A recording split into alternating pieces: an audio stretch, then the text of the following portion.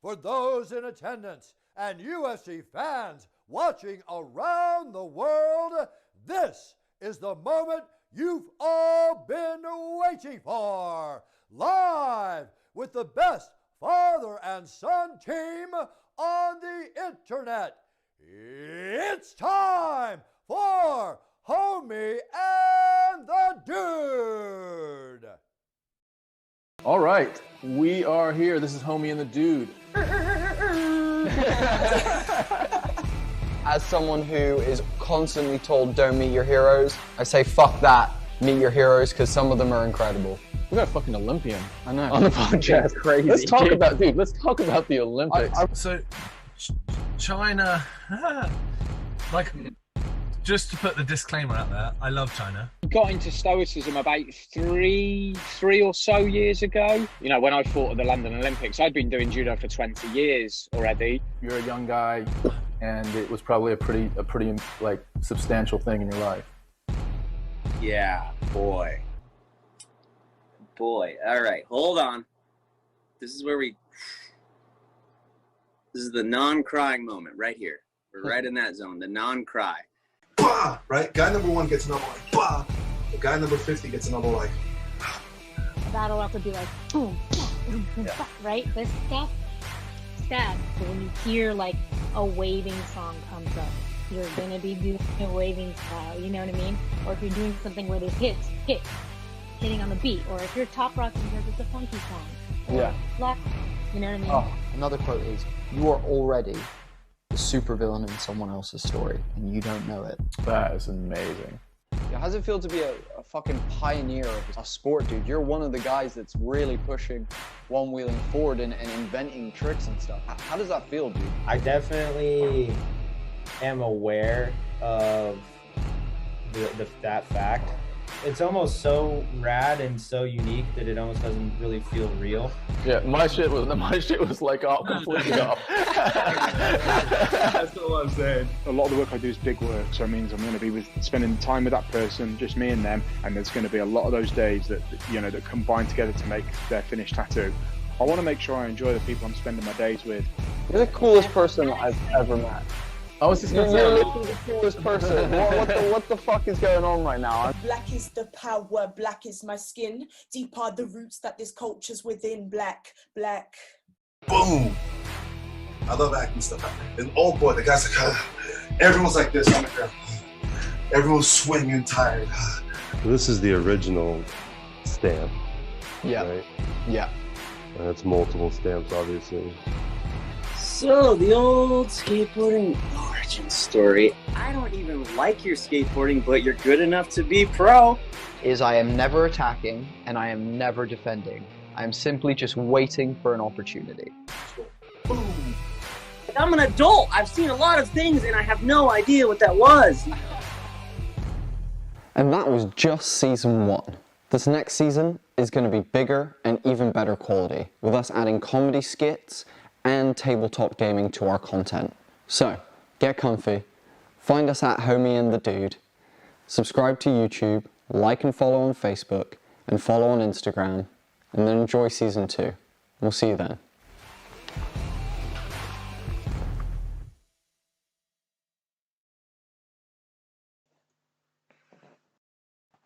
what is up, everyone?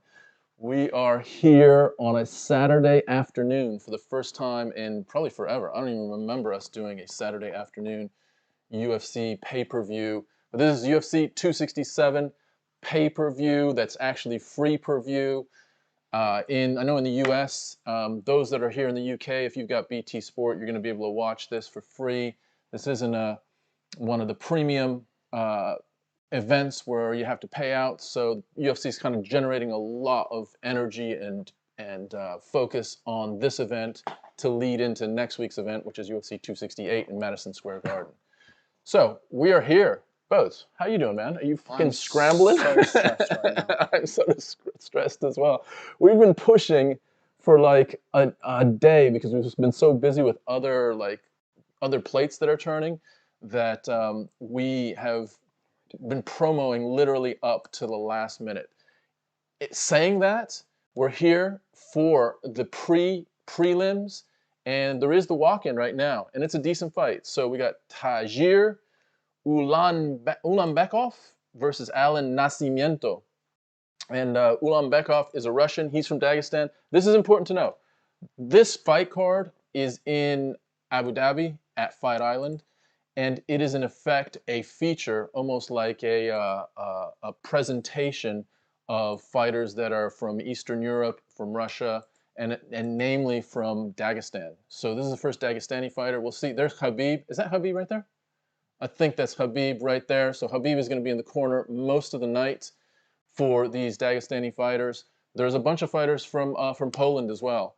So that will be the trend tonight. So if we have fighters from Russia and from Dagestan, you have to expect that it's going to be a similar type fight style as Khabib's, which is, you know, stand up a little bit, exchange a little bit, do a little bit of shoot, you know, fakes and feints and stuff like that.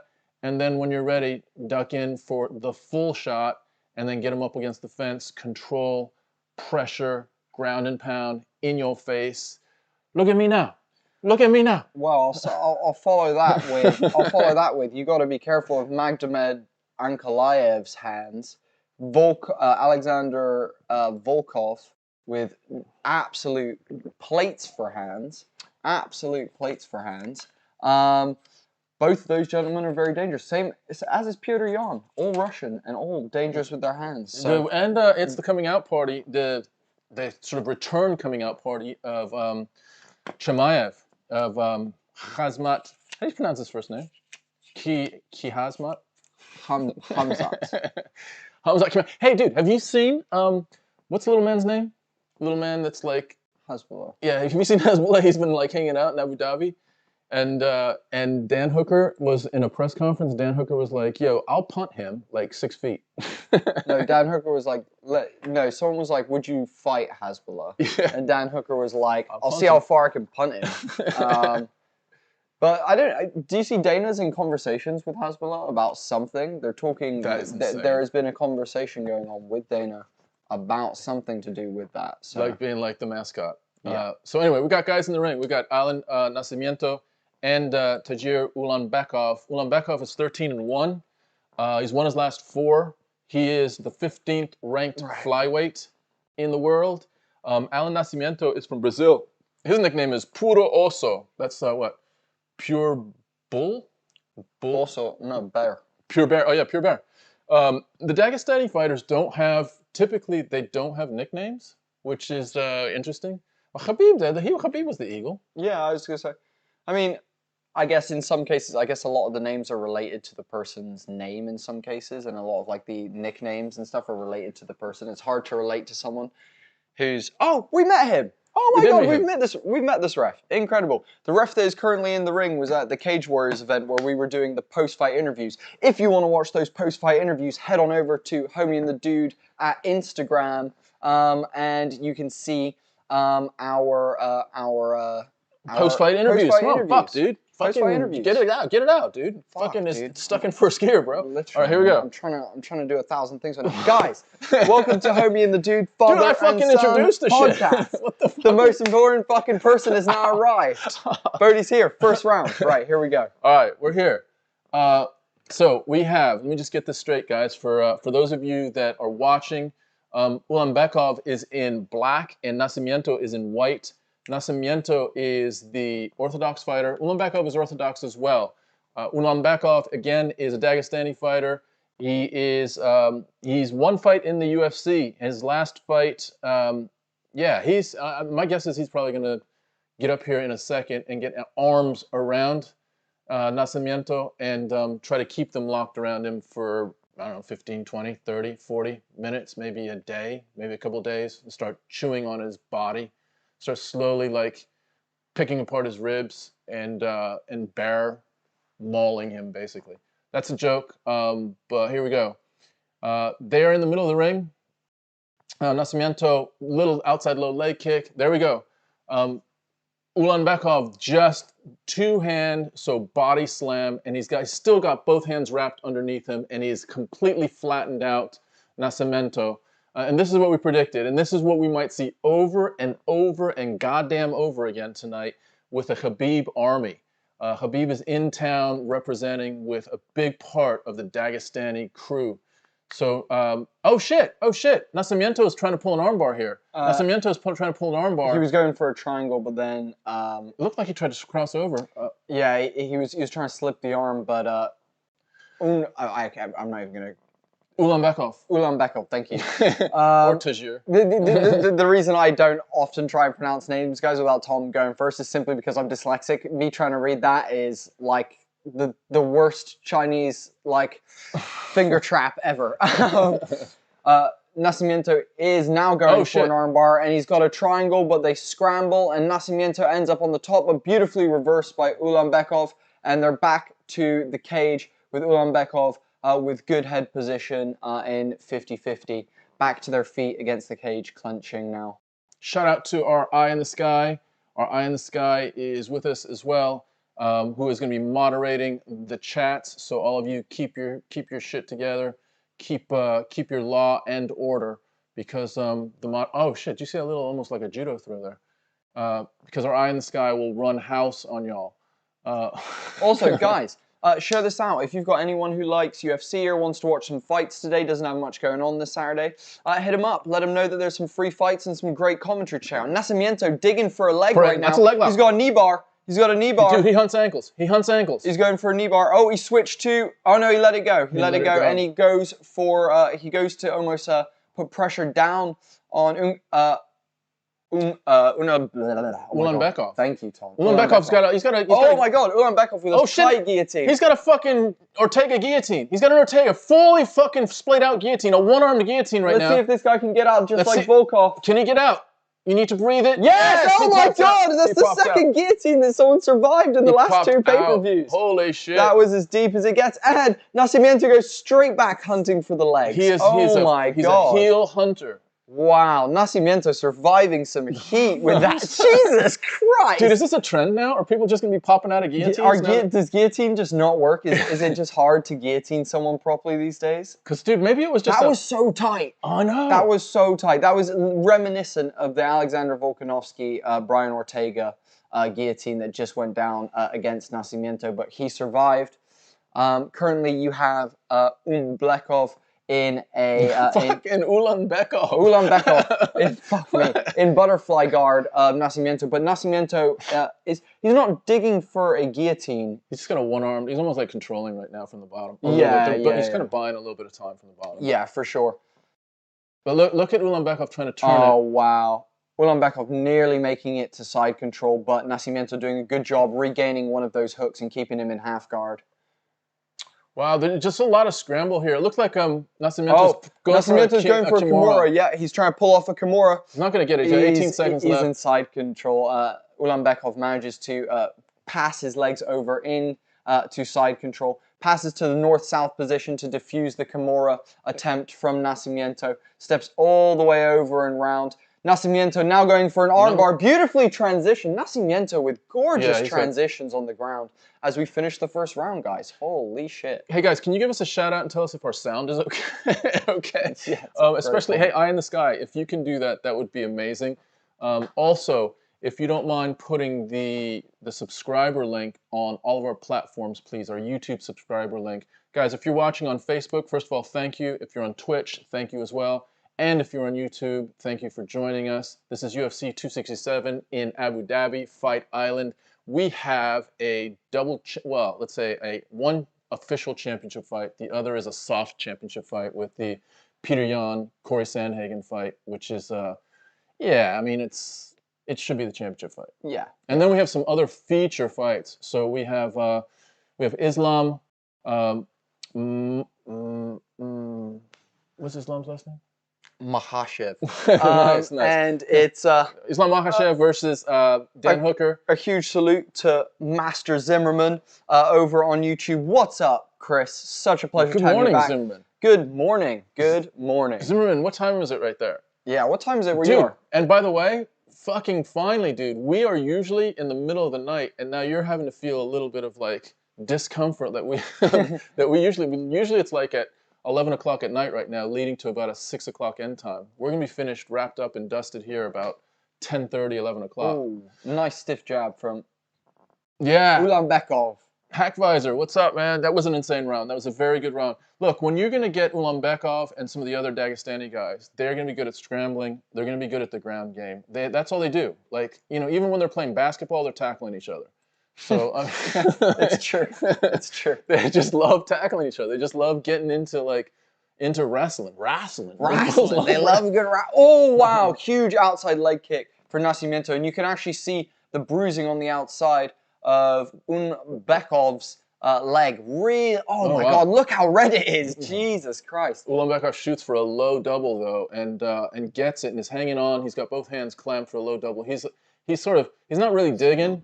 He needs to kind of bend his legs a little bit to dump him a little bit. But he's doing a little bit of a Khabib ride there. He's placed Nascimento on one knee. He's almost taken the back, but Nascimento does a good job getting the Windsor and reversing the position, turning it round. Hackvisor, thank you so much for joining us. Where are you watching from today? Please let us know. Yuli, thank you so much for liking and following on Facebook. Welcome to La Familia. Yuli, what's up? Thank you for following. Hackvisor, where are you, dude? You're on, where are you on? Like, dude. Oh, Hackvisor with the follow on Twitch. What is up, dude? Thank you so much for liking and following on, following us on Twitch. It's a pleasure to have you part of La Familia. 10 a.m. there, Chris. So, Chris, you're in the East Coast. You love it. Exactly. Hackvisor, you're from Montreal. Nice. So, you've got, there's no French fighters as far as I know. And as far as Canadians, who are you here to see? Namely, or are you just loving like an MMA card, a UFC card as it is? Look, right now, Nascimento's hunting for another Kimura, but he does have he's in a guard, but it's a sort of a leg-locked guard right now. So let's see how this plays out. So Nascimento is currently in full guard. It is his best chance to pull off the Kimura. However, Ulanbekov is doing a really good job, actually, of making sure that he stays close to the cage and linking his hands underneath so that he cannot breach that wrist and bring the wrist free of the hip. The moment Nascimento brings that wrist free of the hip, like he's just done, it is now in trouble for Ulanbekov. He is, oh wow, he's tweaking it really hard. Oh my God, he's going to snap That arm is bad. Oh, he's going to straighten it and get it out. Oh, dude, he's going to fucking go backwards with it. Ulanbekov's doing a really good job straightening his arm and trying to slip it out. Nascimento really needs to crank his own hips and get to a body triangle, and Nascimento lets it go. Dude, wow. That was, you don't see many fucking Kimura submissions much these days. Yeah. When was the last time we got a Kimura? Like years ago, it seems like. It's one of those things where you really need to set it up. The ideal way to end a Kimura position is with yourself almost sideways from the guard position, locked up with almost a body triangle over their back, actually, twisting their arm across their shoulder blades. Yeah. And so he just wasn't quite able to get that angle that he was looking for. Some nice elbows from Nascimento off the bottom there. Also, shout out to Tawik saying it is start the match of Islam and Hooker. No, dude. The Islam fight has not started. It won't start for quite a while at all. So don't you worry at all. When it is on, we will let you know. No problem, brother. And Hackvisor, what's the parlay you're running on right now? Who do you have? I think he means he's trying to use us to help him make his parlay. I think that's what. Let us know about the parlay. Dude, if you place the parlay, that's fine. Just let us know what it is. If you need help on the parlay, you can help. You can let us know as well. We'll do our best. We'll cut a deal. Yeah. we have done that before, by the way. Oh, he's hunting. Oh, he's got a triangle. He's got the arm in. Oh, he just needs to get. Oh, beautifully done from Ulanbekov to defend from that triangle, making sure that he actually lifted the hips of Nascimento, keeping his legs just away from the neck, meaning that he couldn't wrap that one. Oh, big elbows from Nascimento from the bottom. Some John Jones reminiscent elbows just there. I'll tell you what, it's also hard to start subbing at this point. So we're just about the end of the second round, and they're both very slippy right now. So there's not an ounce of fat on Nascimento. Look at those pecs. Dear Lord. He's completely shredded. Oh, big elbow from Ulanbekov from the top. I'll tell you what, Ulanbekov,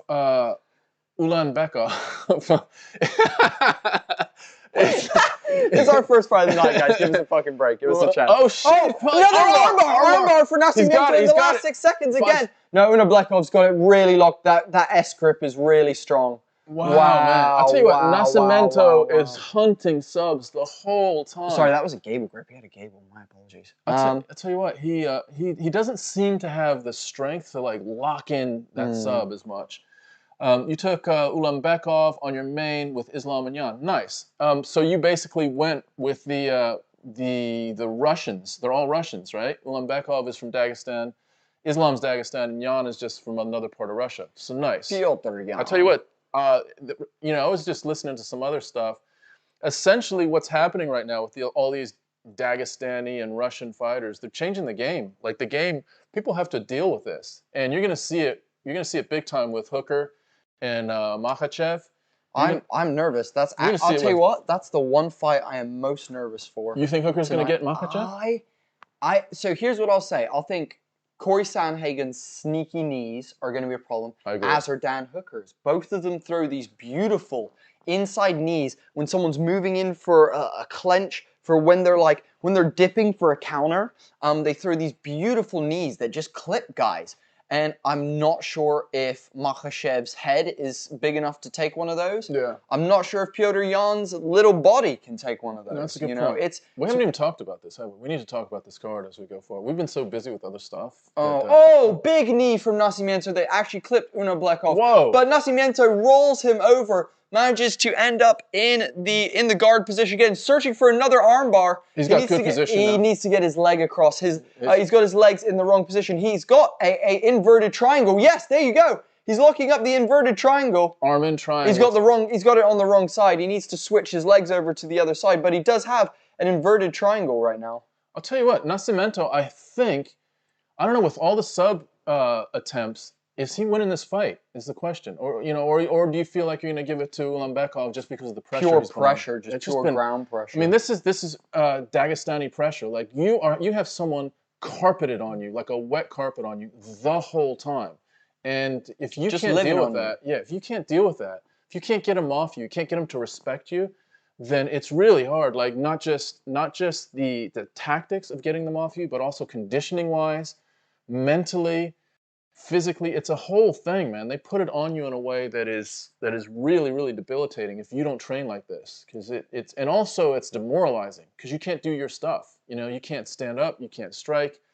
Nascimento's been hunting subs, but Ulanbekov, again, you know, this is where he lives. This is like a training session for these guys where they're on the ground for hours a day, just, you know, putting it on this sort of top control pressure. A little bit of ground and pound, but this top control pressure wins fights. This is how you win fights. Yeah, Hackvisor, you got Petr Yan, dude. Petr Yan, let's see what happens with that. I love Petr Yan. I love his style, but Sandhagen's going to be a test tonight. I think Sandhagen's going to be a test. I don't think it's going to be. Oh, he's going to get it again. Oh, he's going for a triangle again. Is this one any good? No, it's not. Ulanbekov doing a good job defending against the triangle, making sure he's posturing up, getting some distance, not allowing Nascimento to link the legs. Nascimento's still active from the bottom. Like, you've got to give it to Nascimento. He's really, really staying active on the bottom. He shrimps north-south to get his feet into a butterfly and then to try to hunt subs. Have you seen that? Yeah, he's got his butterfly. He's got him in a half butterfly, almost like a body lock. Right now, but it's still the same story. Passes over into half guard now. Yeah, and Ulanbekov, look, Nascimento is, you know, trying to be dangerous from the bottom, and to some extent, he has attempted some decent subs. He's gotten close with the Kimura.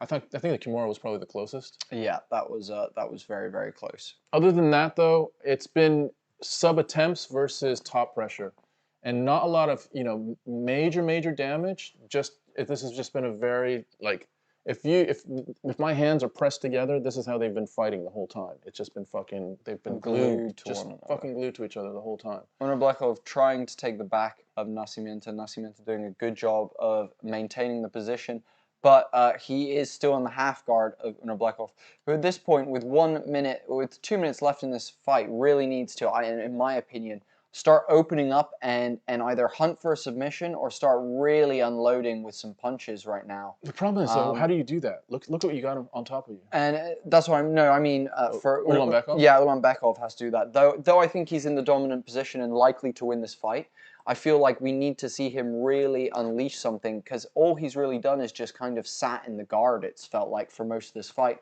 While Nascimento has been throwing submissions left, right, and center, has been throwing nice elbows from the bottom, it does feel like Ulanbekov really hasn't done a lot with this guard control that he has had.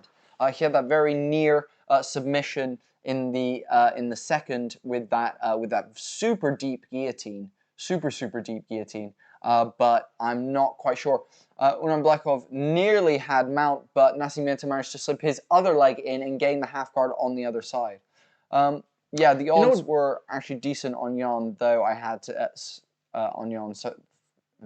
so I had to take it. Okay. Wait a minute. So Jan was the favorite, though, wasn't it? Or are you saying he wasn't as much of a favorite? And Nascimento hunting for another armbar, triangle, like a combination of the two. Let's see if again. It's right at the end of the round. Each time. Now he's got one. Look how Ulanbekov is pressing off the almost like the arse of Nascimento to give himself space within there, meaning that Nascimento just can't link his legs in the correct triangle position to implement that submission. And right to the end, both these gentlemen just all over each other right till the end. Let me give you a thought. If they gave this to Nascimento, wouldn't that be a great message to the Dagestani crew that, look, you cannot just have top control. You got to do something more than top control. You just can't lay on people. And to be fair, it's also a message, I mean, because they do have that as a really, really effective strategy. But at the end of the day, I think the UFC is not as inclined to having this, very, very ground-heavy match. That, I mean, this match, if we look at the time on this match, I'm thinking of 15 minutes, 13 of it was on the ground. Oh, maybe more. Let me just pull up the. I mean, you probably won't get top pressure bottom. I mean, I just want to know how much of it have they been fighting for the ground. 12 minutes of control.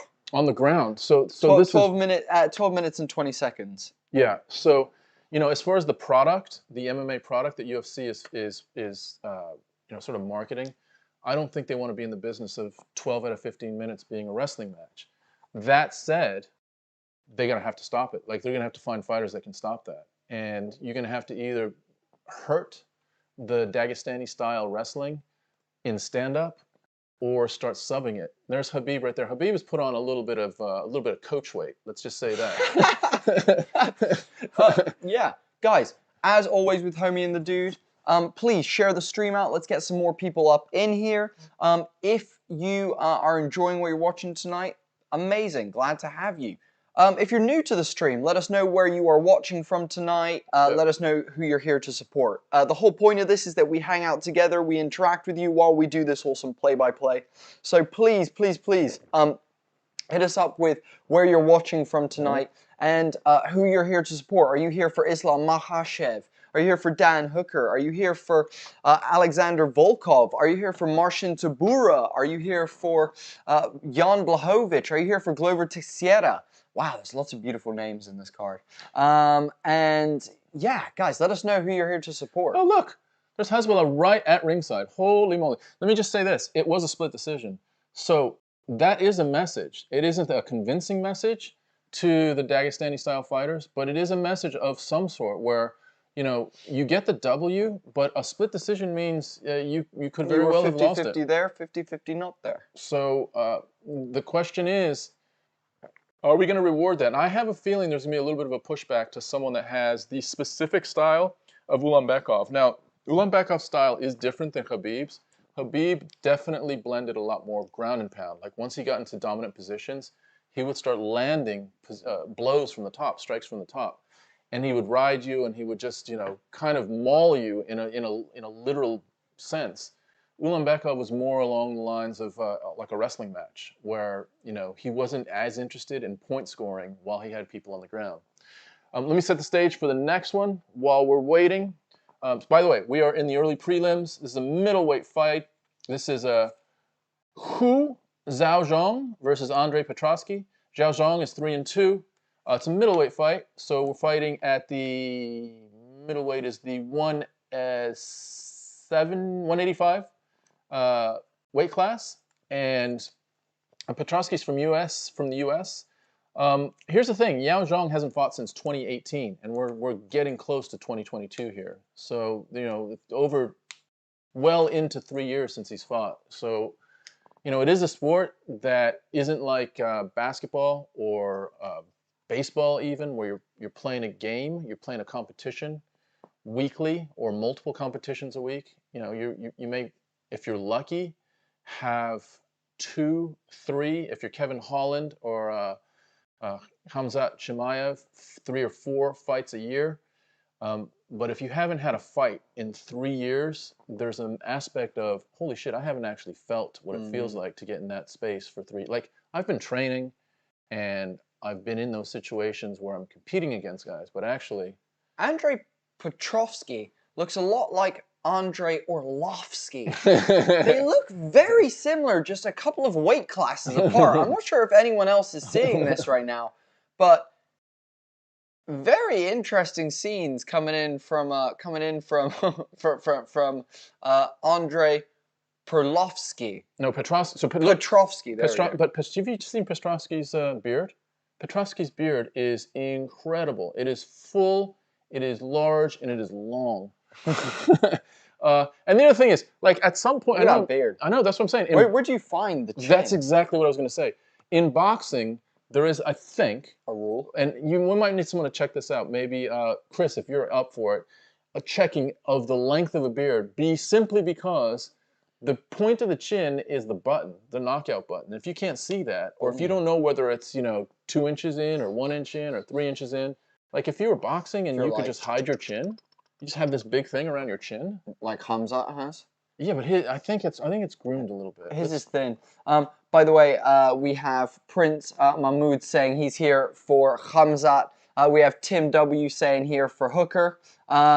Tim saying, can you put a mirror in the background so we can watch the fights? Tim, we used to do something very similar back in the day, back before we became what we call legit. Yeah. We're legit, bro. Bro, we're legit now. Yeah, back in the day. Well, you can't really, because we burned all that. Yeah. We burned all that footage.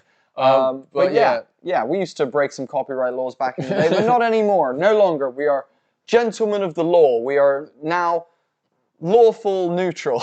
No, but guys, let us know in the chat who you're here to watch. Let us know where you're watching from. A couple of you are some of our regulars. Pleasure to have anyone who is coming back for their 3rd, 2nd, 4th Homie and the Dudes stream, and anyone who's new, please get in the chat. Let us know that you're new. Let us know where you're watching from, and let's hang out. The whole point of this is that we all hang out together and have a laugh. But guys, unlike how we usually do it, we would be doing this in the middle of the night. Currently, it's the middle of the day for us, so we have double the amount of energy, which means you're going to get double the amount of good content, better commentary, even a lot more shit talking from here.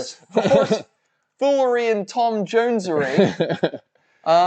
So yeah, guys, stick around. Share this out with your buddies.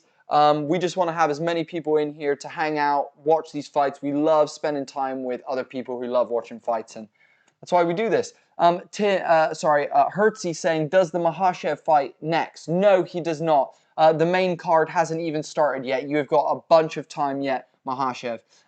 Non-Ozuid. Non-Ozuid, greetings from the Netherlands. Nice, dude. Where are you in the Netherlands? Are you... I'm gonna call you No-No. No-No. Yeah. Non-Ozuid. Are you in Amsterdam or somewhere other? Rotterdam? Are you in... One of the dams. Is it dam this, dam that? What dam are you in? No. Actually, I'll tell you what. Netherlands is one of the few places my geography isn't great on. I typically have, like... Besides Amsterdam?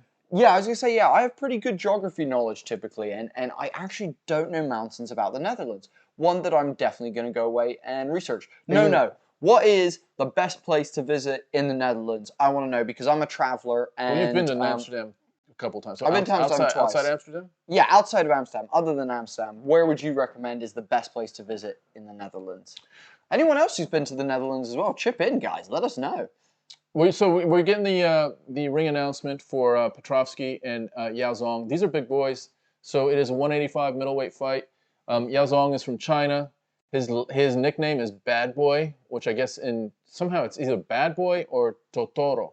I don't know if it's either of those, if it's both of those or whatever. But if someone wants to look that up. But anyway, Totoro, isn't that my neighbor Totoro? Fucking Studio Ghibli. Jason Herzog is in the ring, in the cage, and Andrei Petrovski representing the U.S. is in. So the big question is, Huo Zhang How is he going to look after being out? Look at Petrovski's guns. He's huge. Holy moly! He's actually just come out of a roid cycle. And do you know what? He's got a really beautiful bicep tattoo as well, guys. As we start this first round, Petrovski's bicep tattoo. I'll just describe it to you. Is this beautiful like church on this hill, and it's the shading on it is so smooth and beautiful. Whoever did that, shout out to Petrovski's tattoo artist. Bloody beautiful. Petrovski is each other out right now. He's a southpaw. Zhang is taller, much taller. Petrovski comes in with a sort of a looping left. Remember, his left is his strong hand. He's in the southpaw stance. Zhang has cut the sides of his Venom shorts, his red Venom shorts, up the side, which usually indicates he wants to do some kicks. He wants to limit any kind of constriction on his legs from the Venom kit. So we'll keep an eye on that. So there he goes. He goes for a head kick. Oh, Petrovski goes for a Doris immediately. No, it's a guillotine. It's a mounted guillotine. It's an arm-in guillotine, I believe. And it looks like it's tight. And Zhang is not doing anything. He's just sitting there. I hope he's staying comfortable. Or oh wow, is that a tap? That looked like a little tap there. We'll have to see that again. Zhang's staying very calm right now, though, on the bottom. Very calm. He's not moving his legs. He got clipped by that head kick and went down. No, he attempted a head kick and slipped, and he's down. But he's not moving his legs. You remember when Volkanovski was in this position? He was really scrambling from the bottom, almost like spasming the bottom, having body spasms to loosen himself up. But Zhang is doing a similar type thing. He's just staying. It looks like he's starting to tuck his chin a little bit. He does tuck his chin. Oh wow, and out. Wow, that's the third guillotine, mounted guillotine, guys, that we have seen that has not been successful. Is this a sign that the mounted guillotine is something that people have begun to understand a bit better? Petrovski landing huge ground and pound from the back of Zhang right now. And now going for a rear naked choke. He's trying to dig a choke in. I think he's got it underneath, but it's hard to see. It's one armed right now. Now again, Zhang doing the right thing, turning the right way into Petrovski. Does a good job. Manages to get out. Petrovski, beautiful scramble, and ends up on the back of Zhang again. Gorgeous scramble from Petrovski to get one hook in. Ends up going for the guard again. And pulls another guillotine on Zhang, uses it to roll him over to gain the position again. It was just a position reversal. Now they're back to their feet and they break. Petrovski, nice straight left by Petrovski. Straight left, another one, not as hard as the first one, but he's landing the straight left out of the southpaw stance. It looks like it's right there. Zhang has his right is a little bit lower than you would like to see right now. They're trading right now. Zhang wants to get in a firefight, but he did just get clipped. Oh, Petrovski clips him with a huge left. Jesus Christ, this is a wild fight, guys. They're just like cranking on each other. Zhang now opening up. Oh my God! Petrovski clips him with a huge counter hook. Counter right hook. It was almost like it was really nice, just as they were sort of separating a little bit. Very nice. Petrovski leads with a looping left that doesn't score. Another left. Zhang with a clean little inside sneaky right counter. They are sticking each other right now in striking. Now they just. I wonder if Petrovski's arms are burned out. He's swinging big and he's got his guard down. I think Petrovski's arms might be burned out. Nice body kick though from Petrovski that did land flush. Nice left. Boy, the left is just finding a home every time. Oh my God. That left can't miss right now, Petrovski's. It's a lead power left from the southpaw stance. Zhang sort of flailing a big right, almost like a windmill type right. But I'll tell you what, Zhang is there. He's there competing and mixing it up. I'll tell you what, Petrovski better have his tank full but it looks like Zhang is going to test him. Wow. Petrovski looks tired, doesn't he? Oh, nice inside leg kick for Petrovski. He collapsed him with that inside leg kick. Really goes for a hammer left there and misses just by a little bit. There's still just a minute left. This round seems like it's going on for like 10 minutes. Petrovski's still trying to knock him out. Guys, you can tell Petrovski's strategy was finish this in the first round because he is already gassed out. Yeah, he's nice little lunging uppercut, and he stuns Zhang. Zhang goes against the fence almost like an... Again, another huge left. This left lands every single time. Zhang needs to lift his right hand and protect his face. Oh my God. Lift your fucking hand up, bro. Oh my God, he's getting clipped every time by that left. Petrovski is gassed and Zhang is damaged. Is where we're at this point in the first round. Still the first round. Oh my God! They're just literally laying into each other. Oh wow! Zhang tries to kick Petrovski with a low leg kick. Petrovski hits him with a counter left again. Everything is the left. He has landed a nice little sneaky hook as well. There's a nice little 1-2 there. Uppercut, overhand. There's a body kick by Petrovski. Petrovski's doing what he can, almost to like, look at Petrovski, how tired he is.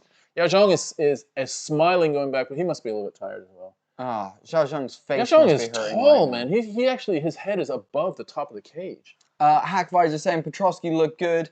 Has to watch, emptying it all out early. Yep, that's exactly what we said, Hack Visor. Yeah, he looks gassed. He looks absolutely exhausted in this corner right now. Wow, that was. Well, he's like one of those. You know, he's almost like a Paulo Costa type body, where you know you got a lot of power, but you may sacrifice endurance, conditioning for that. So you know you have that explosive, just like burst of power, but you know the exchange for that is that you can gas. And I think the other thing, he's been squeezing so many times. He squeezed for 2 guillotines. One was a fully mounted guillotine, and then he had another guillotine. So, you know, let's see how Petrovski looks right now. The other thing is, if you are in shape and you've been doing that, you can recover quite quickly. So let's see how his recovery is based on what he did in that first round. Petrovski comes in. I thought he was going to touch gloves, but it was almost like, look it over here, I'm going to hit you with the other. Yao Zhang said, we've got Hack's Visor saying Yao Zhang could take this late if he gets on top, if he ends up on top. Hey, I don't disagree with that at all. I think Yao Zhang actually has a better chance of winning this right now if he can survive into the third and then put the pressure. Oh, another guillotine attempt from Petrovski. But good scramble. He's so strong. He'll wrap the guillotine from the top and then just flip Yao Zhang over. Oh, nice body kick by Petrovski. Very, very strong body kick. Here's a little fun fact for you. You know Yao Zhang started as a heavyweight? Oh, wow. Nice head kick from Yao Zhang. Oh, beautiful double to take Yao Zhang down. And Petrovski still has his hands wrapped behind Yao Zhang. He now is in side control. But did you know Yao Zhang was a heavyweight when he started? No. Then he dropped to light heavyweight. No wonder he's taking these punches so well. Yeah, it's true. Now he's a middleweight. Now he's a middleweight, so he had a lot to lose. You know, he went down from above 205 to 185, so he's dropped 20 pounds at least. So we don't know what he fought at as a heavyweight. Sneaky ground and pound by Petrovski. He's hunting another guillotine. Guillotine. Oh my God, He feels like he can get it. He really feels like he can get it. But it looks like Yao Zhang rolls slips again. It again. Beautifully ends up in that north-south position again. Yao Zhang is in an awkward position, literally like sniffing right now. And Yao Zhang, nice little like behind the leg of Petrovski. Yao Zhang trying to roll out. He's going to give his back up here and probably be in another guillotine here in a second. There he is. Gets rolled into a guillotine. This time it looks tight. This time it's deep. Deep. But Yao Zhang lets it go again. I tell you what, Yao Zhang and Petrovski opts. Oh wow!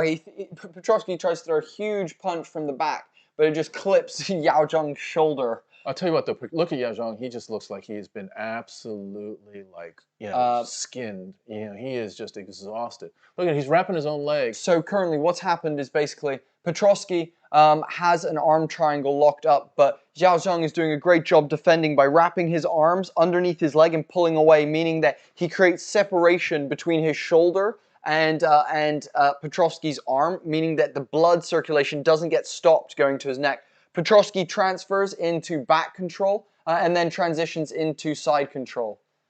Wow, it has just been a battle on the ground. This could be the theme for tonight. Oh, like big ground and pound. That was a Viking like hammer throw from the top position in side control.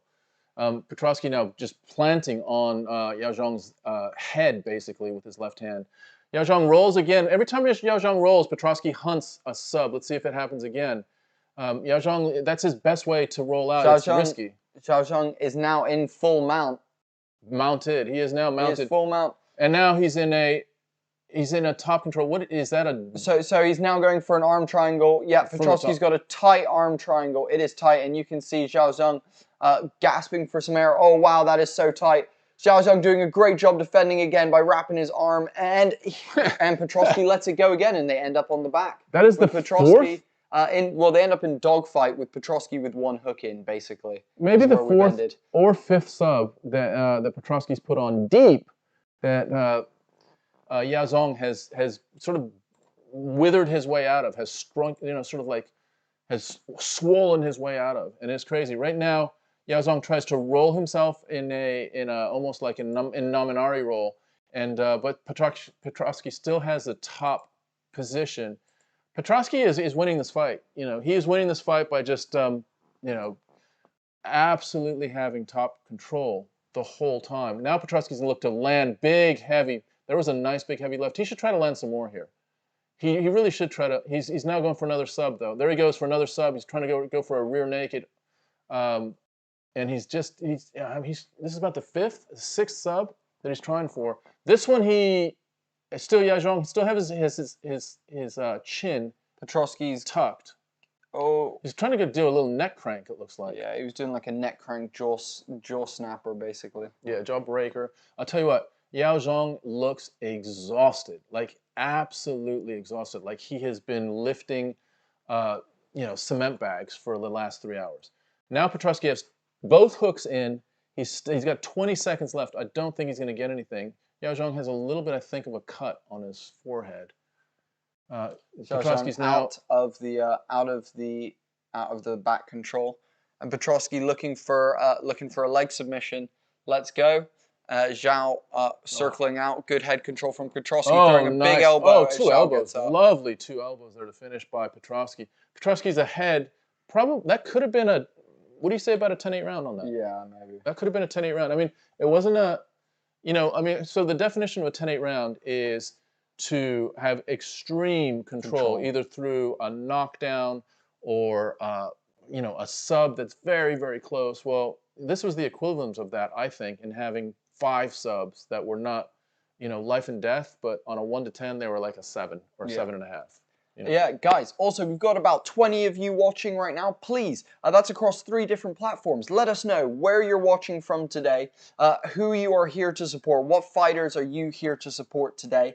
And furthermore, guys, if you're enjoying this, share the stream out on whatever your preferred method of social media is. If that's Instagram, do it on there. If it's Twitter, do it on there. If it's Facebook, do it on there. Let's get as many people in here so we can all hang out and have a great afternoon. All right, here we go. This is round 3. Petrovski has been dominated from the top. He has been sinking subs in on a whole bunch of different rear nakeds and mounted guillotines and all sorts. So let's see how this 3rd round goes. Hackvisor says Yao Zhang has to come out desperate early in this round if he has any chance. Good job by Petrovski to maintain control but not tire himself out. It's a really good point because remember how gassed he was after the 1st round. This is a way for him to still win the fight. Nice, again, this is where Yao Zhang has a chance. Yao Zhang needs to keep it on the feet and strike. But there you go. And Petrovski knew that and just literally plows Yao Zhang to the fence. And that is so unfortunate for Yao Zhang because Yao Zhang, you know, legitimately had a chance striking here to potentially turn this fight around. What it turns out, though, is we're in the same place we were for much of the 1st round and almost entirely the 2nd round. And if you all remember the 1st fight we had with Ulanbekov, similar thing in Nascimento. Lots and lots of ground control these first 2 fights. I'll be surprised if this fight, probably not quite as much as the 1st fight, but I'd be surprised if it isn't sort of 8 or 9 minutes out of the 15. That was one of my favorite moments. Yao Zhang is putting his hands in the cage. Jason Herzog pulls his hand out and says, "You can't do that." Yao Zhang just lets out a giant sigh as he knows that he's about to be pulled back to the ground by. Like, damn. Yeah. Oh wow. Oh wow. Yeah. This is you know, big lands from Petrovski. Petrovski sinks 1 hook in, and has got back control again with 1 hook in. He's got the seat belt. It's just bad for Yao Zhang. I just don't know if Yao Zhang has either the skills to escape this and get to his feet, or the energy. So, the way Yao Zhang's doing it currently, he's in the right position. He's currently still got the body triangle broken. So what he should be trying to do is turn into the body triangle. But the issue is, to get out of the rear naked choke, he needs to be turning from the position he's in. He doesn't have the position to turn on the left side of him. He needs to be turning on the right side of him to get out of the position. But if he wants to break the leg triangle, which is going to be put on him the moment that, oh no, beautiful reversal. Petrovski again. Petrovski's scrambles are very strong. Wow, Yao Zhang doing really good by digging for a single leg and managing to reverse the position on Petrovski. Petrovski looking for another guillotine and pulls him back down for it again. this is the third or fourth time that Petrovski gets a guillotine either standing or on the knees, and then literally like suplexes. You know, it's kind of like rolls him over into a sort of a back guillotine. He's done. Oh, nice shot! Petrovski hits Yao Zhang twice in the head.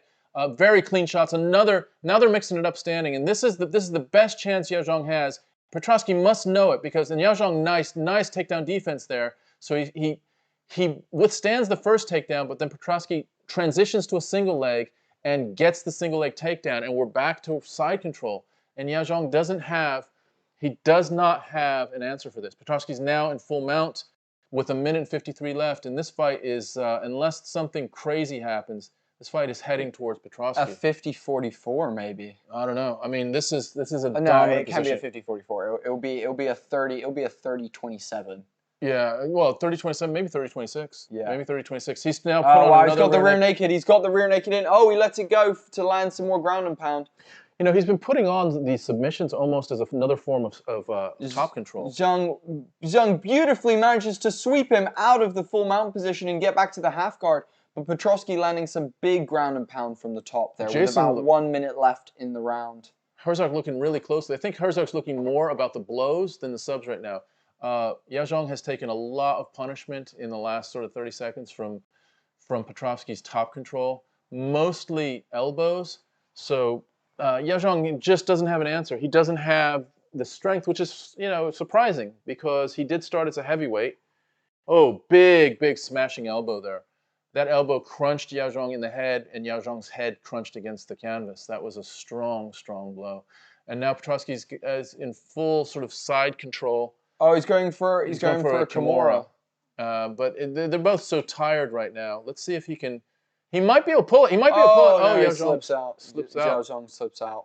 Tell you what, Petrovski has subs. He just he hasn't been able to finish them. He goes now for an arm triangle back to full again. mount, and he passes over for an arm triangle. Can he get this? 20 seconds left. Oh, it's tight. Yao Zhang is now. Wow. Oh, he taps. He taps with 15 seconds to go. Wow. Oh, can you believe that? Wow. 67, Mellow 67. What's up? Hey, pleasure to have you. The Makhachev fight has not started yet. Where can you watch the fight? You can watch the fights on ESPN. It's free. On BT Sport, it is currently free tonight as well if you're in the UK or in Europe. BT Sport, 100% free as well. And any other place that you can usually watch the fight. If you also know any links or anything like that where you want to go do that for yourself, please do so. But once you've got the fight on, come back to hang out for the commentary and hang out for the rest of the fights with us, Mello. But I hope that answers your question. We do live commentary here and play-by-play. And we also just hang out. We like to interact with you guys. The whole point of this stream is that we all get to hang out as fight fans. That they just showed a replay of an elbow that literally bounced Yao Zhang's head against the ground. It was brutal. And you got to give Petrovski lots and lots of credit. He probably, if we were to count through the amount of subs he tried, from rear naked chokes to probably at least 5 guillotines, like literally, rollover guillotines that were in decent position. And then he tries a Kimura, and then he finally gets an arm in. Rear naked. That was a rear naked choke that he tapped him with, isn't it? No, it was an arm triangle. Arm triangle. It was a beautiful arm triangle. And I tell you what, Yao Zhang has not fully recovered. He was so tired. He was on the canvas for a good minute probably, and finally is up. His hands are on his knees, exhausted. Mello saying, "What are our thoughts?" You're saying thanks, mate, and also what are the thoughts on the Makhachev? First of all, you're welcome. Second of all, thoughts on the Makhachev fight. I think Makhachev is one of the most dominant fighters that the lightweight division will probably see. I think Dan Hooker is about to be the first real test for him. I think we're about to find out whether Khamzat Chimaev and Islam Makhachev, we know they're elite fighters, but we're about to find out what level of elite fighter they are tonight. That is exactly what we're going to find out tonight, guys. These guys are beasts. They're both incredible fighters, but when it comes down to it, Lee is a strong contender, as is Hooker. Dan Hooker is lethal. His knees, and for someone as Islam who does so much shooting and so much grappling and takedowns, those knees from Dan Hooker, I think, are going to be possibly one of the big deciding factors of that fight. I think if Islam gets clipped with a knee, who knows what happens. I also think but if I were to bet my money, I'd probably bet on Islam. It's the safe bet. Furthermore, let me just say, Mello, thank you so much for following us on Twitch. It is such a pleasure to have you. Welcome to La Familia. Yeah. Welcome. Thanks, Mello, man. I think just a final point on the Makhachev-Hooker fight. Hooker has, he comes from City Kickboxing. So you remember City Kickboxing is the gym in New Zealand that Alexander Volkanovski, Israel Adesanya, Kai Kara France, there's a whole slew of mostly strikers that come from that gym. So, and not only are they strikers, but let me just answer a question real quick from Enamul Haki. So what time is the Islam fight? The Islam fight is probably in, I don't know, 2 hours, 2.5 hours, something like that. It's not for a while. So 2.5 hours, but stay with us if you'd like to, and we'll certainly announce as we get closer to the fight. Just to get back to Hooker. Hooker is really good. Well, the gym that he trains out of is excellent at reinforcing sort of distance control, feints, fakes, and strikes, mixing all of that up so that you can be very, very effective from the hands.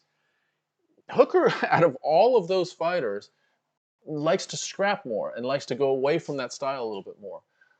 I think the issue with Makhachev is if Hooker keeps his sort of distance management, he could be a problem for Makhachev because it makes it harder for Makhachev to get in and wrap and to hold control and to dominate like he usually does.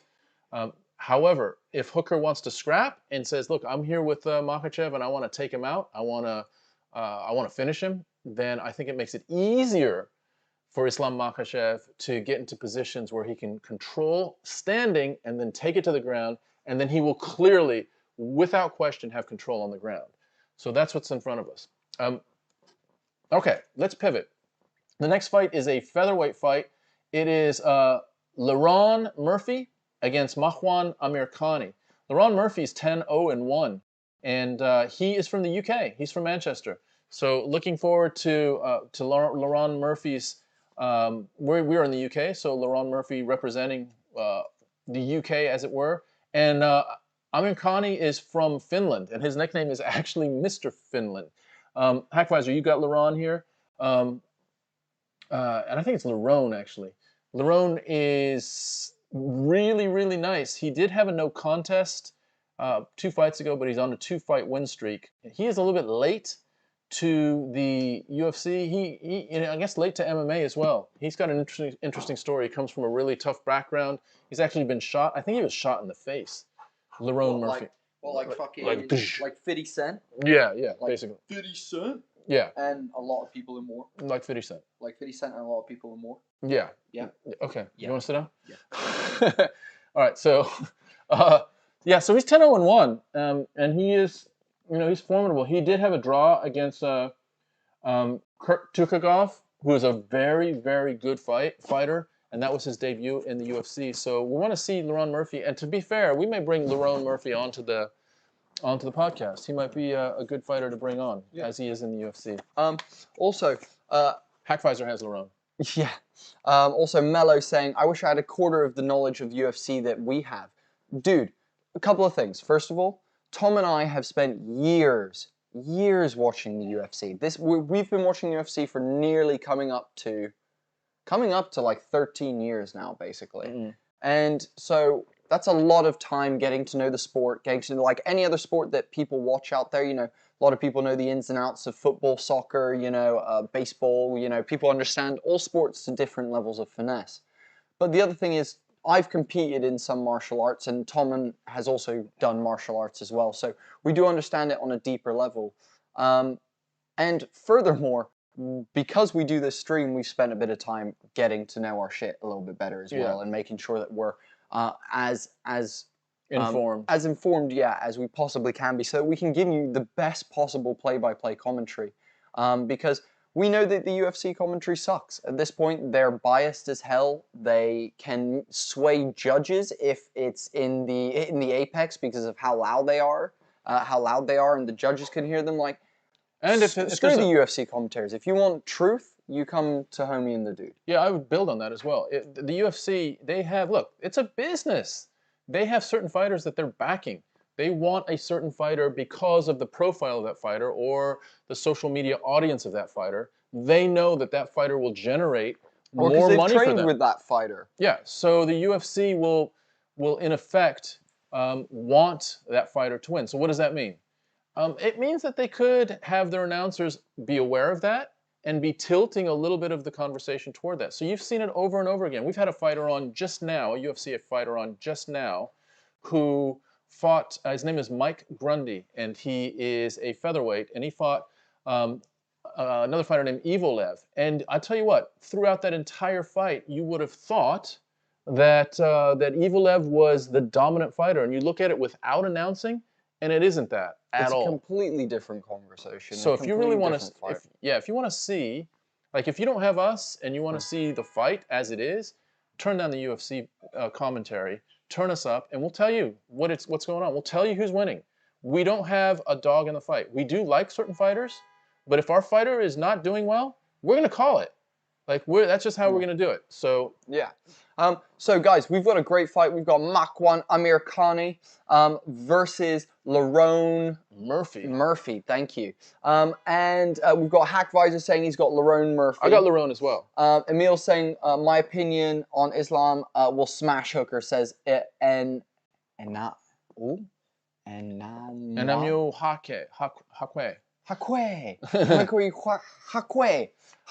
You might be right. You might be right. I think those knees of Hooker are going to be something to play a factor in, but I agree with you. I think if I was to bet money, I'd bet money on Islam. Yeah, same for me in soccer, but listening to you two makes it like 2 times the fun. Hey, that's why we're here. That's why we're here, Mello. We want to bring some fun and liveliness to your day.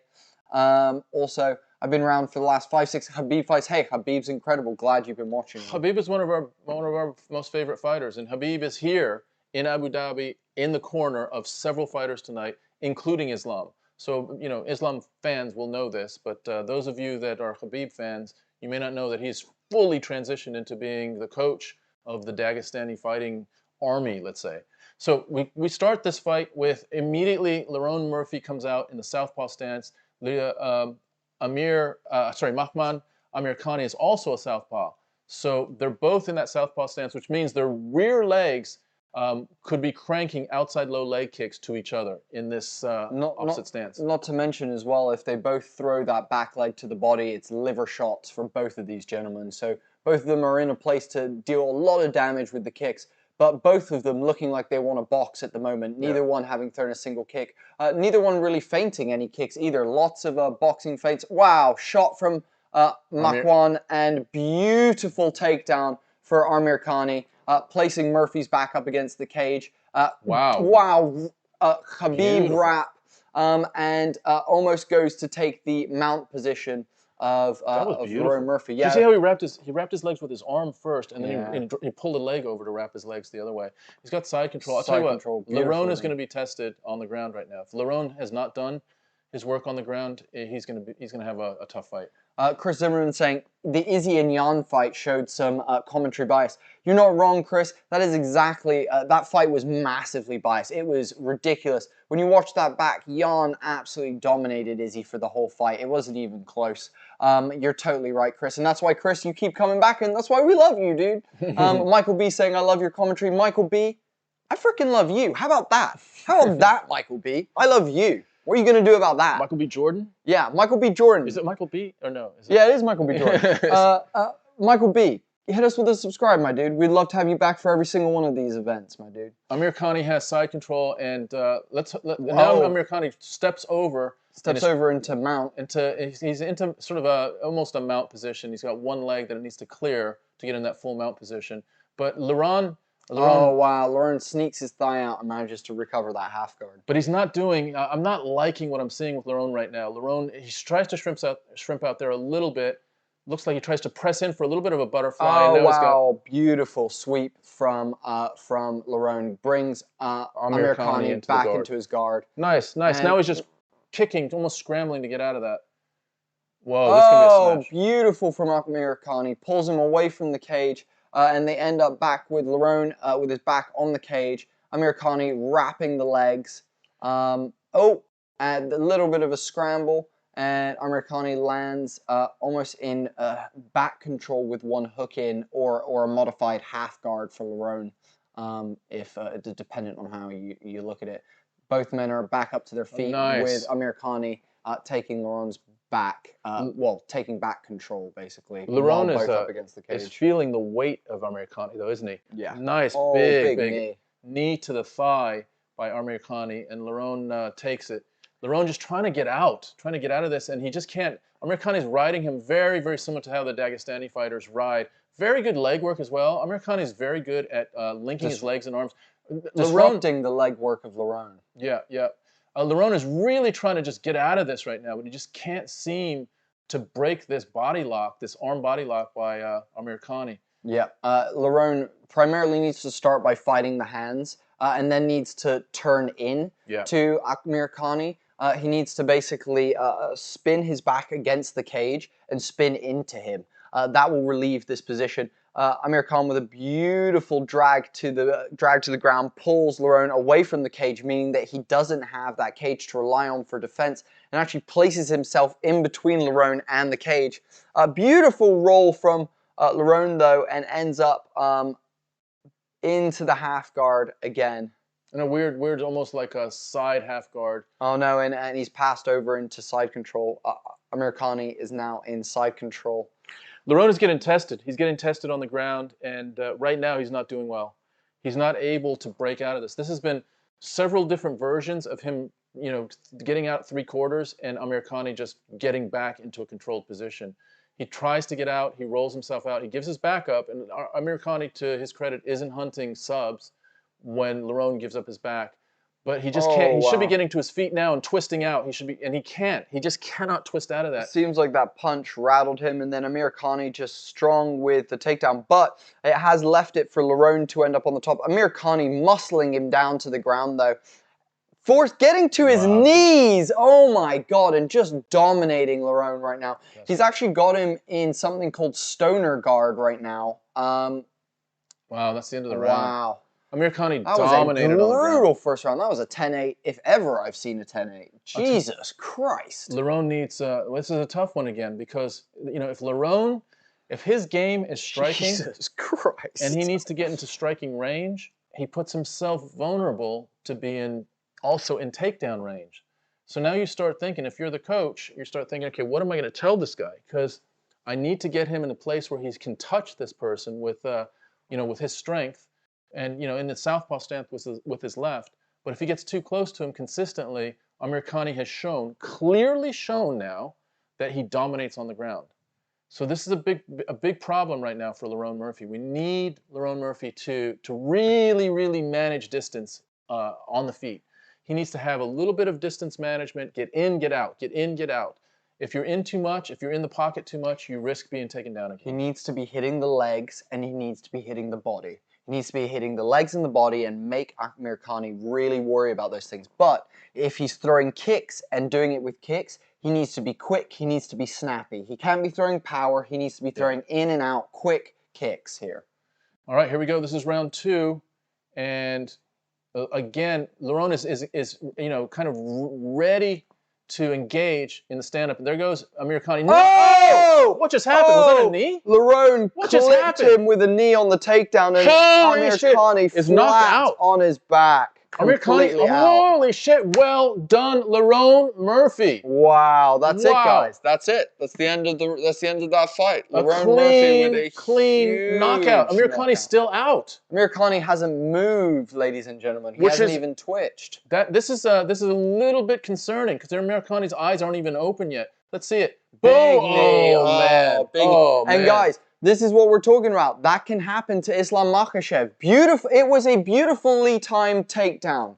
It was a beautifully timed takedown and a better timed knee from Lerone Murphy, guys. Wow. This is what the problem is when you go for inside, when you put your head on the inside for a double leg. You risk those big knees. And that is why. And you go inside if you don't want the guillotine, and you go outside if you don't want the knee. Great, both is danger, but that is exactly what happens, guys. And this is what we're concerned about for Islam Makhachev. And maybe Petr Yan as well. And maybe Petr Yan. But I have to say, man, that was outstanding technical adjustment. Just a technical adjustment by Lerone Murphy. I'll tell you what. Wow, Amirkhani is still on the ground. He's not even conscious at the moment. Someone saying Ben Askren, number 2, says Hackvisor. An absolutely incredible scenes. He's still out. They are concerned. They are seriously concerned. Dijon saying, what time is Khamzat? We're not on the main card yet, so Khamzat has not fought yet. We're, I believe, still in the prelims at the moment. Yeah, that was, I'll tell you what, again, I really feel like we want to bring Lerone Murphy in. He's a UK fighter, and talk to him about that, because that was an incredible adjustment coming into the second round, starting the second round, being dominated, really, really struggling in that first round, and making the adjustment. Amirkhani is still down. Amirkhani is still out, ladies and gentlemen. He has not moved. Narsar, thank you so much for liking and following on Facebook. Welcome to La Familia. Pleasure to have you. We've got Chris Zimmerman saying, this is why I love MMA. Chris, hell yeah. That knee is exactly why we love MMA. Hackfire is saying, I hope Amirkhani is okay. Dude, so do we. He has not moved an inch right now. It might be neck issues. It might be a consciousness thing. Who knows? None of us want to see the first fighter death in the ring, I'll tell you that. That's true. None of us want to see that. None of us are about that. Also, Leandro saying, excellent, exceptional parallel. Glover Teixeira is unbeaten. Unbeatable. Unbeatable. He's been beaten, dude. Like, a lot.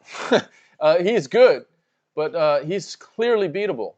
Glover Teixeira is 32-7. But also, I will say this. Glover is looking the best he has ever looked in his career right now. And what a Cinderella story that would be for Glover tonight. He's just had his 42nd birthday. He's 42 years old. He's on his comeback through his last run through the division. He's currently on an undefeated streak in his last five fights. Yeah. This is what we're talking about. That is another reason why we love MMA. These beautiful undefeated streaks coming to conclusions with moments that will change people's lives forever.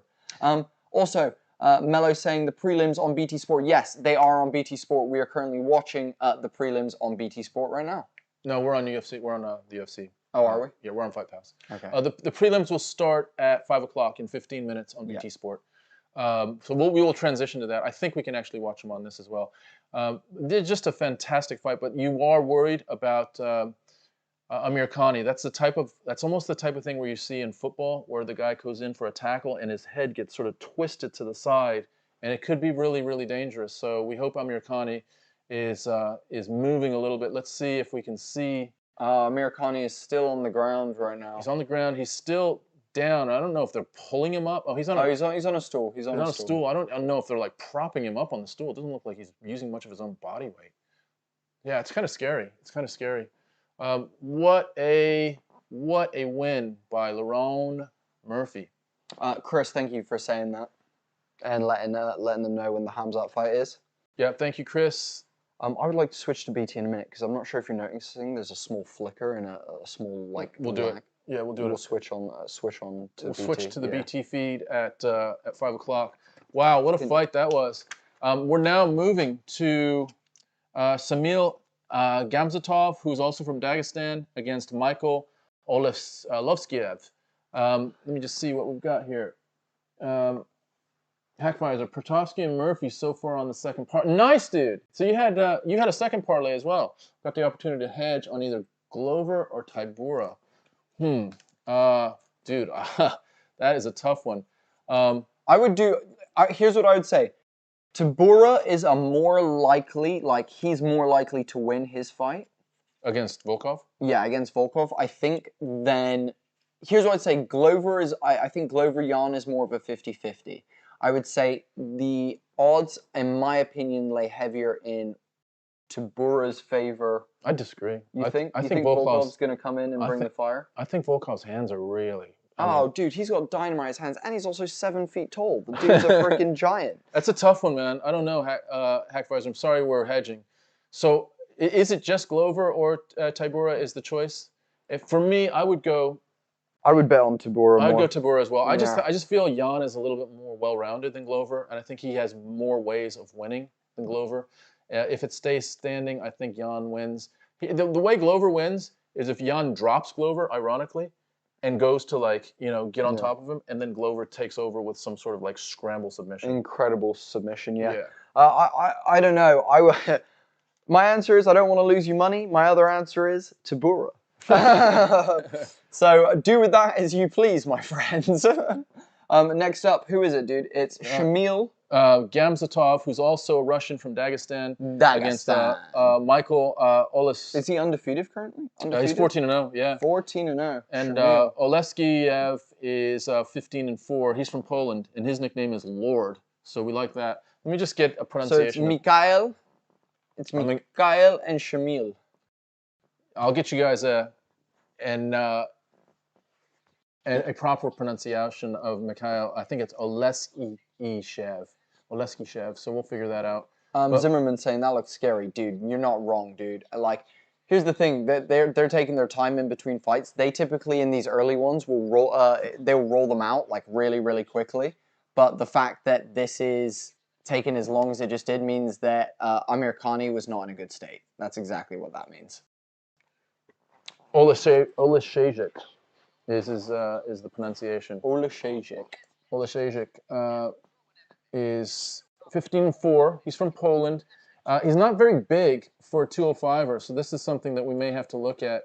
Gamzatov is a legit 205er, so we'll see how that affects this fight. You know what I was thinking of? The previous fight where I'm trying to remember the Chinese fighter's name. It was Yao Zhang. He dropped from not 205, dude. He dropped from, what's the heavyweight minimum? 220? 230. Oh yeah, 220. So he dropped from 220 to 185. Yeah, he dropped 35 pounds. It's a massive drop. And he couldn't bring his power with him. And he couldn't bring his strength with him. And because of that, he was just mauled. And he brought his chin with him, though. He did bring his chin with him. But Petrovski was relentless, hunting for those subs. Terrifying. Terrifying. Oleksiejczuk. Oleksiejczuk, fuck's sake. Oleksiejczuk is up cage side right now, and Mikhail and Shamil. Mikhail and Shamil is what we're going with. Mikhail is cage side, and he's just having some final words with his corner. His corner slapping the shit out of him. Slapping him. I'm not a fan. Right, guys. Tell us in the chat, what do you think about cornermen slapping their fighters before they go in? I go, we don't need any more concussion in the UFC. Have you seen Clay Guida's? Oh, it's ridiculous. He's just slapping the crap out of him, dude. He's like, but dude, and Guida's like, more, hit me. You're just like, Jesus Christ. So yeah, guys, tell us, there's about 20 of you watching right now. What are your thoughts on coaches slapping their fighters before they go into the ring? I'm not a fan. I'm not a fan of that. I mean, I guess it's selective. Like, depends on what gets your fighter up and going. Sometimes you want to be like, but if you can't be woken up, still feels like mild abuse. Still feels. Yeah, I'm not a fan of it either. I don't think it's a great thing. Thank you, brothers. Keep up the good work. I like to listen to people that got the knowledge. You do. Is there any chance Khamzat to lose? I can imagine what a letdown. Hi from Bosnia. Wow, Dejan living in the UK. Wow, hey man, we're in the UK as well. We're living in Bristol. Where are you in the UK? And Bosnia, dude, that is awesome. That's so fucking sick. Thoughts on Khamzat? Can I just say something? He's a legit contender. Again, it's whether he's elite or whether he's super elite. I think is what it determines. Let me throw another wild card in. Go on. Khamzat was literally spitting blood through his COVID sickness. Yeah. And how's his lungs? Yeah. How's his cardio? Like, he was literally at the edge of saying, I think I'm gonna die, and I don't want to fight. I don't think I can fight anymore. Yeah. So he may have recovered. However, has he recovered 100% back to what he was? On that run through Fight Island where he just destroyed everyone, including Gerald Meerschaert in 17 seconds on that last fight. I don't know if he's back. From what we know of COVID it's a mixed bag. You could literally have a situation where he just doesn't have the same gas tank like he used to. And if that's the case, then he's going to be in for a fight tonight. If it's the old Khamzat, then he probably should come through this because he's bigger, he's stronger, he's got great hands, and when he gets you to the ground, it's absolutely dominant how he controls, but not just controls the ground, how he smashes on the ground. That's the difference between Khamzat and what we've seen in these first fights. It's going to come down to whether Khamzat has retained his gas tank or whether his lungs are too damaged for him to be able to execute in the later rounds. I think, honestly, he is a force to be reckoned with, but do not put out Lee. Lee is one of the most badass UFC fighters. He's been around for 11 UFC fights. You know, that is a lot of that's a lot of experience. Trains out of Team Alpha Male with a bunch of beasts. Yeah. And also, let's call it like it is, because that's what we do here. Khamzat has a lot of buzz behind him, but he hasn't fought anyone. Like, he has not fought the top tier of either of the divisions he's fought in. I'm just telling you guys, he's not been tested yet. So, you know, we've seen a lot of guys come in with super smoke behind them, and then they come in, you know, we just saw it with Paddy Pimblett. You know, he was going to come in and dominate. He gets dropped and almost, you know, almost loses that fight. He comes back remarkably, but it was not a domination like you thought it was going to be. So Khamzat has had 3 fights that have been super impressive, no doubt. But he's going to be tested tonight. And if he comes through that one, then everyone has to say, okay, Khamzat, we now know that question has been answered. He is legitimate. And now what are we going to do? Like, what, is he a top 5er? Is he a top 3er? Is he a champion? That's the conversation that will start. Yeah, you cannot have that conversation until he gets through this fight. Yeah, exactly. We need to know where his gas tank is. We need to know. Look at this face beard. This guy's beard. This is wild. This guy's beard comes down from his sideburns, goes onto his cheeks a little bit, and then like comes down to his face. He's got like the chin strap face stripe. He's got the chin strap cheek stripe. I love it. This is wild. It is the most prolific beard. Shamil. Shamil. Peter saying, "Where's homie's hair at?" First of all, do you know who homie and who the dude is? Because we don't know who that is, and I don't know. We both. You mean my hair? You mean his hair? You mean my hair? Whose hair? We both got hair. I'm losing mine for sure. That's how much I'm losing of mine. So if that's some sort of call out, then have fun, dude. I've been doing this for a while. Look at that. Look how big that fucker's getting. Tom's gonna one day accept just being bald. All right, here we go. Zimmerman's saying that definitely slowed Paddy's hype train, in my opinion. Zimmerman, I would agree, for true UFC fans, I would agree with you, Chris, but I would disagree. I think casuals are still just as hyped on Paddy like they are McGregor, like McGregor, you know, like somehow McGregor fans are still hyped on him, you know, 4 or 5 losses later, you know. So whatever. Anyway, moving on. We are into this one. Shamil with a shot. Mikhail defends really well and gets back to throwing some. He's throwing some stiff jabs out there. It looks like Shamil just has that bear strength, doesn't he? Shamil dips his head and throws like these hooks that you see. Do you know what? It's interesting. Reminiscent of early Khabib in his career, dipping his head and just throwing these wild like overhand like hooks. Almost like 45 degrees upwards as opposed to like, he just got buzzed. He just got buzzed. He got hurt. Just clipped Shamil. That was a jab that hurt him, and it rocked him. So let's see what Shamil's shin is like here. Lovely body shot from Mikhail that right to the liver of Shamil. We have to say Gamzatov's striking is a little bit less sophisticated. It is a little bit more basic. He's went round punches, ducks his head, almost sort of like a brawler type technique right now, where Mikhail is much more cleaner up the top, up through the middle with jabs, straight lefts. And by the way, there's a nice shot though by Gamzatov. That was a straight counter, but Mikhail is setting it up with a nice. Now remember, Mikhail is a southpaw. Really nice left-right there. Very, very nice combination. And Mikhail is just a little bit more sophisticated with his striking.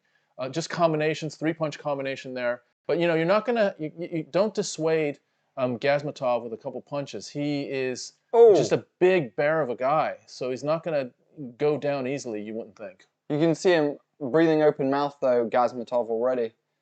He's looking a little bit tired. Yeah, he does. He doesn't look like he's got that Dagestan conditioning. He is a light heavyweight, which is bigger than a lot of the Dagestani Wow, fighters. nice inside leg kick. Wow. Very strong nice kicks. That might turn the fight around. Oh, wow. Mikhail throwing a lovely uppercut straight there that just missed. Shamil just slipping out the way of both of those. Nice counter right by, almost like a lead right by Gamzatov. That was his best sort of technique punch that he just threw.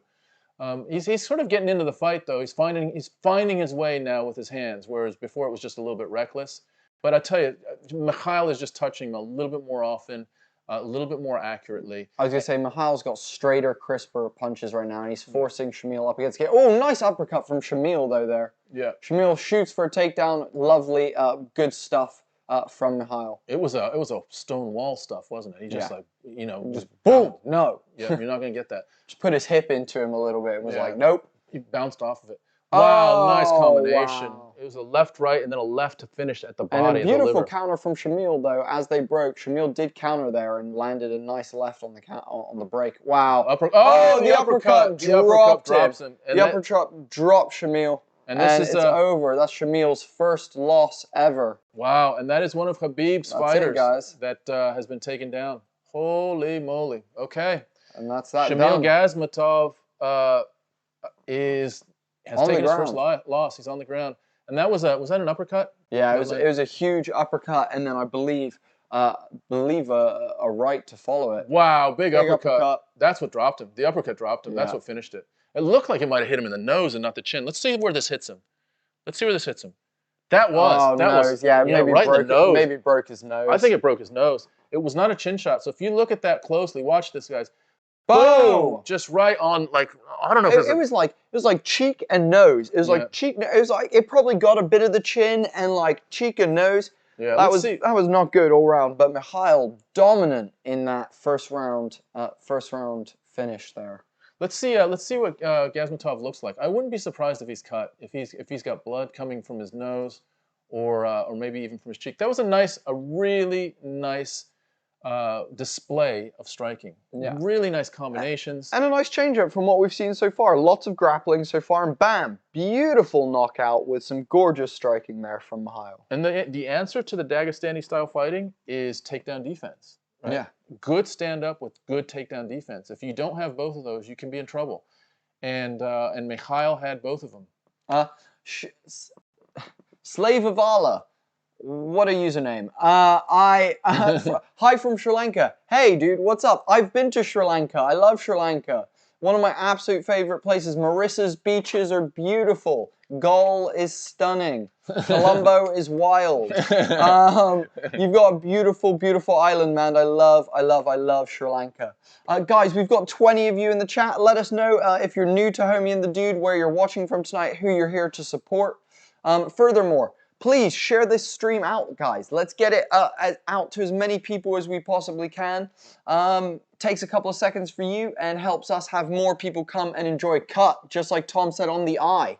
You can actually see his eye is cut. Yeah, it was that kind of, it was like a glancing, it was almost like a razor punch. You know, it landed solid, but it was one of those that sort of cut through Gamzatov's skin, and that was the contact area right there. That high cheek was the one that did it. And Slave of Allah saying, waiting for Islam.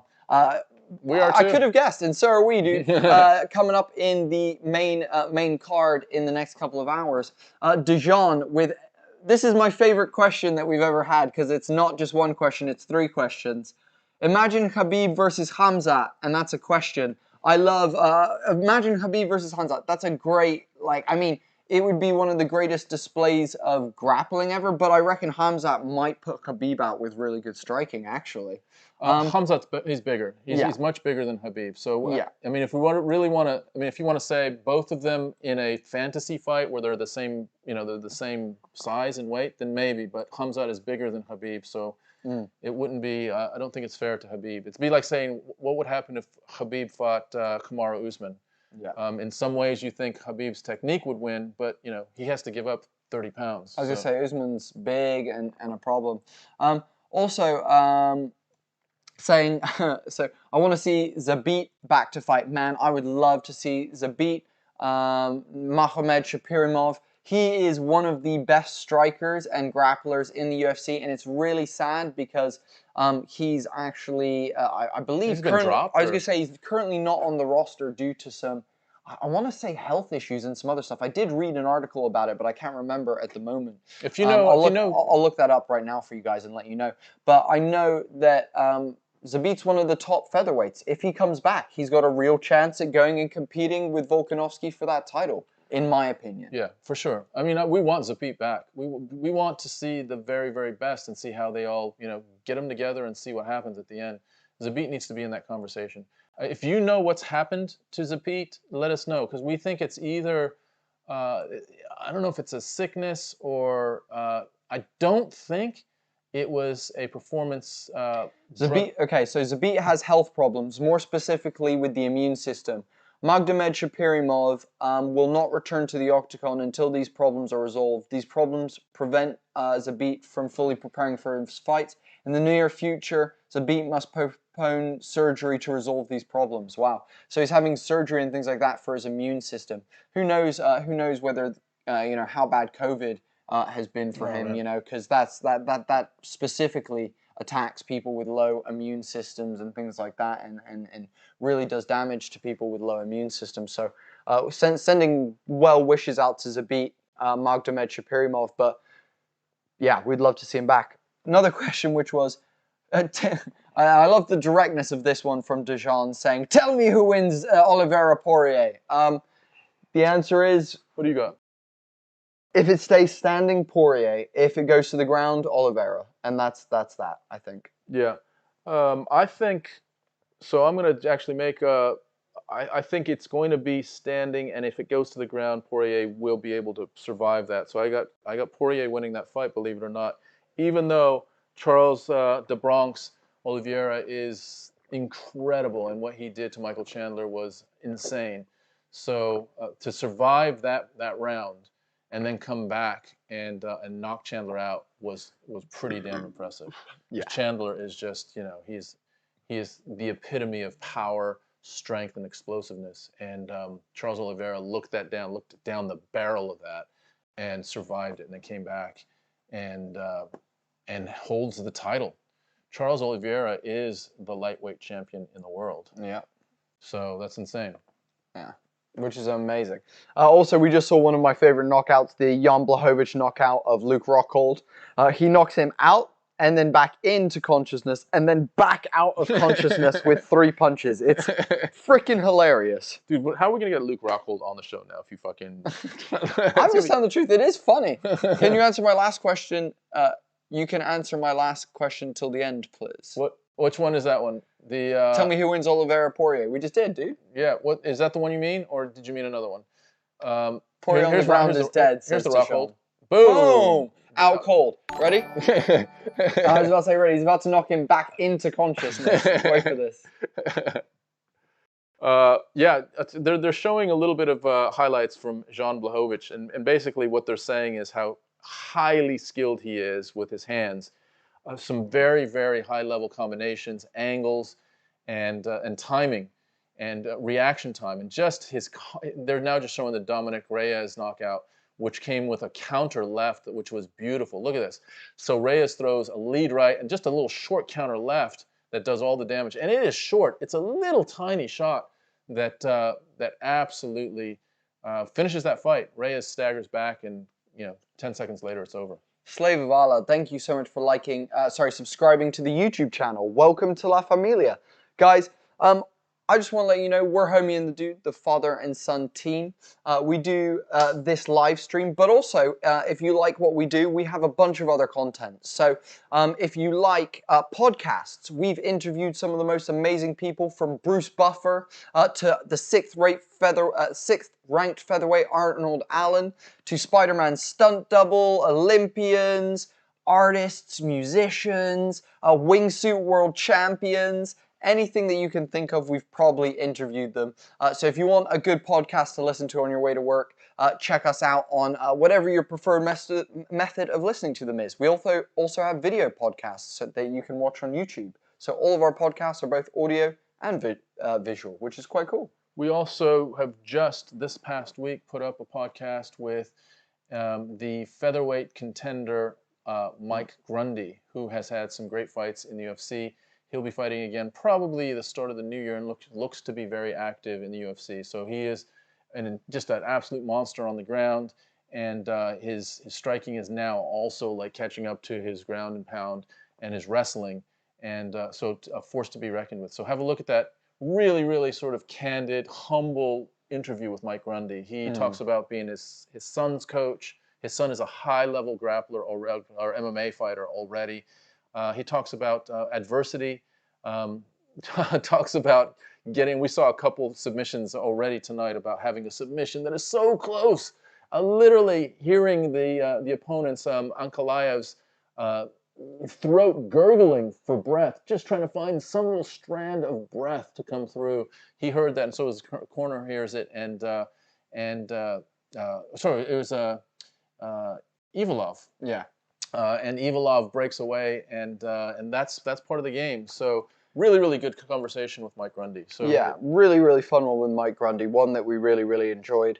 Also, so we do UFC live streams, podcasts. Talked about both of those. The final thing that we do here at Homie and the Dude is we actually are a TTRPG service as well. So if you like tabletop role-playing games like Call of Cthulhu, Dungeons and Dragons, and things like that, we also make incredible NPCs for that as well, and we make D&D TTRPG content as well, so you can check that out on our YouTube as well, if that happens to be your flavor. If any of those things, podcasts, UFC live streams, Dungeons and Dragons, are your thing, hit the subscribe on YouTube, but more importantly, head over to Twitter and follow us on Twitter, because that is where you can ask us questions, you can stay active with us, you can talk to us, you can do all that kind of stuff, and I'll be responding to you guys on there when you do so. And now we're saying, waiting for Islam Makhachev. Hey, so excited for the Makhachev fight as well. Michael B saying, man, Shamil lost. Yeah, really brutal. Shamil ended up losing that one to a brutal first round TKO. Michael B, yeah, really beautiful. And it was heavy, very heavy. But yeah, guys, we are now beginning to get closer to those big fights that we're looking forward to in the night. Can you make live UFC fight? Can we make... I'm not exactly sure what you mean, Slavevala. We do not show the fights live. If you wish to watch the fights, there's many services that are showing them free today. So go check those out and then come back to hang out with everyone like you're currently doing. Yo, what's happening right now? I don't understand... Are they waiting for the main card to start since the prelim ended so fast? Let me have a look. No, we have another prelim currently. We have, let me just have a look how many more prelim fights we have. So we actually have 1, 2, 3. We have 4 more prelims to go, Jesse. 4 more prelims, and then the main card will start, I imagine. But currently, we're about to get into our second one, which is Zaleski dos Santos versus Saint Denis. This is going to be a good one, guys. I'm looking forward to this one. And no, the prelims have not ended yet, Jesse. We still have about 4 fights left on the prelims. We have like fucking 4 fights left on the fucking prelims. Well, we've just finished the early prelims. That was the first fight of the main prelims, if you will. So remember, there's 3 things. Are we on BT now? Yes, Have you closed down? Yes. Amazing. So we are on. We had the early prelims, and there was about 3 or 4 fights there, and then it transitions to the prelims, which is usually before the pay-per-view. So the prelims are about 3 or 4, maybe 5 fights, and then it goes to the main card, and that's usually about 5 fights as well. So we have now moved from the early prelims to the prelims. We've had the first prelim fight, which was the stoppage of the who was it? Shamil. Shamil just got binked. Shamil got binked, and got really as Robin Black says, bink. Coming out now, though, we've got Bendit Saint Denis, Bendit, Saint Denis. No, Benoit or Benoit. Okay, there you go. He's French. Yeah. Benoit. Benoit Saint Denis. Benoit Saint Denis. And he is fighting... Oh, no, it's Benoit Saint Denis. Is that the pronunciation? Yeah, it's Benoit Saint Denis. All right, let's just go with Benoit. Benoit, yeah, exactly. Benoit. Benoit against Eliseu dos Santos. Yeah, give me a pronunciation on that as well. Dos Santos is 22-7. This is a welterweight fight. Benoit is 8-0. So Benoit is undefeated. He came from the Brave promotion, fight promotion. Michael B. shouting out Tom's Tom's choke t-shirt. I'm not sure if you guys can read it. It says "Enjoy choke," tapping people out since 1925. Wow, that's a long time. You're not that old. Tom likes to wear themed t-shirts, guys. If you haven't noticed, Tom typically wears an MMA themed t-shirt for when we do our MMA content, and a D&D themed t-shirt for when we do D&D content. I try. That's what I asked for my birthday and for Christmas. I'm just a fucking nerd, so I just wear D&D all the time. Again, Jesse's saying, I'm just getting the stream saying screen saying the stream has ended.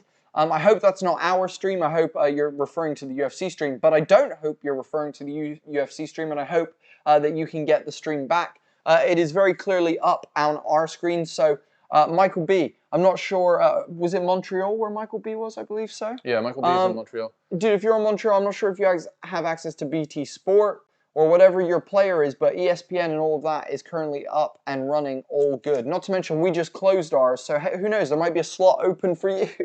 What you may have been doing is watching the prelims on a free service, and now you have to pivot over to some sort of subscribe service. So BT is a subscribe service, ESPN Plus is a subscribe service, or you can just go explore other ways to be creatively watching the fight. But as we're kind of getting set now, Eliseu dos Santos is from Brazil. Hey, you know what his nickname is? Dos Santos? Capoeira. Capoeira. I wonder if we're going to get some capoeira. That would be nice. That would be fun. That would be interesting. Is what it would be. Capoeira. It would be cool, but I'm not sure if it's applicable to... Wow, he's got a full leg sleeve. Full, almost like a Tahitian or like Maori or that type of leg sleeve, which is interesting. Just saying sort of his goodbyes to his team and now he's just putting on the the Vaseline at the cage. So a couple things. Dos Santos is very polished. He's very experienced, and this is one of those where you have Benoit Saint Denis, who comes in 8-0 from the Brave promotion, and maybe is stepping into a competition that is a little bit different than what he's used to. We'll see how legit he is almost immediately. You'll see how, because there's, it's a cliche, but there are levels to this, to this game. And when you step in to a new level, it can be, pretty shocking. So let's see how, I'm sure he was dominant in Brave, but we also then have to consider what his level of competition was. We have to consider, how he was dominant. Is he just a banger, or is he very confident and competent on the ground? So let's just see how much he brings to the table. But Benoit is from France, I think, by way of, no, I think he's just straight from France. And Eliseu Zaleski dos Santos is from Brazil. Dos Santos is 34 years old. Benoit is 25. They're both 5'11". They both have a 73-inch reach. So no reach advantage, no height advantage. Dos Santos is 9 years older than Benoit Saint Denis. Looks like Benoit, without having seen him sort of stand, I reckon he is a southpaw just by seeing how he stands. But we'll see here in a minute. But he's fighting out of Paris, France, and he is the underdog. He weighed 171. By the way, let's talk about weight. The weigh-in. What does everyone think about the Khamzat It's a great question. Weight debacle? And I know there's some Khamzat fans, but let's talk about it. Let's be real honest about what we saw and try to figure that out. For me, this is not Khamzat's problem. This is not an issue that he created. I think this is an issue that the UFC has created. By allowing Paulo Costa to do the shit he did last week, it means now all bets are off for weight always. Yeah, yeah. Jesse, I hope your stream is back. Hopefully that's happening. Dejan Osmaneshevik, Khamzat and Islam, they have to make spectacular finish, no judges. If one of them loses, then going downhill big time. Imagine if Islam, let me just see where that's, loses, Khabib will cry like a baby. What's Islam's going to say? Listen, there's a lot of pressure on him. You're right. And already we've seen one of Khabib's fighters get knocked out, and there's an element of honor when you're representing Dagestan. You are, you've got a lot to live up to with Khabib, Abdulmenap. I mean, the whole family is created a dynasty of MMA fighting in not just UFC, but also in Bellator as well.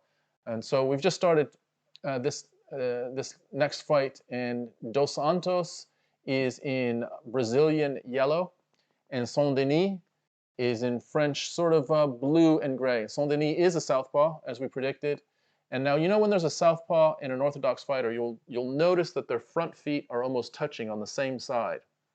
And what that means is, typically, that front leg is only vulnerable to the other person's front leg as far as outside leg kicks. And they're a little bit faster and with less power than a rear outside leg kick going the other way. But Saint-Denis takes down Dos Santos. Now, Dos Santos is Brazilian, so you have to think, to some degree, he's familiar with being on the ground, assuming that he knows some Brazilian jiu-jitsu.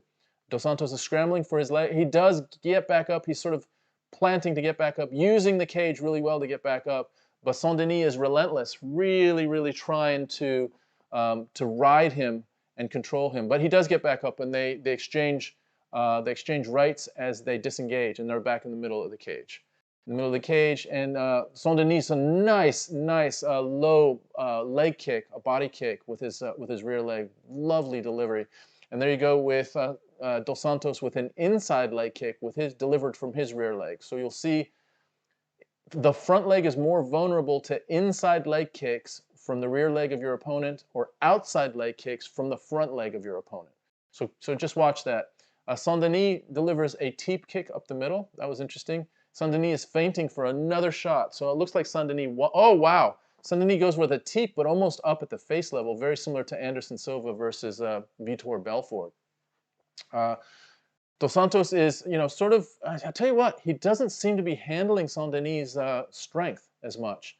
And Saint-Denis that comes in with a little bit of a 1-2.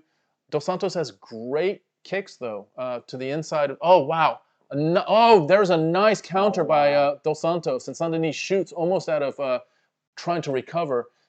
Looks like Dos Santos is trying to wrap a standing arm guillotine. He lets it go, though, and Saint-Denis has a single leg, but he releases it, and they decide they want to punch. They separate, and they're like, you know what, screw grappling. Let's just see if we can, let's punch this out and see what happens. And they're both in the middle of the cage. Dos Santos sort of feints a leg kick and then throws a high head leg kick, a side kick to the head, basically. Saint-Denis is controlling the middle, but Dos Santos is still there with some liveliness with his knee, a little low leg kick from Dos Santos, another kick. I tell you, Saint-Denis is just a little bit more polished. So you got to give him some credit, right? He's 8-0. This is his first time in the UFC. He is showing out a little bit. We wanted to see where he was, and he is at the level that he can compete. He's not getting overwhelmed by Dos Santos. But it is the first round. Minute and 19 seconds left. Saint-Denis comes charging in, almost like with Stanley Ketchel, sort of stepping forward. Dustin Poirier does that really well, so that he can close distance with both hands. So he'll throw the lead hand, step through, throw the rear hand, which now is the lead hand again, and possibly step through again, almost like a marching forward. Saint-Denis did that really nicely. And they're both just gauging each other. Dos Santos throwing these little sort of like, oh, nice trip by Dos Santos. Very nice trip as they're standing. But you'll notice Dos Santos throws this little rangefinder jab every now and again, and it's almost like a rhythm thing for him. He just throws it out there, and it tries to set other things up, set up his combinations. Saint-Denis misses with a big uppercut that if he would have landed, could have done some serious damage. both still sort of in the center. Not a lot in it. It was very much, you know, both guys sort of imposing their own skill set on the other. Nice little charging right-left by Dos Santos that did land. Dos Santos has the stronger legs for sure, but you know, Saint-Denis is in it, definitely in it, and you have to give him credit for stepping into the big, you know, to the bright lights, so to speak, and being competitive right from the get-go. That's the end of the first round. Chris Zimmerman with a great point that the weigh-ins could just be faked anyway, so who frickin' cares? It's a good point. Yeah, I mean, there's so many points to the weigh-ins. The first is, why are we still using an old, like, you know, old school scale? Why don't we have just a digital scale that can take it down to the ounce? A really sophisticated digital scale. And then they just step on the scale. How about this? Every single, like, you know how the UFC has Venom fighting gear? What if it was Venom weighing in gear? Like, you know, the guys have a certain, you know, certain weighted weigh in. I don't know if it's like a bikini looking thing or whatever. And the women have their own version of that as well. And it's completely, you know, level playing field. You step on a scale, it's digital, it's on the display, we all see it. There's no fucking controversy. Do you know why they don't do it? So Paulo Costa and Khamzat and Daniel Cormier can get away with shit like that. That's exactly why. And that's why, you know, we got to call this. So there's no one, if you looked at the MMA community, some people were like, oh, it was a little bit weird. Dude, it wasn't weird, it was completely manipulated. I love Khamzat, but that weigh-in was highly, highly suspicious, the way that went down. And Khamzat most likely was having some weight issues. I know you Khamzat fans might not be happy with that, but if I see Khamzat do something great, I'm going to tell you he does something great. And I know you want to hear that. And if I say he does something that is a little bit, you know, like this, then you need to hear that as well. So hopefully you take that. Furthermore, Jesse saying that he'd be happy to see a leg submission today. He'd be very happy to see a leg submission. Does he mean like a knee bar? Yeah, submission via leg lock or something. Yeah, yeah. Abu saying Zubaria lost before Abubakar and is not a top fighter like Omar Islam and Usman. Okay. Dejan saying, I think Costa won versus Vettori. If Costa would have improved boxing on the ground, you saw Costa's kicks like Krokop kicks had. Do you think Costa lost? Oh, big clip right there. Oh, big knee from Dos Santos. Dos Santos. Oh, yeah. wow! I thought that was a knockout knee. Because did you see Saint-Denis? Saint-Denis in big trouble. Saint-Denis is in big... Saint-Denis? Saint-Denis just took the knee. Oh, he's getting clipped. He's wobbled so bad. Yeah, he's very wobbled. His 8-0 record is in trouble. His 8-0 record is in big trouble. He's about to go out. Yeah, he's got 3 minutes. He's got 3 minutes of this. These knees to the body. He's not surviving this. Oh. He's not surviving this. Tell you what, he's got good heart. He's got good heart. The heart of Saint-Denis is beautiful right now. Yeah, he's staggering around. I tell you what, if Dos Santos... Oh, my Lord! 2 big rights. Huge rights. I mean, Saint-Denis can take a punch. Very good takedown defense by Dos Santos so he could keep this going. He wants to clear that takedown and get back up to the feet.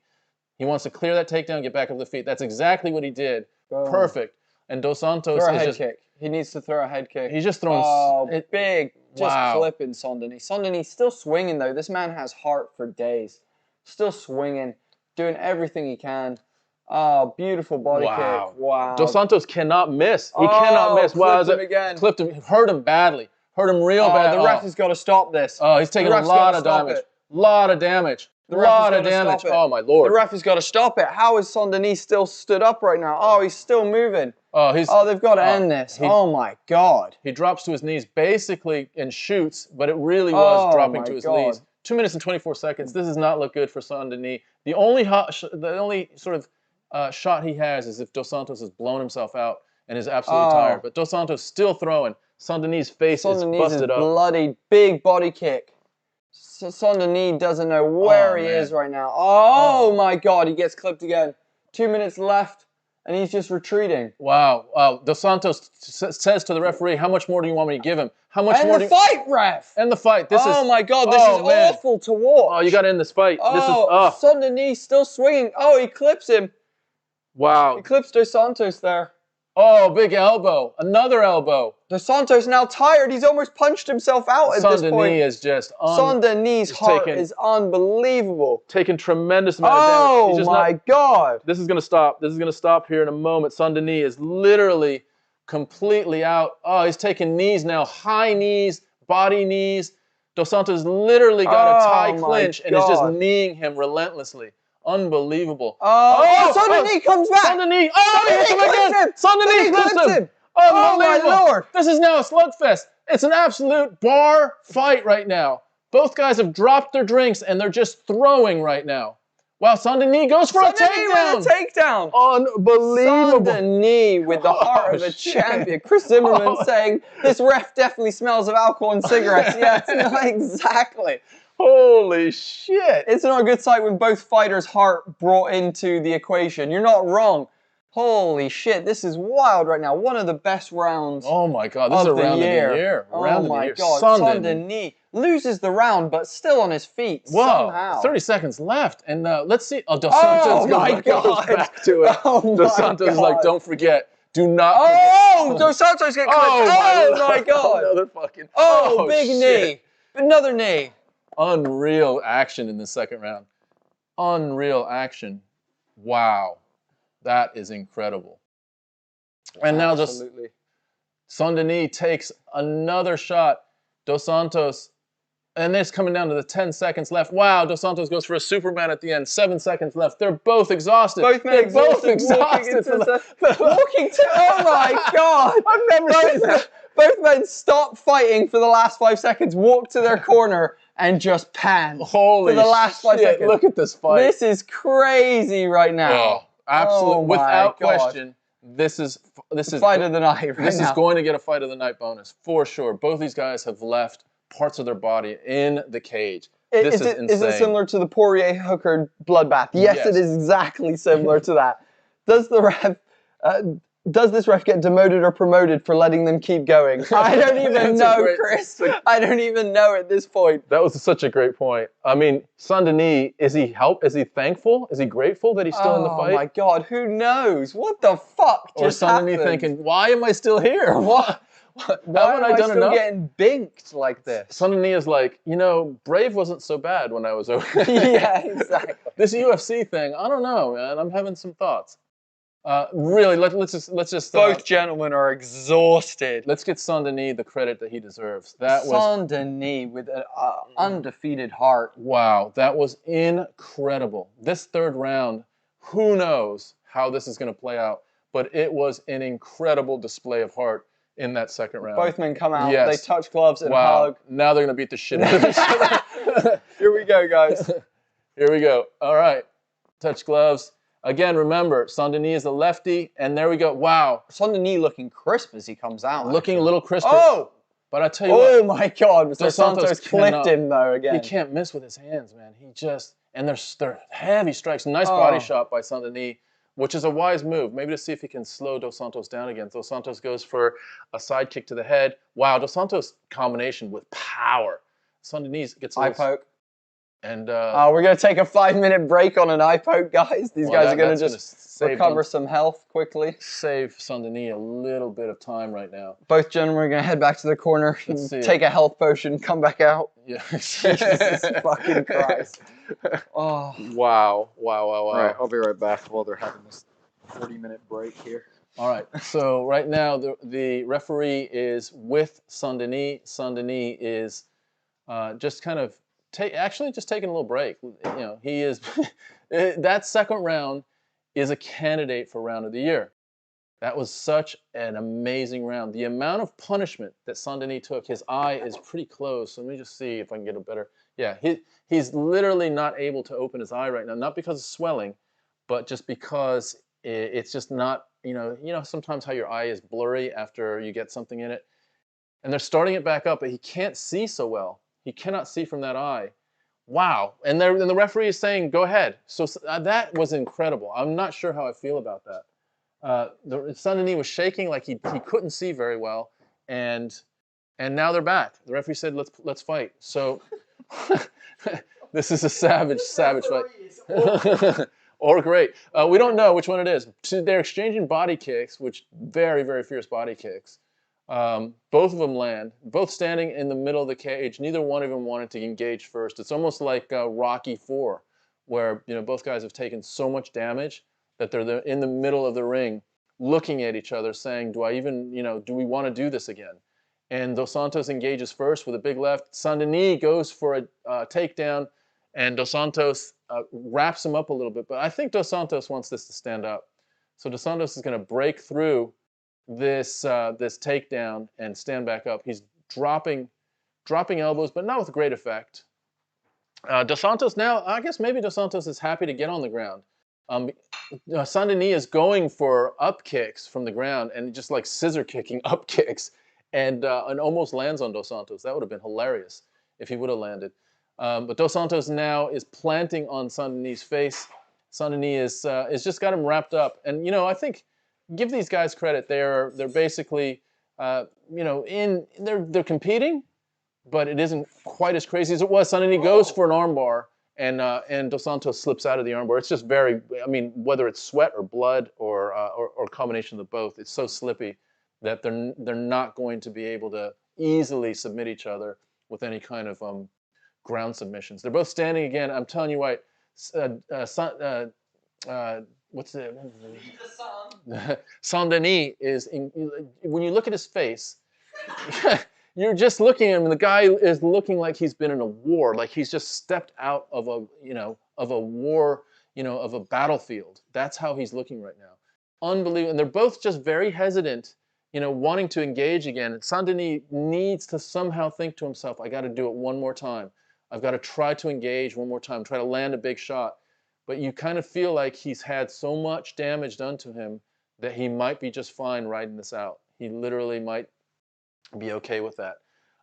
Not a lot of action here with 1 minute and 53 seconds left, and they're still engaging a little bit. They're still in the pocket that they could deliver blows, but nothing major has been thrown. Saint-Denis throws a couple good shots. Saint-Denis going for another takedown shot, and he's now wrapped Dos Santos up against the cage and takes Dos Santos down. Dos Santos reverses it, and Dos Santos has got top position, and Saint-Denis is still just sort of kind of pressuring him up against the cage. This is as much a let's wind out the clock as it is any attempt at a decisive finish to the fight. Saint-Denis must know that he lost the last round 10-8. I would think it was a 10-8 round. If he doesn't know that, he's high as fuck. Yeah, it was a clearly dominant round. How he's still standing is crazy. That is We've crazy. got to discuss. Like, dude, he must have eaten 40, 50 punches in that like little throw back and forth that went down. It was ridiculous, the amount of. Oh, and Dos Santos delivers a low blow. He has taken 132 total strikes. Yeah. 118 of them right to his fucking face. Yeah, and that second round, there was at least 50. Zimmerman saying that the health potion line cracked him up. My dude, that's why I'm here. Dejan saying, what do you think about Durayev? Because I don't know much about it. Nobody knew who he was until Ferguson? Until after Ferguson's last loss. I disagree. I knew who Beneil Dariush was. Wait, what? Why are they taking a point for that? He had an eye poke and a low blow. Wow, that's a wow. This ref is awful. He's terrible. This is one of the worst refs I think I've ever seen. So by the way, guys, just so you know, the ref just took a point from Dos Santos for a low blow. For the last 45 seconds, guys. For a kick that was low, but it didn't seem like there was any warnings. There was no previous low blows. He did deliver an eye poke earlier, but usually you get warnings for separate fouls. Yeah. So if it's an eye gouge, you get one warning for an eye gouge. If you do it again, that's a point. One low blow, then you're set up for a second one that's going to take a point away. But he might lose this fight because of that. He might. He's going to lose this round. So this round he loses. So now who won the first round? That's basically it. And by the way, if the judges give this to Saint-Denis, he'll lose it at 10-8.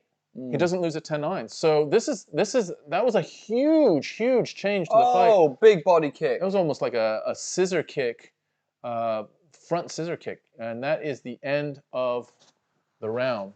Wow. And the fight. Oh, this Wow. will be super interesting. This Wow. will be super interesting. That was wild. Nekru saying, want to be famous? Buy followers and viewers at bigfollows.com. Nekru, Wow. get out of here. What the fuck are you talking about, dude? Jesus. Fucking, this is the wrong place for you, Nekru. Hey, Nekru, you need to go to Instagram and go to some of those fucking influencers that are posing for 50 shots. We don't just to get care. the- We don't want to be famous. We're here enjoying ourselves. What the fuck are you talking about? Yo, Nekru, go somewhere else, dude. We're not your client base, promise. You're wasting your time, not ours. We promise you.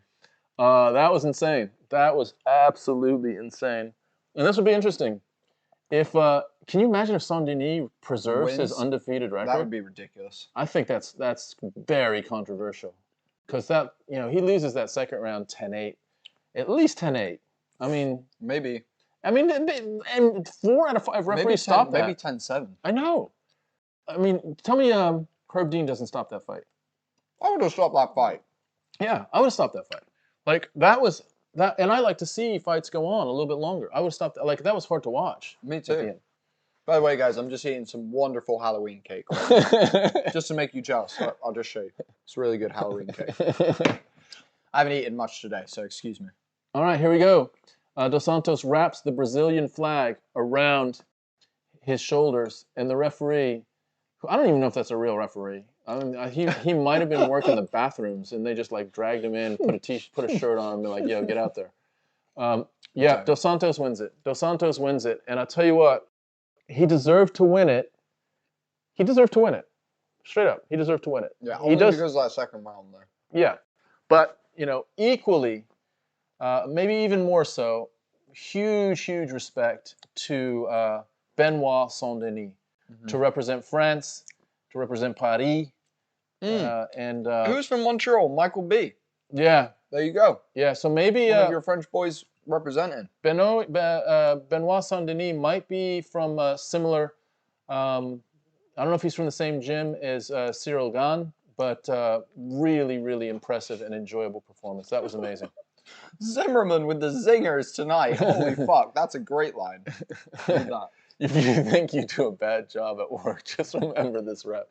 Yeah, if you're down, if your fucking boss is having a go at you, is chewing your ass out again just because you're not doing the thing that you should be doing, just remember that fucking ref and be like, you know what? I'm actually all right. I'm doing just fine. I'm doing just fine. Zimmerman with the zingers. Oh man, that was a great fight. All right, let me just set the stage here. This is actually a nice scrap, this next one. It is Albert Durayev, who's the Russian machete, versus... Is that his nickname? Yeah. He's just there whacking his way through forest. He's like, you know what? I'm the Russian machete. Yes. Yes, nahue. I shall be Russian machete. Let's go. And he's fighting Roman Kopylov, who's also Russian. So Russian against Russian. Not Roman Polanski? No, Okay. Russian Polanski's different. That's good. Yeah, he's the director who had to leave America because he did some shady shit. Yeah, exactly. That's good. He's also the one whose girlfriend was killed during the Manson murders. Correct. Yeah. Yeah. He's kind of like Joe Rogan. He's kind of like or Forrest Gump. He's just kind of everywhere. Well, Joe Rogan's everywhere in my life. Joe Rogan is everywhere. He's everywhere in my life. Like, I like certain comedians. They're all friends with Joe Rogan. I like MMA. Fucking Joe Rogan has to be there. Like, you know? Like, come on, man. Michael B saying, I live in Austria. Oh, it might not have been you, Michael B. My apologies. Where'd you live in Austria? Tell us the name of the town, the city. Where would you live? On top of that, though, because Chimaev works out, I think, in Switzerland, do you feel an affinity, because you're Austrian, to other Alps countries? So it's Austria, Sweden, Switzerland. Like, Norway. do you feel like a brethren? Like, you know, we kind of do, like in the UK, we kind of like take the piss or make fun of, but we love, you know, if we went to war, we would want to have Welsh, Irish, and Scottish with us. Is the Russian machete from Dagestan? No, Durayev is not from Dagestan. Both guys are Russian, just not Dagestani. Yeah, they're both Russian. Yeah, I believe that's the case. They are Ruski, but they're not Dagestan. They're from the Ruski, but they're not Dagestan. Do you want to do the play-by-play in Russian? I can do my play by Russian. It is very easy for me. I think we make very good play-by-play. Homie and the dude. This is how we go. Zimmerman. Or homie and the dude. Or is it homie and the dudes? Zimmerman, what do I think of greetings from Vienna? Vienna, nice. That's a beautiful city, Michael B. Nice. What do we think of Rogan's comedy? I used to enjoy Rogan's comedy. However, these days I'm not much of a fan. I would love to, I will watch his next like stand-up he puts on Netflix. But yeah, his old stuff was alright. I definitely enjoyed it, but not so much recently, I guess I would say. Yeah, for me, I mean, he has put his 20+ years in, 25 years into the craft. He tells a good joke. Yeah, he knows how to craft a joke. He knows the content of those jokes are a little bit. That's the bit. Yeah. He knows the mechanics of being a good comedian. I feel that. That's a good shout. Yeah. That's a good shout. Yeah, but you look at other natural comedians, naturally funny guys. I don't think Rogan's a naturally funny guy, but he is a successful comedian. I agree with that. Yeah. What about you, Chris? What about you, Chris? Are you a fan of Rogan's stand-up? Guys, we have nearly 30 of you in the chat. Please let us know where you guys are watching from and who you are here to support. Which fighter? Is it Islam Makhachev? Is it Dan Hooker? Is it Petr Yan? Is it Cory Sandhagen? Is it Glover Teixeira? Is it Jan Blachowicz? What is your person of choice tonight? Who is your person of choice tonight? But yeah, who's your weapon of choice? Let us know who your weapon of choice is tonight. Nice recovery. Thank you. Let me give you some additional specs on Albert Durayev. He's 14-3. This is a middleweight fight, so these guys are big boys. He is the machete, which is funny because like I picture a machete more as a South American, like that's the name of a I don't know, is that word machete? Feels like it's, machete. As opposed to sword or like I'm gonna Google where the machete comes from. Yeah. I don't know, but he is. I'm pretty good with weapons usually. I typically know. You are very good at weapons. But then he fights Roman Kopylov, who's 8-1. Kopylov has lost his last fight, but of course he won his 8 previous. The machete is 14-3. The machete has got great, as you might not be surprised, great ground pressure. So let's see if Durayev can play his game. A big part of this is how much can you impose your style, your strength on the other person? So that's what this is all about. Durayev is coming in. He looks really, really relaxed. He's smiling. He's really sort of connecting with the crowd, and he looks like he's really happy to be in Fight Island in Abu Dhabi, and he feels like he's connecting with the crowd. Really cool. Couple things. So, machete. And the reason you think it's from South America is because it's a Spanish weapon, and that means the Spanish brought it across to South America when they invaded America and populated America and South America. So the machete would be something pretty native to South America because the Spanish brought it over 500 fucking years ago. How's Durayev? Where did he get his machete from? I don't know where Ruskies get their machetes from.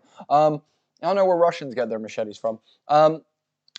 Hack Visor saying, I've got Durayev. Sick, dude. That's awesome.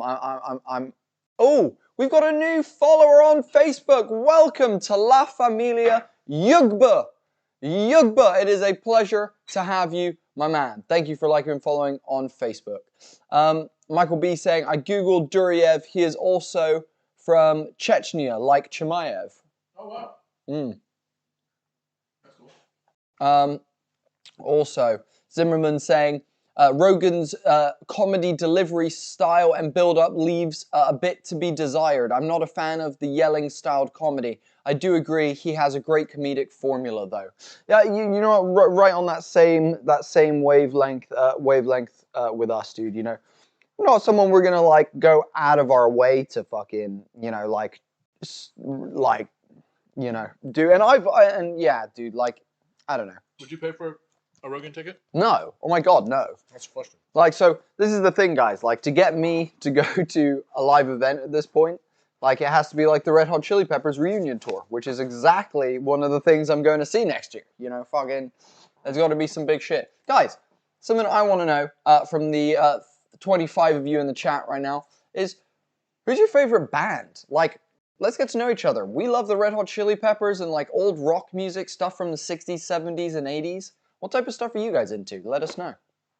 All right.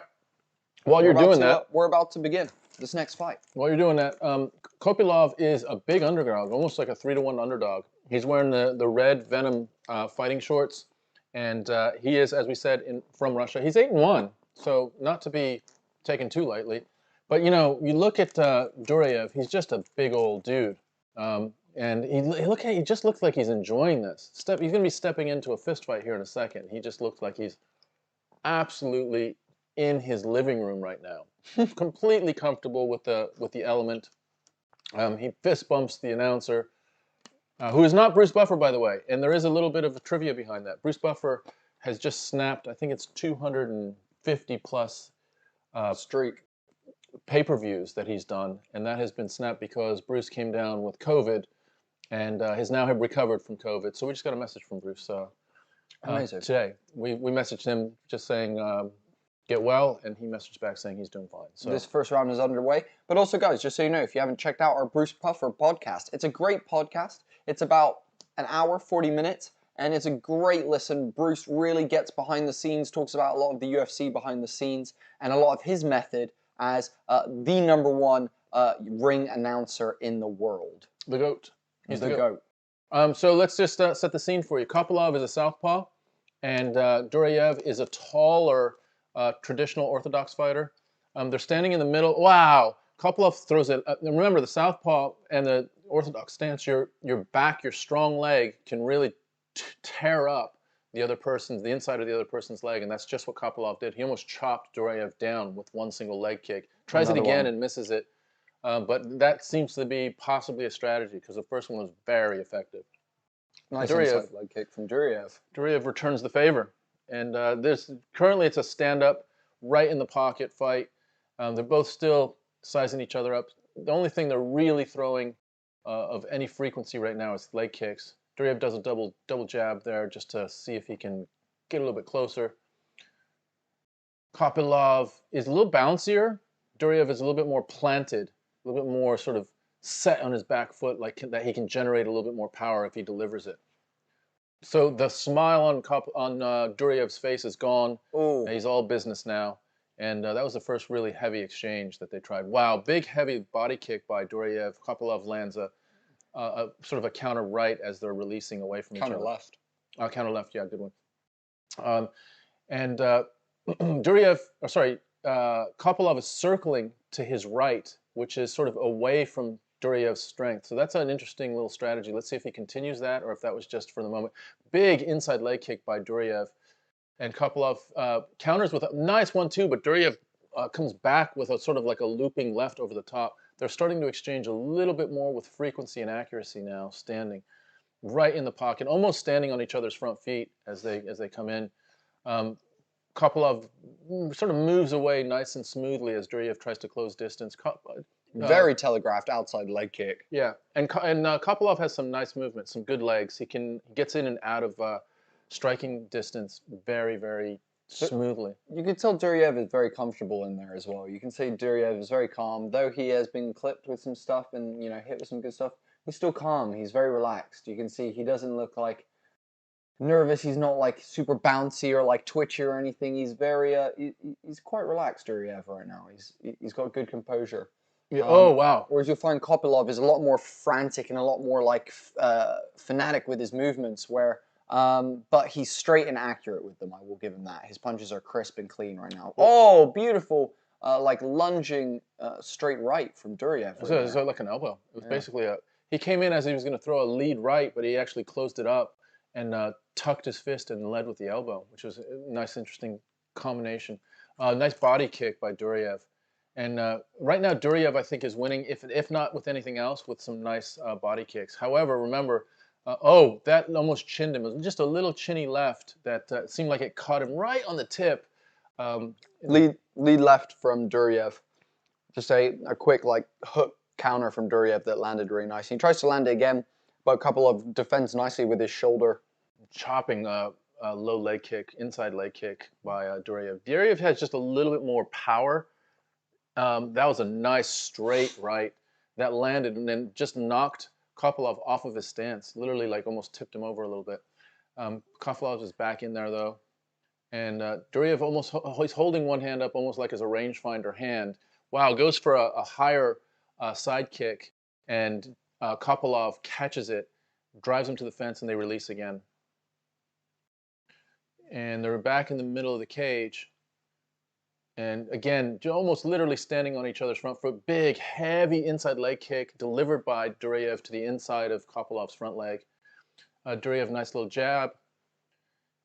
This is a nice tactical fight. This is a good tactical fight. Not a lot of emotion, not a lot of recklessness in this fight. Very, very tactical on how they're displaying their skills right now. No one's overextending too much, but with that, without overextending, sometimes you aren't putting yourself at risk to either get hit, but also hit decisively. So let's see if this continues this sort of a little bit more of a measured fight, and that's what we got in the first round. As it. Oh wow! Big flurry from Kopylov. That's beautiful. It was it was a 1-2 and then end with a high kick. Who do you think won that round? I think Durayev. Let me have a look. I think Durayev Let me have a look at these stats quickly. Yeah, Durayev had a bigger output, more strikes landed. So yeah, I would have given Durayev, but it's a close one, guys. Let us know after that first one. Who do you have winning that first round? I have that as a 10-9 to Durayev. Yeah, I do too. Zimmerman, only concert I went to this year has been Dead & Company. I don't even know them, dude. Sorry, do you know them? Yeah. Nice. Sick, dude. That's a good gig. Was it good? Did you have a fun time? Any stage dives? Let me also just say that, Chris, you said that both Buffer brothers are high-end ring announcers. It is true. It turns out that although Bruce is probably the bigger announcer these days, just because MMA has probably supplanted boxing in sort of crowd appeal and support. Back in the day, Michael Buffer was the one. And in fact, Michael Buffer got Bruce Buffer into the profession. So you all probably know the story quite well.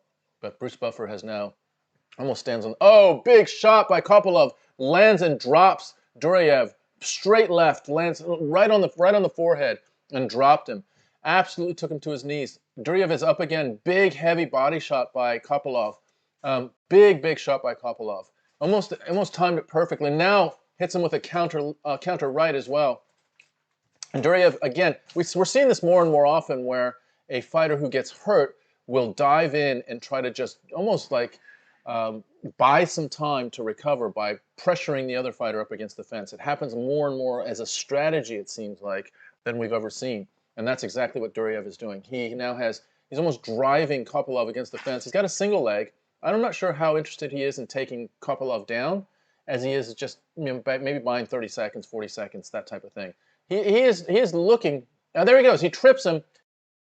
What just happened? Jason Herzog's going to take a point because the guy kept himself up by holding onto the cage. Okay. All right. So, they're gonna. This is interesting. We don't usually get this very often.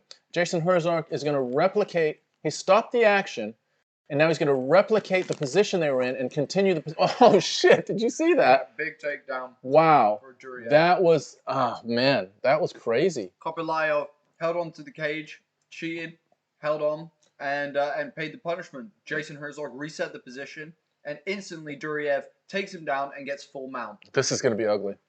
Durayev is just a heavier. He's just pressing his body. You see this. You saw it with Derek Brunson and Kevin Holland. You also saw it with Marvin Vettori and Kevin Holland, where the guy on top looks like he weighs about 20 pounds more, and that's what that's the feeling we get with Durayev on top of Kopylov.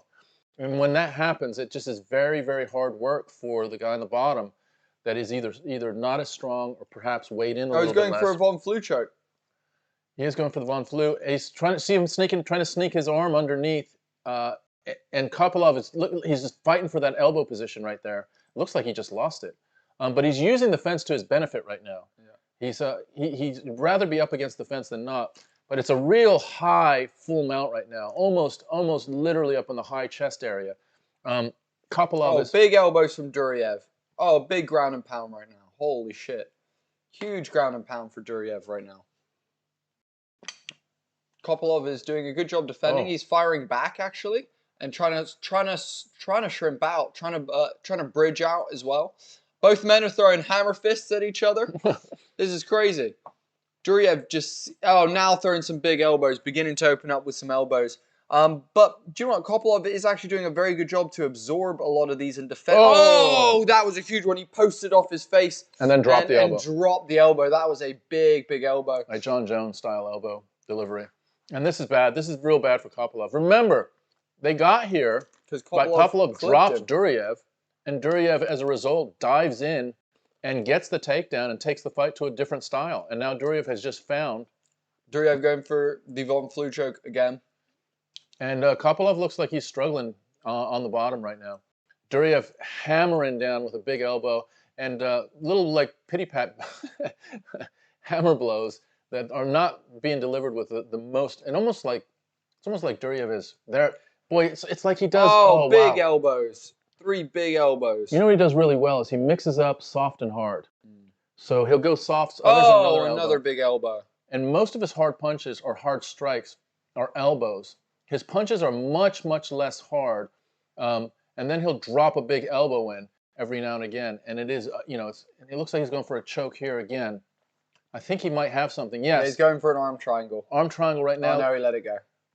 Comes back to the... Wow, just smashing right now. Just smashing at the top. But I tell you what, Kopylov is doing a decent job. I mean, look, he's taking some punishment for sure. But he's not getting... And he looks like he might be cut around his nose area. He's not getting devastated. Those punches are not the heaviest punches. A, and B, he has been hit by about 2 or 3 elbows, but not much more than that. And he's riding out the storm. He's been down here for 2.5 minutes. He just can't get out. And this is now, through a weird pathway, Durayev has found how to beat Kopylov, and that is get him on the ground. Up until that point, it was a 50-50 fight, and actually Kopylov had an advantage. Turns it on to a ground fight, and... Oh, wow! Durayev is bleeding from the shots that Kopylov was throwing from the bottom. They're both bleeding now. I'm not sure. That might be Kopylov's. Oh, Durayev's just sunk in a choke. Let's see if 3, 2, 1, and he makes it. He makes it. Wow, and he held it for another second or two as well. Wow, and Kopylov really took some punishment. Is very slow to get up. Both gentlemen are bleeding. Very slow to get up. He hasn't even gotten up yet onto a stool. Probably about 10 seconds or more. He's staggering. Big cut on the nose of Kopylov. And that is probably from a planted elbow or some sort of strafing elbow across his nose. I wouldn't be surprised if his nose is shattered because that looks like it almost looks like a Mike Perry situation where his nose is flattened out quite a bit more than it was when the fight started. Guys, we're Homie and the Dude. We're in the middle of round number 3 coming up. We're super close to the main card of this beautiful event that we're currently watching, UFC 267. Guys, if you got a chance, share the stream out. If you're on Facebook, hit it with a share. If you're on YouTube, go to wherever you watch fights and share them. Kopylov with huge swellings now across his forehead and his face, his nose completely busted up. His nose is shattered. They're trying to see if he wants to continue. His nose is broken for sure. I mean, it's just absolutely... They've got the translator in there. Yeah, guys, while we're waiting for this round to get started, please share the stream out. Let's get some more people in here. Let's see if we can have up to 50 people in the next couple of fights so we can all hang out and have a great afternoon. We have about 25 of you right now, guys. All right, so first of all, big credit to Kopylov for just coming out for this this third round. And I'll tell you what, while it stays standing, Kopylov has a chance. If I'm Durayev, I'm looking to shoot as soon as I can and start smashing again. Kopylov's best opportunity, nice body shot, lead body shot by Kopylov.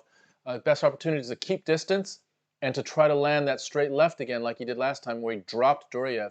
Kopilov's still in this. This is a really, really gutsy performance by Kopylov because legitimately he could still win this fight. But there we go. Durayev goes for another shot. Let's see what Kopylov has in the tank as far as his takedown defense. He's splayed up against the cage. But it looks like Durayev is going for a trip now. Goes for a single. And again, this is that same position where Herzog is looking to see if there's any assistance up against the cage. There isn't. So Durayev is going for that single leg. He really wants to take him down because he now knows the pathway to victory against Kopylov. Kopylov doing a good job to defend and making sure he's fighting hands, not allowing him to link his hands and get the advantage here. But Kopylov needs to spin out of this. He needs to spin. There he goes. Wow. He spins away, and I'm not sure if he took a bracing blow. That elbow sort of shook him off to the side. He sort of staggered off to the side. I'm not sure how he's doing right now. It's unknown how Kopylov is doing, but he swings with a big left. And I'll tell you what, Durayev doesn't look much better. He looks tired as well. So I think either guy could now hurt the other. As they're both standing, either guy could hurt the other. And Durayev hits Kopylov in his broken nose, and that just can't feel good at all. Oh, good shot for Durayev, but again, well defended from Kopylov. He's doing a very good job of defending these, making sure he gets that whizzer, and then making sure that he's fighting the hands. Oh, but Durayev is able to link his hands for the single leg, goes back down, digging for that ankle pick, and Kopylov doing a good job to fight that wrist and make sure that Durayev cannot connect his hands to drag him to the ground. And Kopylov's face is just an absolute mess. Durayev really digging low now. Just does not want it to come up. This could be trouble for Durayev. This could be trouble. Durayev is slow to get back up after Kopylov releases out of that sort of ground position, and Durayev was in trouble. Wow, nice straight left by Kopylov. This fight is still in the balance. Both gentlemen are huffing and puffing. Look at Kopylov this. is Oh, wow, big Kopylov shot by with the Kopylov. Kopylov with the rope-a-dope. He's going to wind up another tired, one. and then he's going to throw it big. Wow. This is a wild fight. Both gentlemen are exhausted. We have 3 minutes left in this fight. Kopylov just wiping blood from his face. Durayev's eye is completely swollen, black and bloodied at this point. Kopylov spits out his mouthpiece, and he is just exhausted. His mouth is hanging open the whole time. Kopylov is bleeding from his nose, and now I believe his eyebrow as well. Beautiful straight from Kopylov, but doubles up on the straight right for Durayev. Wow, that was nice. Just a double jab by Durayev that both of them landed solidly right on the nose again. And Kopylov just needs to land another. I want to see Kopylov land one of his own left here. Let's see if this can be just an absolute ending exchange between the two of them. They both have done outstanding as far as their competition and their heart and the skill that they've shown. There goes. So Durayev is still going forward, but literally both guys are staggering at moments as they disengage. They're so tired from each other. And Kopylov is standing in the middle of the ring, in the middle of the cage with both hands on his knees. And then he'll get up to throw a punch. Oh, throws beautiful a 1-2 from Kopylov. Let's go. Kopylov is playing a little bit of possum here. He's playing a little bit of possum. I know he's tired, but he's trying to lure Durayev in for a big shot.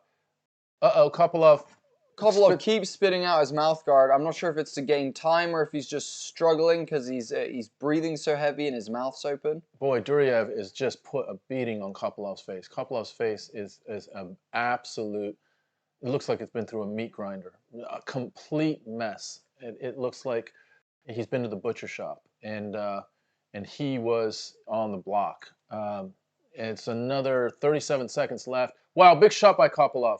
Here we go, last 30 seconds left. Durayev does not look much better. Oh, Durayev goes for a double leg actually. Kopylov gets up. Beautiful takedown defense from Kopylov. Let's see if Kopylov. Kopylov shoots for a takedown. And he gets a takedown. Oh, wow. My goodness, incredible. Kopylov is trying to land something significant here in the last bit of the third round. Kopylov has both of his arms around Durayev. Kopylov trying to change it in his favor in these last couple of seconds. And you know what? I think he might sneak this round. Kopylov might have just snuck this round, guys. He loses the first. He loses the second clearly. The second was probably a 10-8 round. Both gentlemen just stood over one another. Both gentlemen on their knees next to each other. Kopylov is giving himself the cross, you know, like he's doing the spectacles, testicles, wallet, and watch. And you've got Durayev. Both gentlemen Guys, this is something we love about mixed martial arts. Both gentlemen put everything out on the line, and you know that because regardless of how mad they are or didn't like each other or whatever, they're both on their knees next to each other just breathing heavy. Just yeah, that was a battle. Exhausted. That was crazy. That was crazy. That was absolutely wild. Guys, good one to watch. We'll get back to you with who won that decision in just a moment.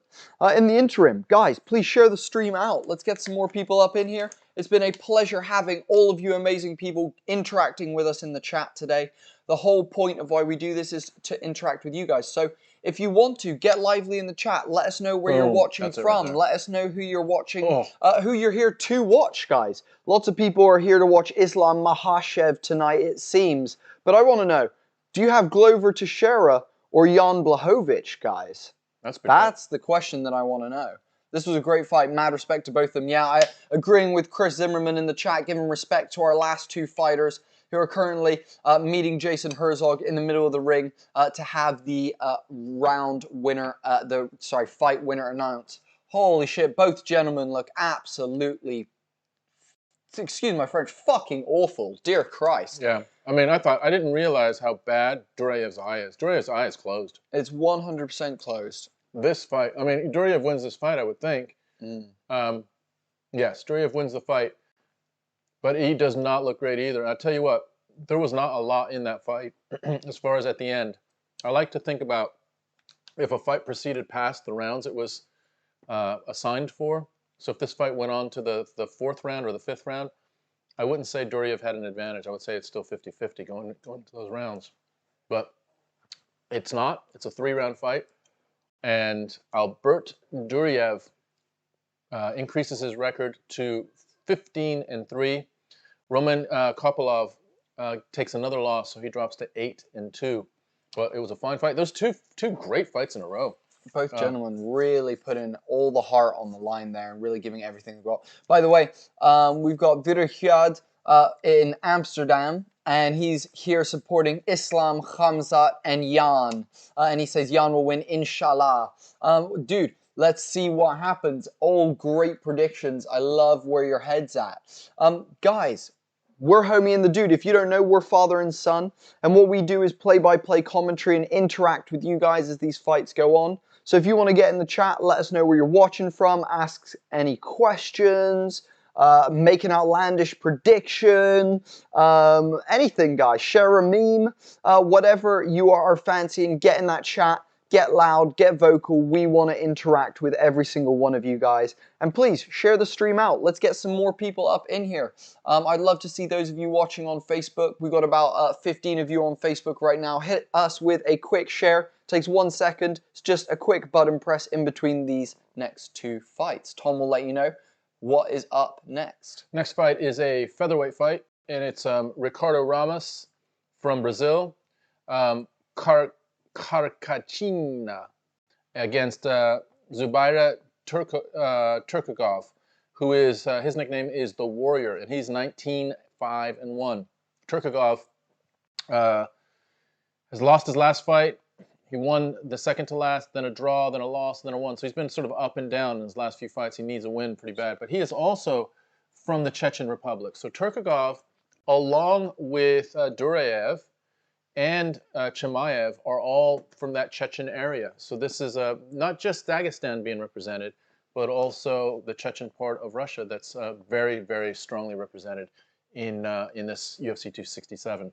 On the other side of things, we have Ricardo Ramos. He's 15-3, Brazilian, and is you know, when we look at Ramos, he's got all of the different parts to his game. He can kick, he can strike, he has some ground skills.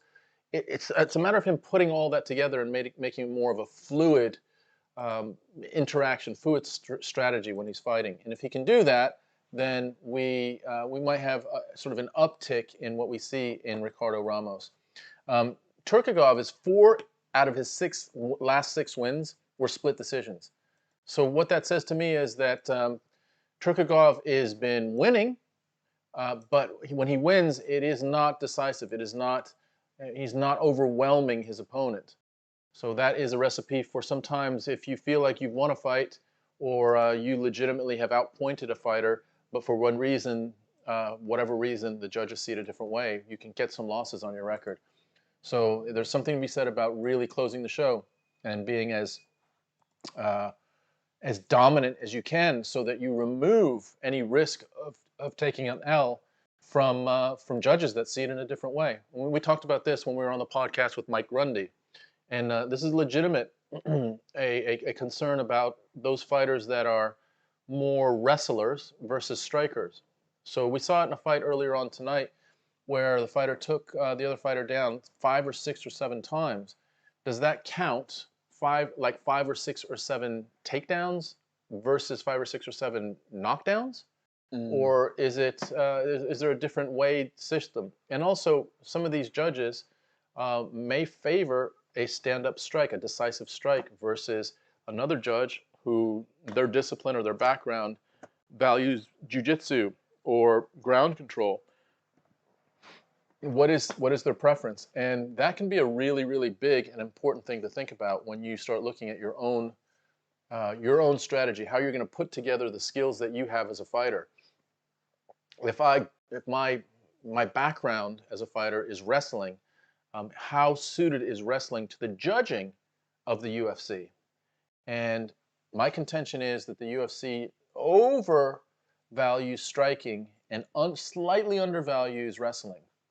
Unless you can include ground and pound into your wrestling, and then you can have decisive controlling rounds through the judges as well, through your wrestling. But if you take someone down multiple times and they get back up, sometimes it actually is a penalty towards you. Judges will think, well, you know, you don't have any control, any ground control, so why should I give you any credit for taking the person down? Where in my mind, just getting a takedown should count for something. I agree. Yeah, so I agree. Even if the guy gets back up, it's hard to get a takedown, and it costs, you know, it exhausts energy. Yeah, so there should be some point consideration for takedowns. I'm right there with you. But we may see some of that with this fight with Zubaira Tukhugov against Ricardo Ramos. Tukhugov is going to want to take this to the ground. Ramos is going to want to use his variety of tools to minimize any top control that Tukhugov has. Tukhugov is from Russia as well. So you notice this card is very heavily sort of populated by Russian fighters. There's a couple sort of Polish fighters as well, and Brazilians mostly. We've had Saint-Denis, who fought a fantastic fight from France, but mostly Brazilians and Russians. We had Zhao Zhang from China as well. We've had Amirkhani, who is in Finland. So a little bit of a spread, but most everyone on the card, just about every fight has a Russian or a Brazilian. And this has both Russians and Brazilians. So Tukhugov is in the dark Venom fighting trunks, and Ramos, as like most Brazilians, has opted for a yellow with green, sort of depicting the Brazilian flag as his colors on his Venom fighting trunks. And they're both orthodox fighters, so their right hands are both set back, and their left legs are both set forward. Tukhugov holds his front hand right by his knee, right down by his knee. Got a very, very low guard for Tukhugov. You know what that means to me? Lots of movement though out of these guys. Lots of lateral movement, lots of in and out. Great footwork from both gentlemen so far already. I almost feel like that low hand is almost like a tendency to be looking for the shot. So almost having your hands lower a little bit, like subconsciously.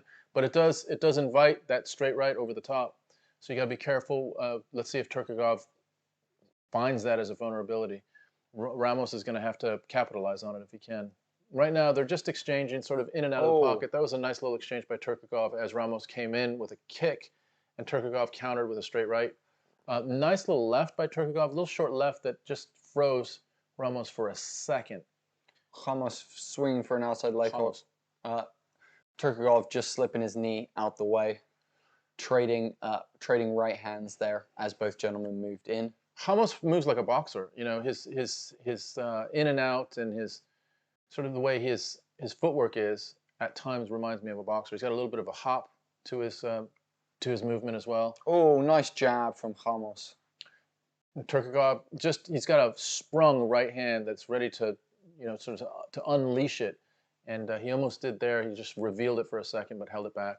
Nice little counter attempt by Tukhugov. Tukhugov's got some real power in his right, it looks like, but let's see how accurate it is. Ramos has begun reading the counter left, though, that Tukhugov throws after he throws his jab. He's begun getting that right hand nice up close. Wow, stiff jab there from Tukhugov that definitely clipped Ramos hard on the chin. Oh, big overhand right. Oh, Ramos might get dropped. Big counter left hook. That was a check hook, from, wasn't it? Yeah, check hook from Tukhugov. That was very nice hands by Tukhugov. And, nice to see this display of striking by the Russian fighter, because you always, tend to think, well, we're gonna have some sambo and some. Oh wow, he is really putting it on Ramos right now. Ramos is in trouble. There's 2 minutes and 11 seconds left, and Tukhugov Ramos spins for a spinning back fist. And Ramos it looks like he's got a cut below his left eye. Tukhugov may have opened up that cut, but Tukhugov is walking him down now. Ramos is moving outside of, moving to his left, so into Tukhugov's power. So let's see how wise that's going to be. But Tukhugov also has a little bit of a red blemish on his right eye. Tukhugov lunging for a sort of a lunging left hook. Wow, Ramos's his left eye is cut up. I'm not sure exactly where that cut is. It looks like it might be on the bridge of the nose or under the eye. It's not flowing from above the eye, but it's sort of running down his cheek. So I think it might be on the cheek or under the eye. And but Tukhugov is just walking him down, looking to land something big and winding up with big shots now. Tukhugov still walking him down. Ramos is staying out of range, but not doing anything. Not anything at this point. Ramos needs to get Tukhugov's respect. Tukhugov is just marching forward, and if you think that you're in a fight and there's someone that's just marching forward on you, that's a really sort of an overwhelming place to be. Oh. Nice fake from Ramos. He faked low, uppercutted, and landed a nice overhand right there, actually. So Ramos is trying to stand up Tukhugov, trying to gain some respect from Tukhugov. He can either get it through leg kicks or some sort of striking combination. But right now, none of that is dissuading Tukhugov's aggression. Tukhugov doesn't want to take it up against the cage. Oh, Tukhugov charges in. Ramos spins and clips him with a spinning elbow. Tukhugov is riled. Tukhugov is absolutely bloodied up. His eyebrow has been cut. Ramos lands a perfectly timed spinning elbow, and it clips Tukhugov. Tukhugov on the back foot now, moving away, dodging, not wanting to engage at all in these last 20 seconds. He's regained his composure and lunges in, both gentlemen trading jabs in the center of the octagon. But wow, that was the first time Tukhugov saw any sort of offense. Yeah, any massive adversity there for Tukhugov, but he keeps moving forward, and then Ramos ends the foot. Ends the fight on the front foot. Boom! Beautifully timed spinning elbow. That was end of round one, and I tell you what, I feel like this moment here, Ramos should have put the gas on more. I felt like he should have really kind of went for it because he was in bad shape. He's getting mostly beaten standing. The fight hasn't gone to the ground. We don't know how it would look on the ground, but he buzzes him. At that point, you're starting to think, I've got a little window here. I want to really close the show. Wouldn't you think so? Yeah. I mean, I don't know if his conditioning came into play or whatever, but he should have just thrown the sink at him at that point, really gone at him with kicks and strikes to see if he could finish it. It still might work out for Ramos, and he might be managing his conditioning. Well, I felt like he could have. I mean, Tukhugov was literally sort of staggering a little bit across the cage as he's recovering from that spinning elbow. Tukhugov looks completely recovered now. He's bouncing again. He kind of nods that that was a really nice spinning elbow. A little nod of acknowledgement, a tip of the hat almost from Tukhugov to Ramos. And here we go with round two. And it looks like the arena is getting pretty filled up at this point. Nice jab by Tukhugov. Tukhugov's right back at it right now. Yeah, I mean, he's found his feet. Yeah, if he would have lost anything, it's completely back at this point.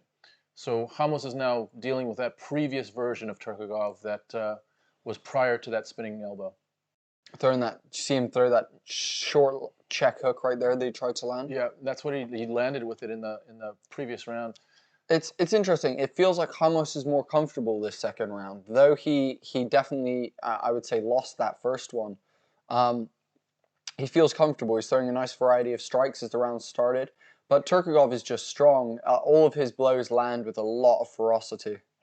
Yeah, and it seems like Ramos just needs to strike more. Just be a little bit. You're right. He's a little bit more comfortable throwing. I was gonna say he's thrown his volume. He's almost got 30 more strikes thrown, but he's landed.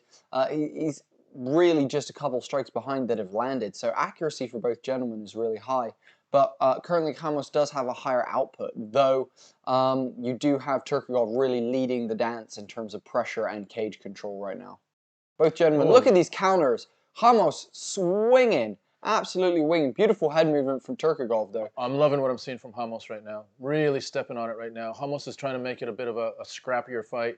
And let's see how Tukhugov can react to that, because Ramos has been much more compliant to defensive fighting, and he's turning it up a little bit. Zimmerman saying Tukhugov looks like Prince Zuko. For you, those of you that don't get that, that's an Avatar The Last Airbender reference, and it's a good one. Love you, Zimmerman. Zingers tonight from Zimmerman. Zimmerman's on fire right now. Zimmerman's more on fire than Khabib in the corner with his fighters. I'd like to see Ramos continue. Oh, beautiful slip from Ramos there as Tukhugov swings wildly over. Nice jab there from Tukhugov. Come on, Ramos. Let's see you turn up the heat a little bit with your. Oh, nice outside leg kick for Ramos. Ramos misses with a counter. Wow, nice counter left from Ramos. Two counter lefts from Ramos. They're very much opening up right now. Very much opening up. Wow, it's turning into a nice little 1 foot in the tire fight right now. Big shot by Ramos. Big shot by Ramos. Ramos is making it a scrap right now. Tukhugov shoots for a single, but Ramos manages to pull his leg out. Nice 1-2 from Tukhugov landing as a counter to Ramos's jab. Oh, nice check hook. That left check finally lands for Tukhugov as Ramos' right hand is just lower than it wants it to be, below the mark that Tukhugov smashed his jaw with.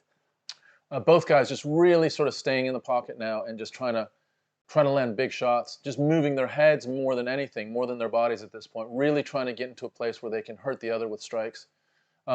Ramos still has nice movement, but he's just much more prepared to stay in there. He's just missing with that left-right. The left-right is coming with ferocity now, but he's just missing with the right. The right's coming a little bit short, and I'm not sure if he's just worried about the counter. Guys, this is one of the best displays of striking offense ever. If you watch this chess game, there's 100 feints being thrown. There is, both gentlemen are throwing feeler jabs and then looking to counter. If you watch both gentlemen counter, we'll go back and forth. This is as high-level striking, especially with boxing, that we can see within the UFC. This is beautiful right now. Absolutely gorgeous display of striking from both these gentlemen.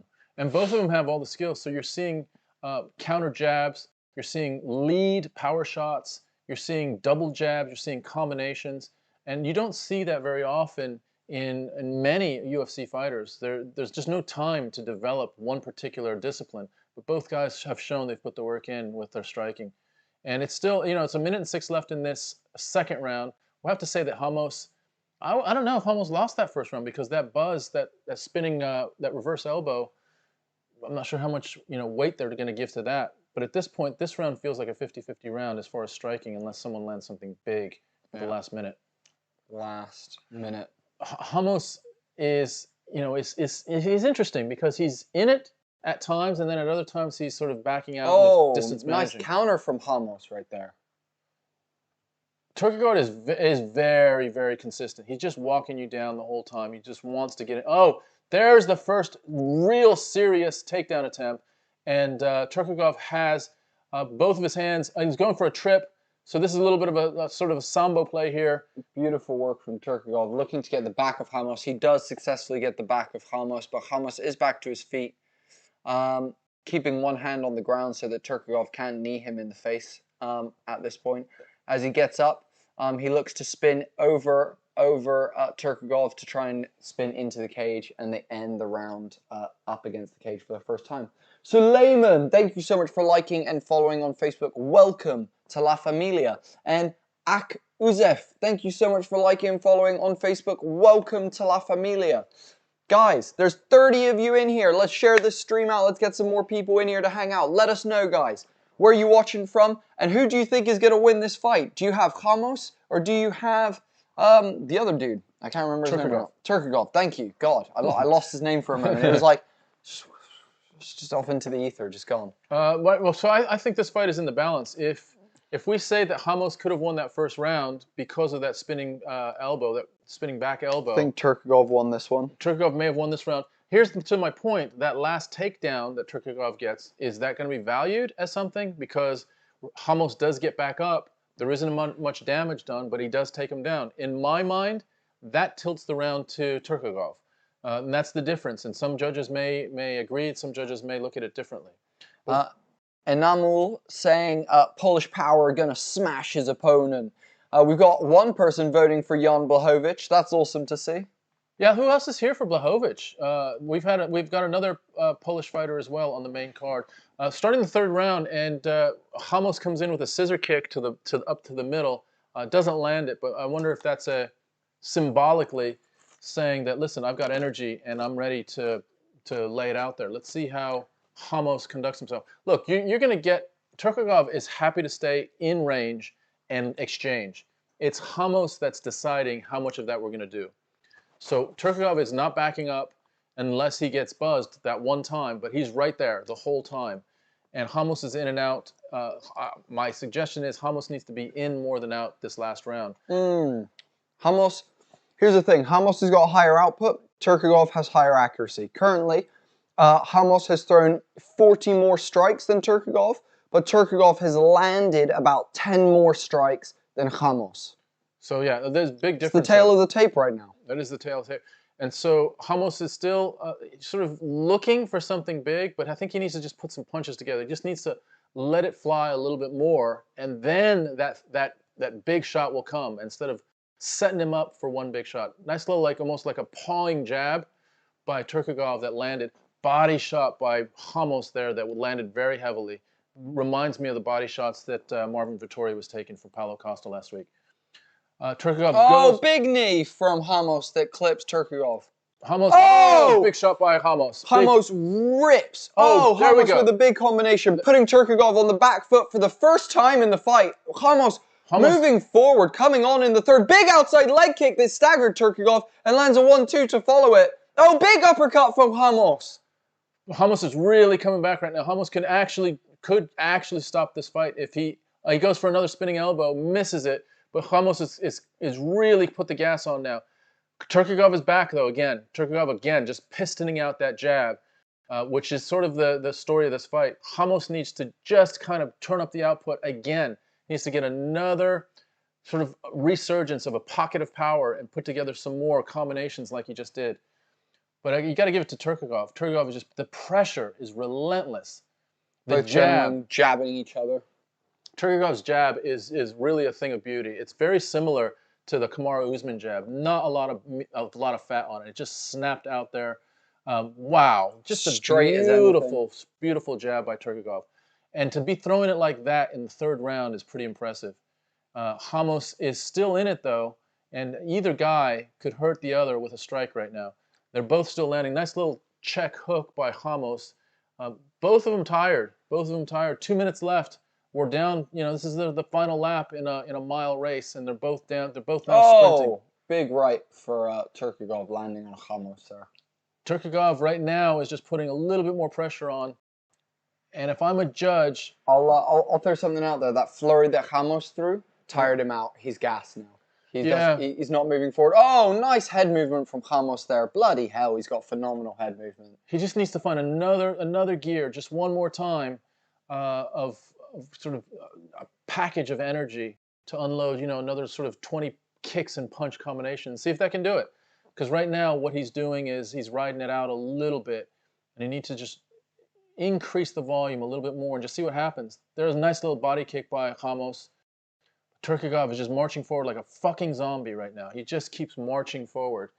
And that can just be so demoralizing mentally to have this dude just keep coming at you. You can feel the energy of him placed on your entire body as he keeps coming forward. Just relentless. Nice counter by Ramos there. Ramos trying to land a counter right to do something, to sort of turn the tide in this last few moments of this third round. We're down to about 53 seconds in the third round. Big overhand right by Ramos, just sort of grazes, doesn't do the damage that he was hoping for. Little teep kick by Ramos, by Ramos. Ramos then again tries another kick. Tukhugov just marching forward, robotically almost, just literally will not step backwards very much at all. There he goes. Tukhugov with a beautifully timed shot ends up taking the back of Ramos, and we end the third as we did the second. With Tukhugov getting he's got Ramos up against the cage, controlling him. He's got a body lock on Ramos with his arms, so almost like a gripped body lock on him, and he's just pressing him up against the fence. This is, to me, almost for the judges more than anything. But he releases with 1 second to go, and that's the end of the fight. Both guys with lots of sportsmanship. They know they were in a war. Really, really good scrap. And how do you guys score that one? How do you guys see that one? I know how I see it, but let's hear how you guys see it, and I'll tell you what it. What the final verdict is. Yeah, what are your guys' thoughts on that one? Who do you think won that last fight between Tukhugov and Ramos? I'll tell you what I think. I'll put my thought out there. Let's see, Zimmerman, tell me what you think. And anyone else that, Peter Sosa, what did you see there? Emmanuel. Hey Sosa, man, what'd you say where's homie's hair at? Yo, first of all, how do you know I'm homie? How do you know I'm not the dude? Yeah, Emmanuel, let us know who you thought won that one. Michael B, who do you think won? Any of you guys, Hackvisor, or whatever. Hackvisor, there we go. Hackvisor. All of you guys, let us know what your predictions are for who won and lost that last one. Guys, there's about 30 of you in the chat right now. Thank you all so much for coming out tonight and hanging out with us as we're about to find out the winner of this second to last fight on the prelims of UFC 267. By the way, we're Homie and the Dude. We're a father and son team. Boom. We are so glad to have all of you here. We love watching MMA and sharing this with you guys. So if you get a chance, share this out. Let's get some more people who love MMA in here and hang out. Tukhugov wins, though. Tukhugov goes 25-1. 20 wins, 5 losses, and 1 no contest. By the way, Khabib is in Tukhugov's corner, so I didn't track that Tukhugov must be from, it doesn't say he's from Dagestan, but he must be affiliated to Khabib for Khabib to have him in the corner. So that, I believe, is 2 Dagestani fighters that have won and 1 that has lost. So good to see Khabib still well into the UFC life, except he's doing it in a different way. Future Anime, hey, what's up? Pleasure to have you back. Absolute pleasure as always, my man. Michael B saying Tukhugov won that one. I agree. Nabil Yaris saying Tukhugov has a chance. Yeah, Tukhugov won in the end. Chris Zimmerman saying Tukhugov probably took the W. He had more takedowns and pretty much consistent pressure. Ramos with some big shots though. Dude, please show what you're watching. It's already 1:30 a.m. here in the Philippines. Gabriel Del Mundo, we cannot. That is called illegal. So what you can do is you can find yourself a stream and then come on back and come watch. We'd love you to come and join us and come back and be able to watch with us and listen to some of the commentary. But we will not be showing any illegal fights tonight, guys. We do play-by-play commentary and bullshit. That's basically shoot the shit. Yeah, shoot the shit. Just to let you guys know, the sort of the headline of the prelim fight is coming up next, and it's a women's fight. It's a good one. It's Amanda Hebas and Virna Jandiroba. Both of them from Brazil. Hebas is the 10th ranked strawweight. It's a good fight, guys. Jandiroba is the 12th ranked strawweight. So both of these, just to get in the top 15, it means that you have differentiated yourself from the pack. If we think about the UFC having 600 plus fighters, to get into the top 10 across those divisions, there's a lot of fighters that aren't even in that. So both of these are there and wanting to now get into the top 5 of the strawweight division.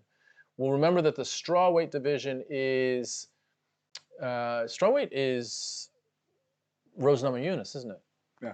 Yeah. So strawweight is the Rose division. Remember, Rose is fighting Zhang Weili next week. UFC 268 is a week away at Madison Square Garden. Madison Square Garden. And you're coming back for Homie and the Dude. Madison Square Garden. That's going to be a great. Let's not even talk about that card because it just makes me nervous thinking about it. However, I'm just watching Virna Jandiroba come into the cage, and she's literally doing like a salsa dance up the aisle to cage side. She's so damn relaxed and having a good time. You got to admire that. You just got to admire this mindset where I'm about ready to get into a fight here, and I'm just loving it. I'm loving life. And chilled. Interesting. Jandiroba has knee braces on both of her knees, so that dude, I wonder, does a knee brace help you with a leg triangle? Maybe in terms of slip. In terms of slip, and maybe I don't know. Maybe, dude, look, check this out. If you have a knee brace here, right, the back of that knee brace, once you lock in your other foot, is that helping you to keep that triangle in? Possibly. It could be. But it also gives someone grip when they go for your knee. If they go shoot for a single leg. Yeah, it could be. It could be. So Jandiroba, Rose is sick. Yo, Nabil Jariz, you're right. I agree. But also Zhang Li is pretty damn. Gabriel, it's Gabriel. The fight card is free tonight, my dude. Fight card is free. Rose is sick, says Nabil. Yeah, I mean, she is a tactician. She's a high-level martial artist, yet she is fighting Weili Zhang again. And I have to say, man, I thought Weili Zhang was going to hurt her in that last fight. And it turns out Rose head kicks her. And that was that. They're fighting again, which to me, like, if I'm Rose, I'm like, man, I did the thing that I really, really, really needed to do to get this powerhouse out from under me. And now I got to do it again, or I got to do something similar. And if I'm Rose, I'm thinking, well, maybe not. Well, I'm thinking it's going to be hard for Rose to match that a second time. That performance was exquisite. It was a masterclass on how you can set up a head kick. And you have to think that Zhang Weili has been going to school on that for months. Thinking about that head kick ever since that day. Yeah. Who's thinking more right now? Zhang Weili about that head kick? I knew this was coming. Or Brian Ortega, wherever you are, God bless you.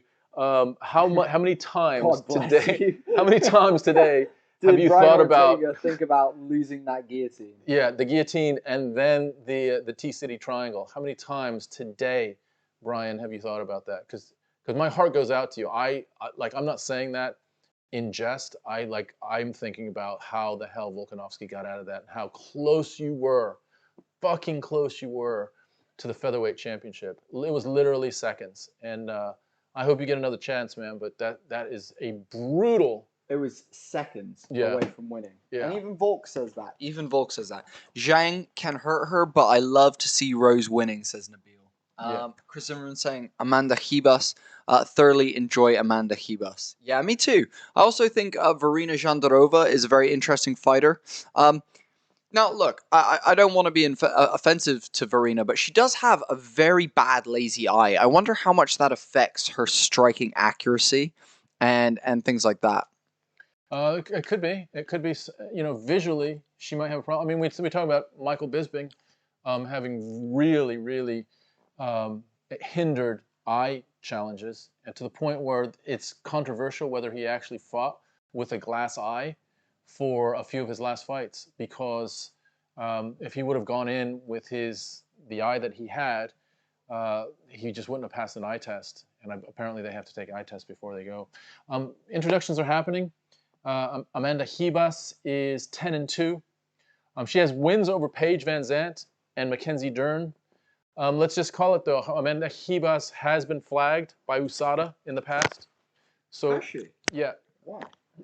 Yeah, so Hebas has one of those. I did not know that at all.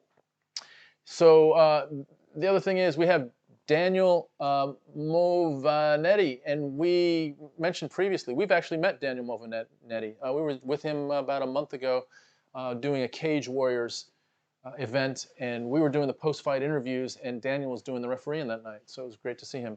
All right, they touch gloves in the middle of the cage. Jandiroba is in the sort of like the gray and with yellow highlights. And Hebas is in the traditional yellow with green highlights representing Brazil. And Jandiroba is bouncing. She's in her, but she's just switching stances almost fluidly. She's one of those that is really switching stances almost with every single step that she takes as a stance switch. Jandiroba is going in for power punches right now. Hebas is a little bit more like herky-jerky with her stand-up, but a little 1-2 there for Hebas that comes up short, but was thrown with good intention. Hebas going for a little bit of a judo throw. Jandiroba turns it around, and they break from that. No serious damage either way. Both of them in the middle. You have to think, both of these women have come up through Brazil. They have to know each other. They're both in the top 15 of the strawweight division. I wonder if they've ever fought when they were kids, or at least if they've known each other. Certainly coming up, if you're a top level woman, you probably know who the other top level women are in your weight class in your country. So they probably know of each other pretty well, and are familiar with each other, and maybe fighting each other for the first, or have fought each other before. Jandiroba is shooting for a takedown, really persistent for the takedown, and she gets it. And Jandiroba has the first takedown of the fight. We have to think both women are highly trained in their ground game, and specifically in Brazilian Jiu-Jitsu. And right now, Hebas is on her back it's a little bit of it's a guard. It's almost like a modified butterfly on one side, on her guard. It's a half butterfly. Now she's in full guard. Now she's in full guard, a very defensive guard with her legs crossed across Jandiroba's back. She's trying to scooch out to her left. She's still trying to scooch out. She's looking to set something up, I think. She's looking for a triangle. Yeah, she's got the triangle. Oh no, she's going for a straight scissor squeeze.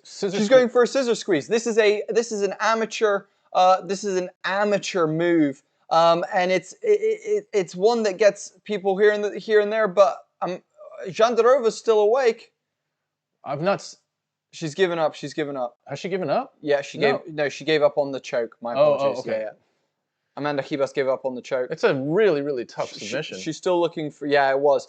She tried to go for a straight scissor squeeze, which is where you put your legs up high around the person's neck, and you squeeze your legs and pull them into you, and it presses on either side of their neck. The hope is to stop the blood, basically. On the sides of the neck where the carotid arteries are. She had it in place for about 20-30 seconds and then just released it. Probably a lot of energy taken to squeeze your legs together that hard. Nabil, I'll get to your question about Khabib in a minute, man. No problem, don't worry. I'll get to you, Nabil, don't you worry. Jandiroba's got top position in Hebas's guard. No serious damage is being done right now. Hebas has got Jandiroba wrapped with her legs, but also has got one arm wrapped around Jandiroba's head. So there's just no room for Jandiroba to deliver anything significant. She's stuck on Hebas's body, basically. So she's trying to now posture up and probably shake herself off of Hebas so she can generate some room so that she can pound. Just doing little almost like little rabbit punches to Hebas's body. Oh, big elbow from Jandiroba. She drops down and slams the elbow into Amanda Hebas's face. Oh, big elbow again from Jandiroba. And Jandiroba is still top position. She's landing probably a little bit more from the top position, but Hebas looks very comfortable down here. She doesn't look like she's in any kind of danger or any kind of turmoil, as it were. She's just, and by the way, when you have your legs wrapped in the guard like that, you're not really trying to escape the guard. You're just sort of trying to control this defensive position on the ground. You're not hunting for subs. So here's something else as well. Jandiroba she's stacking at the moment. She needs to be posturing up and letting out strikes. She needs to be pressing off and trying to posture up. That's crazy. Oh, wow. The referee... Wow, that was a bad call from the ref to stand them up there. Referee stands him up, and that was very questionable because Jandiroba... Jandiroba clips Amanda Hebas with a big overhand right and drops Amanda Hebas right there. It was a beautiful right, just delivered exquisitely, just right down the pipe by Jandiroba. Wow. Amanda Hebas saved by the bell that round. Jesus Christ. That was a big right. Beautifully delivered by Virna Jandiroba. That was fantastic. What was the question? So, Nabil asking, what's our thought on Khabib's undefeated record? Can anyone break that record soon? Who will it be? Great question. I'm not sure. I mean, undefeated in MMA. I guess Israel Adesanya is still undefeated. No, he's not. Oh no, he lost to Jan. You're right. Yeah. There's not many actually that are up in the teens or the 20s. I was gonna say that are undefeated. I'm not sure. I'll get back to you on that. But I think, you know, Khabib's amazing, dude. For him to do what they do, people say they didn't have a hard fight. If you look at the people he fought in the UFC from the moment he stepped in to the moment he left, I believe there was one fight that was a bit of an easier one for him. That was 3 fights in. He had a bit of an easier one. But yeah, honestly, like, I think Khabib's a beast. Anyone who talks shit about Khabib, fucking, you're crazy. Reese. Hey, dude. What's up, Reese? Such a pleasure to have you. Reese is a milestone follower on Facebook. Reese has been with us since the very beginning, guys, along with Chris, Future Anime, some of our great long-time followers that keep coming back for this awesome show that we do on pay-per-views. Reese saying he's been watching our Cage Warriors interviews over on Instagram. If you want to see our recent post-fight interviews with Cage Warriors fighters, head over to our Instagram. You can watch all of those there. Jandiroba trying, we're in the second round now, just 4 minutes and 48 seconds in the second round. And Jandiroba, oh, Hebas hits Jandiroba! And Jandiroba comes out smiling, but she definitely got tagged. So that both women have tagged each other it's in the standing striking competition. And we've had it both ways now. We've had it on the ground, where Jandiroba's tried to impose her will on the ground. She's landed a big shot on Hebas. Big outside, big overhand right again for Jandiroba, landing flush on Hebas' head, but she takes it. I wonder if there's additional pride of representing your country. Both women represent. Oh, nice spinning. What is that? Spinning back kick. Yeah, spinning back kick right to the midsection. Right to the midsection by Hebas onto Jandiroba. Really, really nicely delivered. Jandiroba comes again with that sort of left-right, that 1-2. Lovely. Now she does a walk-through 1-2 to close distance. Switches stances, switches again. Jandiroba looks really, really relaxed out there this time. Hebas is still very, very game though. Oh, nice 2 counters there from Hebas, just stunting the offense of Jandiroba as she moved forward then.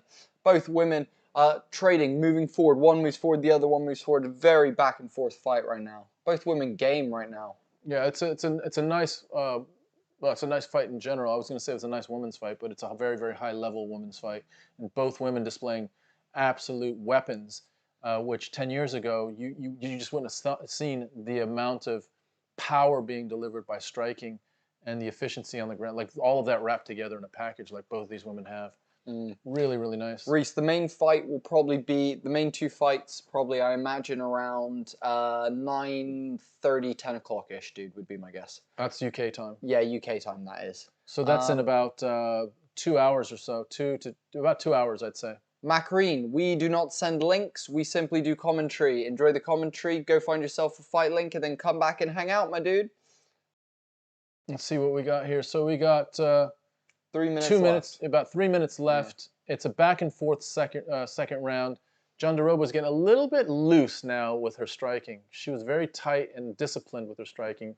She's just kind of getting a little bit more, I don't know, maybe she's getting frustrated because she hasn't been able to land like she did that one time. Nice counter from Hebas. Hebas there. Hebas has actually now just cleaned it up a little bit, is landing. They're both, you know, dangerous to each other, but I would give the advantage to Hebas for the moment right now in the striking, the last minute or so. Hebas goes for a sort of a looping right that misses. Jandiroba switches stances. Now she's in southpaw, switches back to orthodox and goes for a single leg. Jandiroba goes for a single leg and a trip on that single leg. And Hebas reverses it. So Hebas has top position now in the scramble. Lovely work by Hebas. Let's see if Hebas can keep Jandiroba down. Jandiroba's strong. Jandiroba back up. Feet. Nice knee from Hebas and a right on the break as well from Hebas. Very, very nice work. Hebas walking Jandiroba down. Interesting.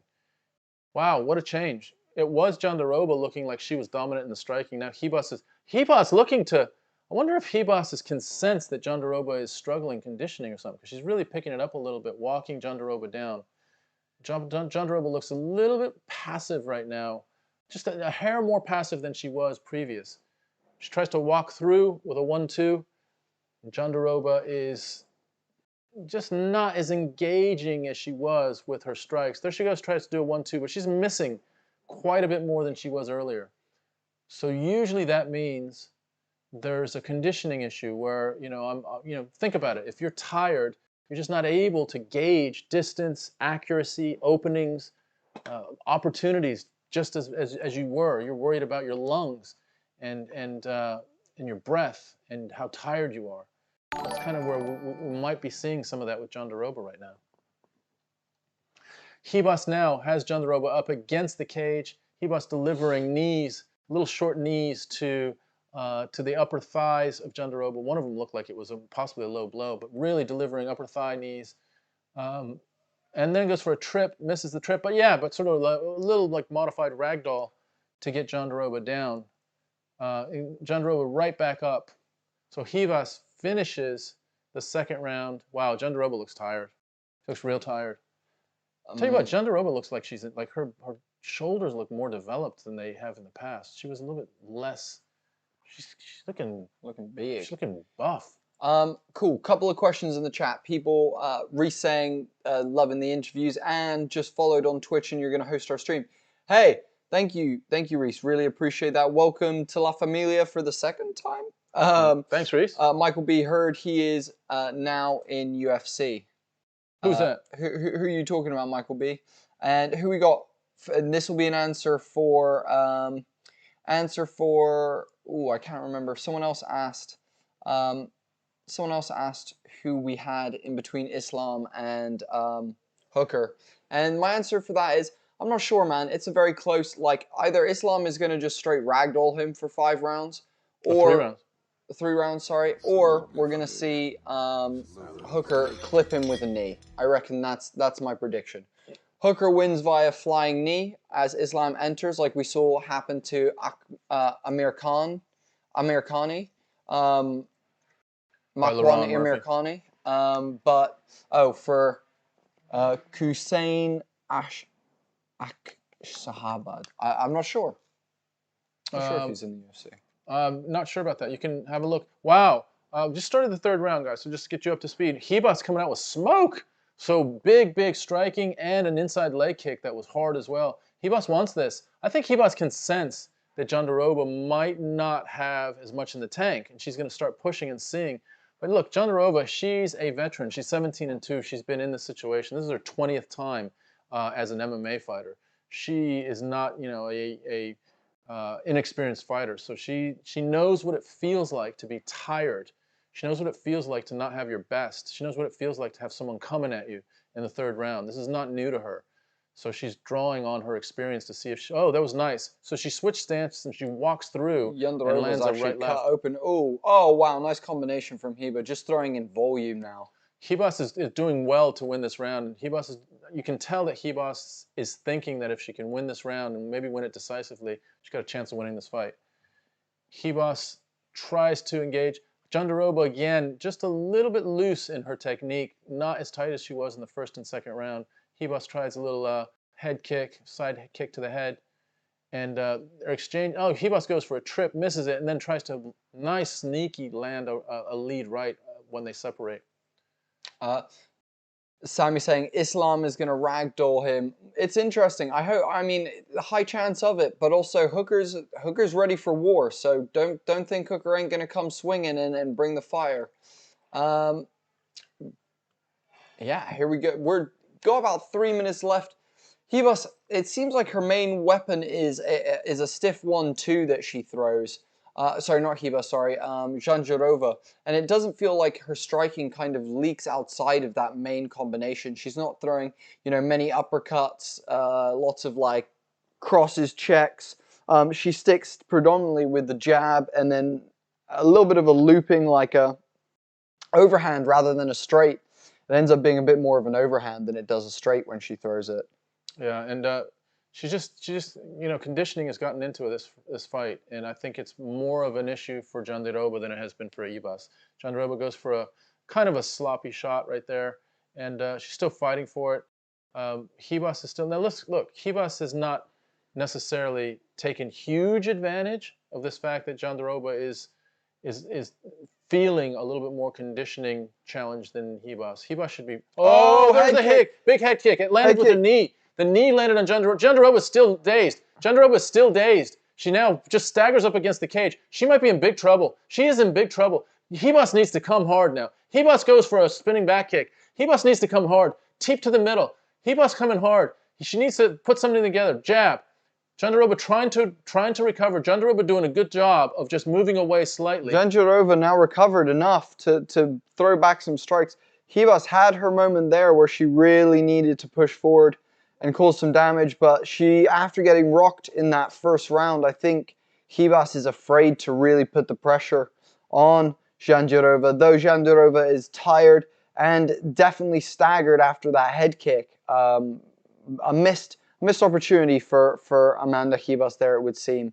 And this is you know, these are career-changing decisions. You know, if you take a loss to Jandiroba, you're number 10 in the strawweight division. She's number 12. That means you're going to probably drop below her. You gotta grab these opportunities.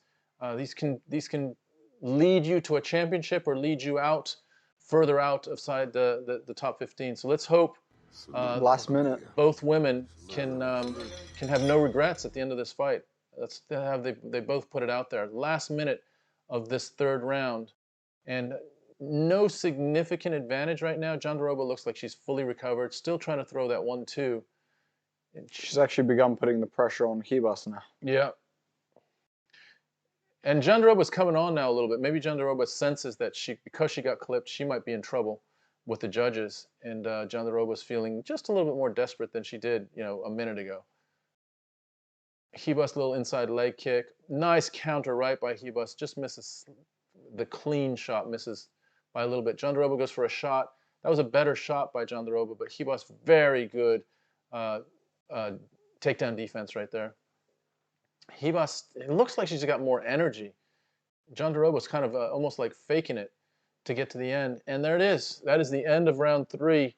Man, I don't know. I do not know. I do not know. I just felt like Hebas was in her head or something. Like she could have won, she could have definitely won that fight via stoppage. It felt multiple times actually during that fight. Yeah.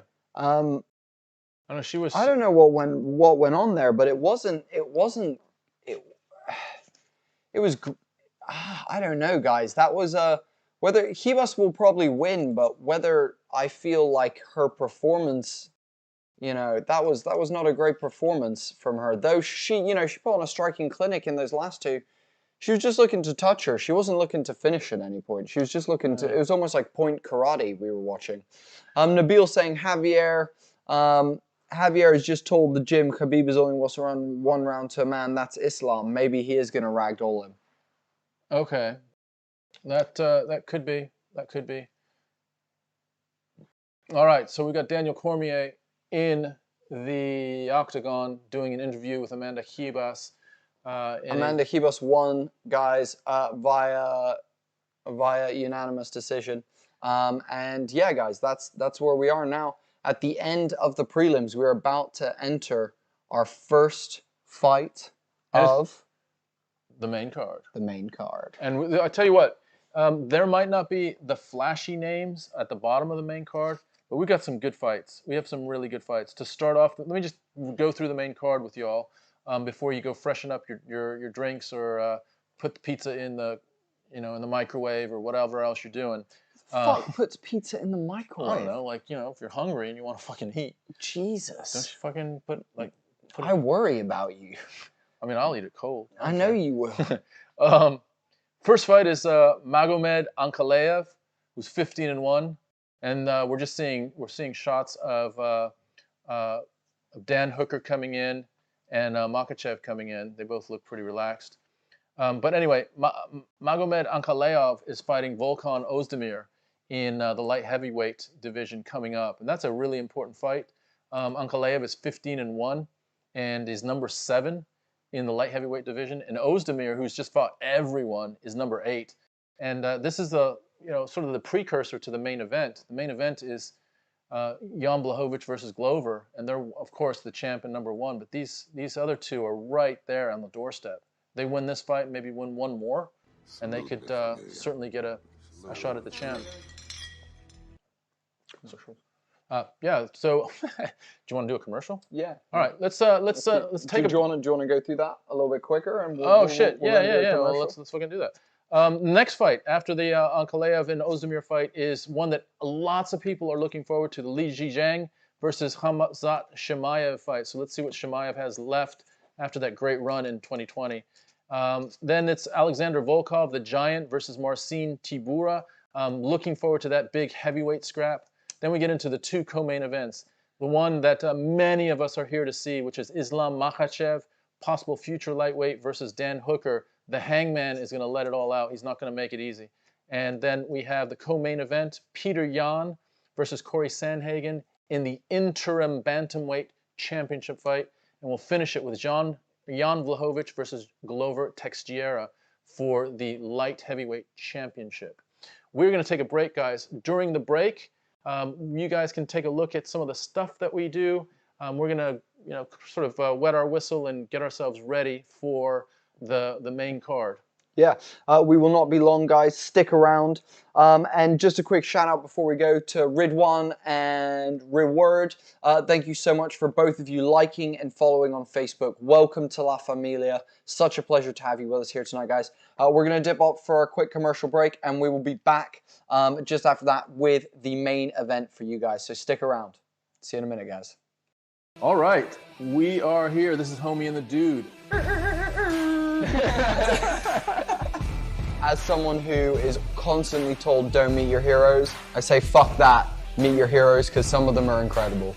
We got a fucking Olympian. I know. On the podcast. That's crazy. Let's talk about the Olympics. So, China, just to put the disclaimer out there, I love China. Got into stoicism about three or so years ago. When I fought at the London Olympics, I'd been doing judo for 20 years already. You're a young guy, and it was probably a pretty like substantial thing in your life. Yeah, boy. All right, hold on. This is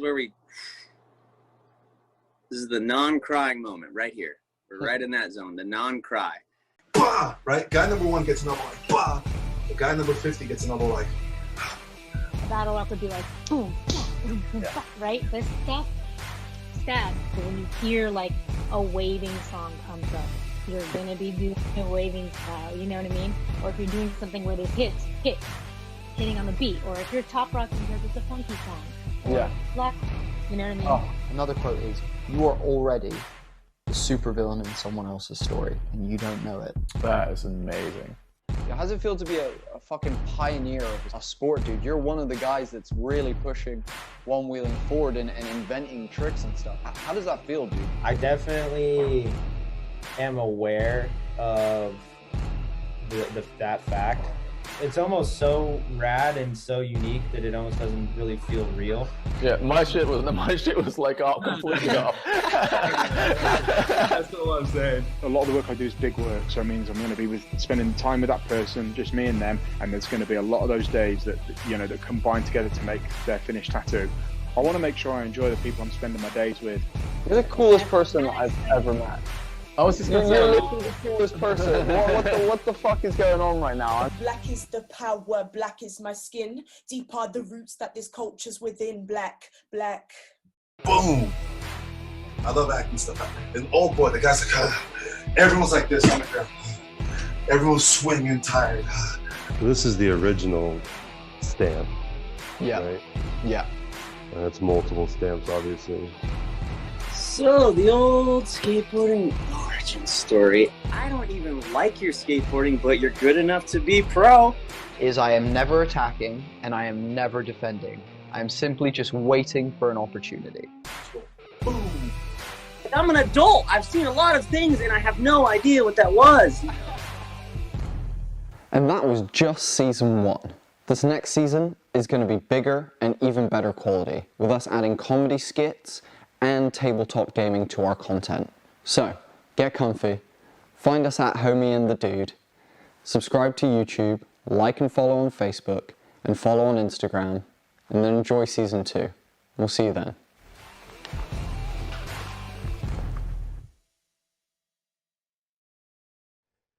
Hi, everybody. I've had an absolute blast recording your championship intros on audio and also on video. And for those of you that didn't know, the videos can be done special exactly the way you like them, because these are green screens and we can do them with a scene behind me. Do you want a fighting scene? Do you want a beach scene? Do you want a race car scene? Any scene you want, we can give it to you. It's your theme and my pleasure. Just write our offices and we will answer you with the exact fee involved and how it'll get done. So here we are, and now it's time, and it's your choice. Cheers! And we are back, everyone. Homie and the dude. The headless companions for your night of UFC fun and amazement tonight, guys. Just kidding, it's me. Haha! Haha! The green screen got you all, didn't it? I fooled you with my no head. I don't know. We'll find out.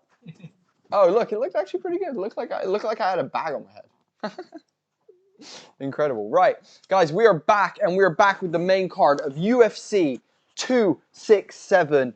Glover Teixeira versus Jan Blachowicz. Petr Yan versus Cory Sandhagen. And we have 20 or 30 of you currently-ish fluctuating in between in the chat at the moment. If you're just joining us, we do play-by-play commentary. We're Homie and the Dude, the father and son team. We do UFC live streams. We do top-class podcasts with things like Spider-Man Stunt Double, Bruce Buffer, Olympians, Wingsuit World Champions, and many, many more. And UFC fighters, and many, many more. We also do TTRPG and D&D content as well. So if you love a bit of that, head on over to our YouTube, guys, and hit the subscribe if any of that suits you. Otherwise, welcome to this evening's festivities. Tonight, we are watching UFC 267. We'll be doing live play-by-play and commentary, and also interacting with you guys. If you have any questions about the fights, any opinions that you want to share, anything like that, please get hyped up in the chat, get communicative, and let's hang out tonight, guys. We're so happy to have so many of you here with us. We've got some classic all-time favorites in the chat. Chris Zimmerman's here. We've got Michael B with us tonight. We've got JLM. We've got Nabil. We've got Sammy. We've had Gabriel. We've had Future Anime in here. We've had Hack Visor and a bunch of you incredible people. So thank you all so much for coming and joining us. Yeah. JLM saying, how many fights until the Hooker fight? We have 3 until the Hooker fight. So we've got Magomed Ankalaev versus Volkan Ozdemir, which is a great fight. Then Li Jijiang, who is a legit sort of threat for Khamzat Chimaev, who's an undefeated star on the horizon. And then Volkov versus Tybura for the heavyweight battle. And then we have that Hooker versus Makhachev. Lots of people interested in Hooker versus Makhachev for different reasons. We got people that love Islam Makhachev, see him as the future. Some people have already said that he's probably top 10 now. Some people said that he's already so feared in the lightweight division that no one will fight him. And this is how Dan Hooker's gotten the fight. Everyone else has refused to fight Makhachev because they're sort of like preserving their place in the top, top 5 or 6 in the division. But it's not going to be easy enough to do that if Makhachev continues on his roll. He's number 5 right now. So if you're number 5 and you beat number 6, there's only up that you can go. And those top 4 guys, along with the champion, are going to need to fight him sooner or later. So it's going to be really interesting to see. Then we got the 2 championship fights. Jan Blachowicz coming off of his first defense against Israel Adesanya, and that was pretty dominant. And then he now fights Glover Teixeira, who is a legend, who's definitely a Hall of Famer, and gets another crack at championship, at that belt. Championship gold. And Teixeira is good everywhere, but particularly good when we get to the ground and when he can smash. You remember what he did against Anthony Smith in that devastating, destruction over 5 rounds when he started controlling Anthony Smith on the ground and just and up against the cage, just destroying him. So interesting to see who gets the dominant advantage in that fight. Which one of those fights are you most looking forward to? I'm really looking forward to Magomedov Ankalaev versus Ozdemir because Ankalaev has been very dominant. He just blasted out Kutalaba, who in his last fight looked exceedingly dominant. I think that's going to be a good fight. I mean, I'm really looking forward to Marcin Tybura versus Alexander Volkov. I've been a long fan of Volkov. His striking is really beautiful. He's long, he's beautiful, he's Russian, he's beautiful. I'll say again, he's beautiful. No. Alexander, also, he's got one of the most amazing back tattoos in the whole UFC. It's the giant samurai, like the giant samurai head. Head piece of armor, and it's just gorgeous. Doesn't someone else have the exact same tattoo or like similar tattoo? That big colorful back piece? I think, doesn't Sandhagen have a pretty big back piece? I think Sandhagen has a pretty big back piece as well. So tattoos will be on show. Tattoos will be on show. Yeah. I mean, for me, the fight that gets me nervous, and that's how I gauge which one is the biggest one for me, I'm going to say... is Islam. I feel nervous. I feel nervous for Islam. He has the most to lose. He has the most to lose and the most to gain. Yeah. If he wins, he gets propelled into the top 5. There's no If he loses, he moves down, and it doesn't sit. It kills a lot of the hype on him, and might even slot him back down into 8th, 9th, or something like that. And not. I think I would bet money on Islam for this fight. But like I said, Dan Hooker, sneaky inside knees as you're coming in. And we've seen it once tonight. Makwan Amirkhani, flat out, the worst knockout we've had tonight. Couldn't get up for like 5, possibly 10 minutes. Is because sneaky knee on the inside as he was shooting for an inside double leg. And that's exactly, when we talk about, so let's just back that up. First round, Lerone Murphy is getting dominated on the ground. Yeah. He does not have an answer. Yeah. We could possibly see Dan Hooker in a similar situation if he gets on the ground and just not having an answer, just getting beaten up a little bit. Yeah. Second round starts. Amirkhani thinks, I've got him on the ground. All I need to do is get him on the ground again. Goes for an early shoot, and Lerone Murphy times it perfectly and really, really damages him. Like that was probably about the longest I've seen someone on the canvas, possibly ever. And wins. So that is not inconceivable. Dan Hooker has that in his wheelhouse. He can do that. Yeah, 100%. Guys, there's 30 of you in here right now. There's got to be a bunch of you new people who have never seen Homie and the Dude before. Let us know, 1, where you are watching from tonight, and who on this main card you are here to support tonight. Furthermore, if you're on Facebook or wherever you are, hit us with a share, guys. Share this out. Let's get some more people involved. We love entertaining and hanging out with you awesome people. Because we all love fights, and when we all love fights, we all love watching them, you know? And we all love watching them. The world is in a good place. Yeah, exactly. We don't need to worry about race, we don't need to worry about religion, we don't need to worry about politics. All we need to worry about is those 2 gentlemen in the cage about to punch each other in the mouths. And repeatedly. I'm sure you guys agree, it's beautiful. We can put everything aside and we can just enjoy the art of martial arts, guys. So, coming up now with our first fight of the main event, UFC 267. What's up?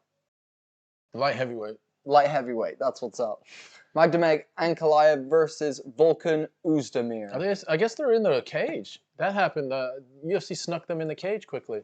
Ankalaev and Ozdemir are in. Ankalaev is 15-1. So, he is number 7th in the light heavyweight division. He is literally on the doorstep. And to be fair, he might be next. If whoever wins the Teixeira Blachowicz fight, at the very least, Ankalaev gets a top 5 fighter next. You can't be first, but you can be next. Exactly. And Ozdemir is not too far behind him. He's number 8. I mean, I'm just going to read who Ozdemir has fought. He's fought more than this. But he has losses against Yuri Prokachev, Dominic Reyes, Prohaska, Dominic Reyes, lost to Anthony Smith, lost to Daniel Cormier, but he's beaten Rakic, and Rakic is number 3 right now, and people are saying Rakic might be the guy. He's beaten Ilir Latifi. He's beaten Jimmy Manua. So he has some amazing competition on his record, possibly better than Ankalaev. So Volkan Ozdemir is a serious threat in this fight, but Ankalaev is from Dagestan. He's part of the Dagestani mafia, along with the rest of those that are here with El Capo, or should we say the El Don. Khabib Nurmagomedov is in the corner calling the shots, and he's doing the same for Ankalaev right now. Ozdemir claims the center of the octagon and begins putting the forward pressure on Ankalaev. Ankalaev moving back and forth, good foot movement. Ozdemir looks a little softer to me than he has in the past. He's looking a little. I've seen him in a little bit better shape, so I'm not sure if that's going to be indicative of anything. Ozdemir is also wearing ankle wraps, so that also. I'm not sure if he's worn those in the past, but right out the gates, remember Ankalaev now is a southpaw, and Ozdemir is an orthodox fighter. So Ankalaev comes with stiff jab, so right jab up the pipe, and hits Ozdemir with the first clean shot of the night. Ozdemir looks like he's winding up for a body kick. That was just a little feint for it. See if that's coming here in the near future. And just sort of, wow, Ozdemir comes in, and Ozdemir wants to mix it up. He just, kind of got himself into striking range, and instead of throwing a heavy punch, he just got in close and started throwing combinations. Ozdemir again throwing combinations, big uppercut. He clipped Ankalaev with a big uppercut there. Uzdemir's confident of his hands right now. You can see it. Uzdemir, wow. Big knee as Ankalaev dips for a takedown. But it was reminiscent of Masvidal, that knee. But Ankalaev, made of thicker stuff than Ben Askren, stays on his feet, presses Ozdemir up against the cage, and begins grappling with him. Do you know what was interesting? Ozdemir was kind of keeping in the pocket, keeping strong, clipped him, and what he did was he actually threw an inside leg kick, which Ankalaev checked. He faked it and then threw the punch, and that's what clipped him. It was a beautiful feint that set up that shot that rocked Ankalaev with that uppercut. It was really, really nice. Very nice. Ankalaev throwing some sneaky little inside knees to the body. And again, Uzdemir's body looks a little softer than usual. But I got to tell you, Ozdemir looks very, very confident with his hands. And he is very, very, very polished with these little short combinations, inside combinations, that he wants to get into that, almost like into that phone box space, a phone booth space, so that he can deliver some of these little short 1, 2, 3, 4 punch combinations. And he's outside of that right now. And I wonder if he's hesitating a little bit because of what just happened in the last exchange. Not quite as, wow, he's just throwing smoke though, Ozdemir is. Beautiful counter there from Ankalaev though, clipping Ozdemir on the back of the head. Nice inside leg kick from Ozdemir. And Ozdemir is nice teep from Ankalaev, Jesus. Big shot by Ankalaev. Ankalaev with a huge straight right that drops Ozdemir. Ozdemir back to his feet though, but he got absolutely rocked. It was a straight left. I was right. I changed my words, but it was a straight left. Yeah, straight left by Ankalaev, and Ozdemir fell down and got back up very quickly, or else this would have been over. But Ozdemir has been absolutely. Now let's see how Ozdemir reacts. 1-1 in terms of rocking so far. That was a flash knockout there though.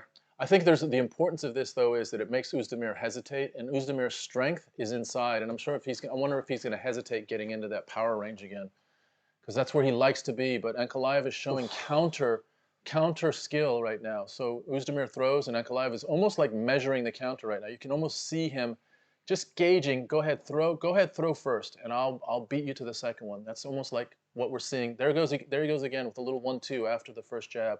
Now he leads.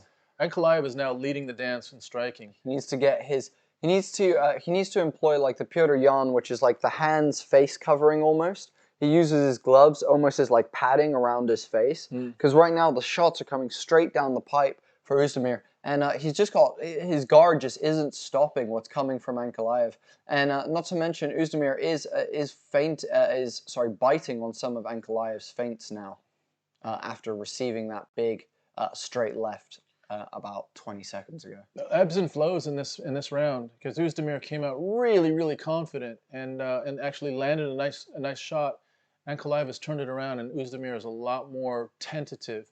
Ankalaev now walking forward. And Ankalaev has shown that he can land that straight left. He's landed it a couple times, tries it again now, comes up just a little bit short. Ankalaev, Oezdemir is investing in the legs, so that might be paying off. He needs to do probably a little bit more of that for it to pay off in a 3-round fight. Oezdemir switches stances and gets hit 3 times for the fucking effort. Switches to southpaw and gets He switches to southpaw by stepping in, and this is the problem. He needs to either... It seems like he's hesitant, really hesitant. He's taking the steps in, making the movement towards Ankalaev and hoping Ankalaev's going to throw first as he moves in so that he can counter. Yeah. But Ankalaev is being very patient. He's sliding his feet backwards correctly and clipping Oezdemir now as he's running in. Yeah, and Ankalaev has shown that he can hurt Oezdemir, and I think this has now gone a little bit to Oezdemir's head. Oezdemir is now thinking, I don't want to get into that fire anymore. And that could be a problem. Like at some point, Oezdemir's been here so many times with so many high-level fighters before. He can talk himself back into it. And that's what he's going to have to do. Neither guy is interested in going to the ground at this point. Surprising that Ankalaev wouldn't have at least a little bit more of an interest in taking it to the ground, but he's very, very comfortable in the pocket and countering. So we'll see how this next round, round 2, plays out. The first fight of the main card. And conditioning may be an issue. We'll see how that works. Oezdemir's corner telling him, you're strong, come out powerful, use your kicks. And trying to just really bolster his confidence after suffering that heavy knockdown at around the 2-minute mark in round number 1. They both come up to the center of the cage, and neither one of them is taking sort of command of the center. They're both vying for that middle of the cage. Oezdemir just throws a little outside left. Oezdemir wants to get in the pocket again. He thinks he's got an advantage there, but he's just not able to get there like he was in the first minute of the first round. He gets hurt again. Straight left now, this time to the left side of Oezdemir's face. Oezdemir turns away and catches it on the left side of his face. And Ankalaev is still just a little bit more confident right now from what went down in that first round. So that confidence has come into the second round. Oezdemir now with a nice outside leg kick. That's a 3rd kick from Oezdemir, and I think he would be really well served by investing in those kicks. He goes for a head kick. My thought is that if he continued with leg kicks, maybe even throw a body kick in, that might... There he goes. There's another outside leg kick, and you can see the marking now on Ankalaev's the outside of his lead leg. Oezdemir would be really, really well served to do it again, to see if that was going to change the style of this fight. Tries it again, and Ankalaev sort of lifts his leg and scoots it out backwards. Still both of them standing in the center. Most of this round has been Oezdemir throwing leg kicks outside of range. Oezdemir now throws an inside leg kick to Ankalaev's lead leg. So it's turned into a kicking match. First round was all strikes. Second round is Oezdemir keeping at a distance and throwing head kicks. Looks like Oezdemir has just been cut on the corner of his left eye. Just a little blood is coming out the corner of his left eye and running down his shoulder. Inside leg kick by Oezdemir. He is now officially investing in leg kicks and seeing if that can play an advantage in the second round. And I have to say, this is another part of UFC fighting that we don't know, how evenly a leg kick game is being weighed versus striking. To me, it's like striking is at the top of the mountain, and then leg kicks and takedowns are somewhere below that. And I'm not sure if I agree with that. You mean for judges? For the judges, how judges value that skill set. Oezdemir tries a head kick, and it's blocked clearly by Ankalaev. Ankalaev has bloodied Oezdemir's left side of his face. There's a cut on the corner of Oezdemir's left eye that's running down his cheek. There might be another cut as well. Nice chopping inside leg kick. Teep kick by Ankalaev. The inside leg kick was by Oezdemir, but we've turned it into a kicking match now. Thank you for liking and following on Facebook. I can't read Arabic, but thank you. Thanks for following. Appreciate it. And still, it's really, really interesting how this fight has changed. I think it's Oezdemir that's changed the fight. I don't think Oezdemir liked what he saw in the striking. He was really confident coming out, and he's decided that's not the way I'm going to win this fight. and he's now gone to kicking for at least this round. Minute and 40 seconds left, and Uzdemir's just staying outside of range. So that straight left is clearly still on his mind. He just will not get into range to put himself at risk to get clipped again. Shout out for Tom for great commentary on the stand-up for this round, guys. 1 minute 20 left. Nice outside leg kick by Uzdemir Murray, again. thank you so much for liking the stream, my man. Thanks, man. Oh, Uzdemir goes for a body kick, and Ankalaev takes him down, so grabs the leg and drives him to the ground, and Ankalaev has his back now as Uzdemir gets to his feet up against the fence. But Ankalaev has him up against the fence, back, sort of a body grip. Ooh.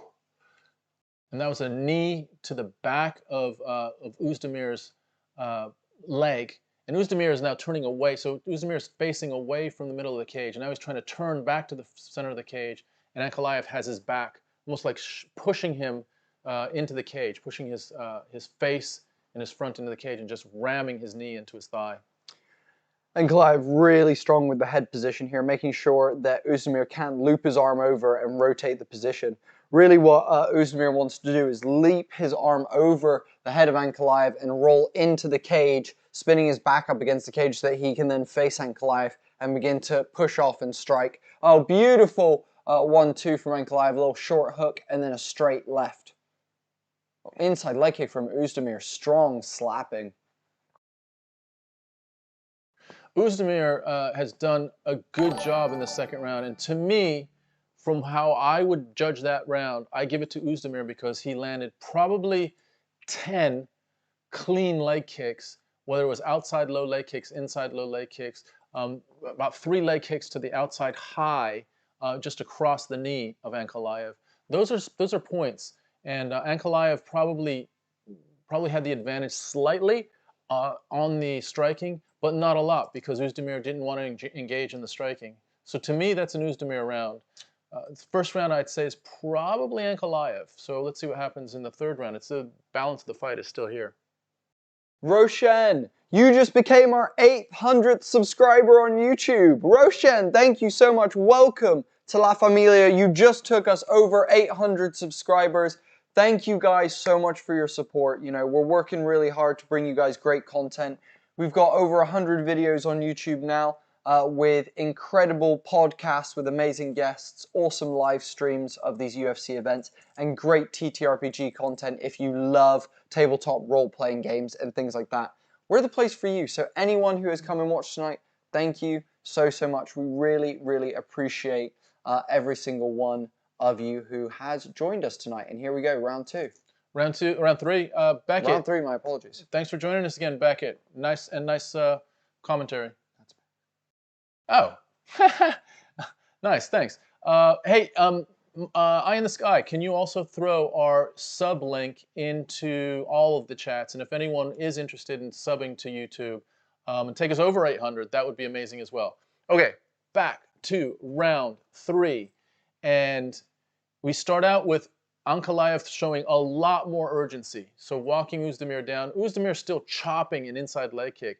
So Uzdemir, to me, you got to see who the judges are. But if the judges like leg kicks, Uzdemir has won the second round and is now out front in the third round and has completely immobilized any risk from Ankalaev's striking by just staying at a distance. So legs are longer than arms.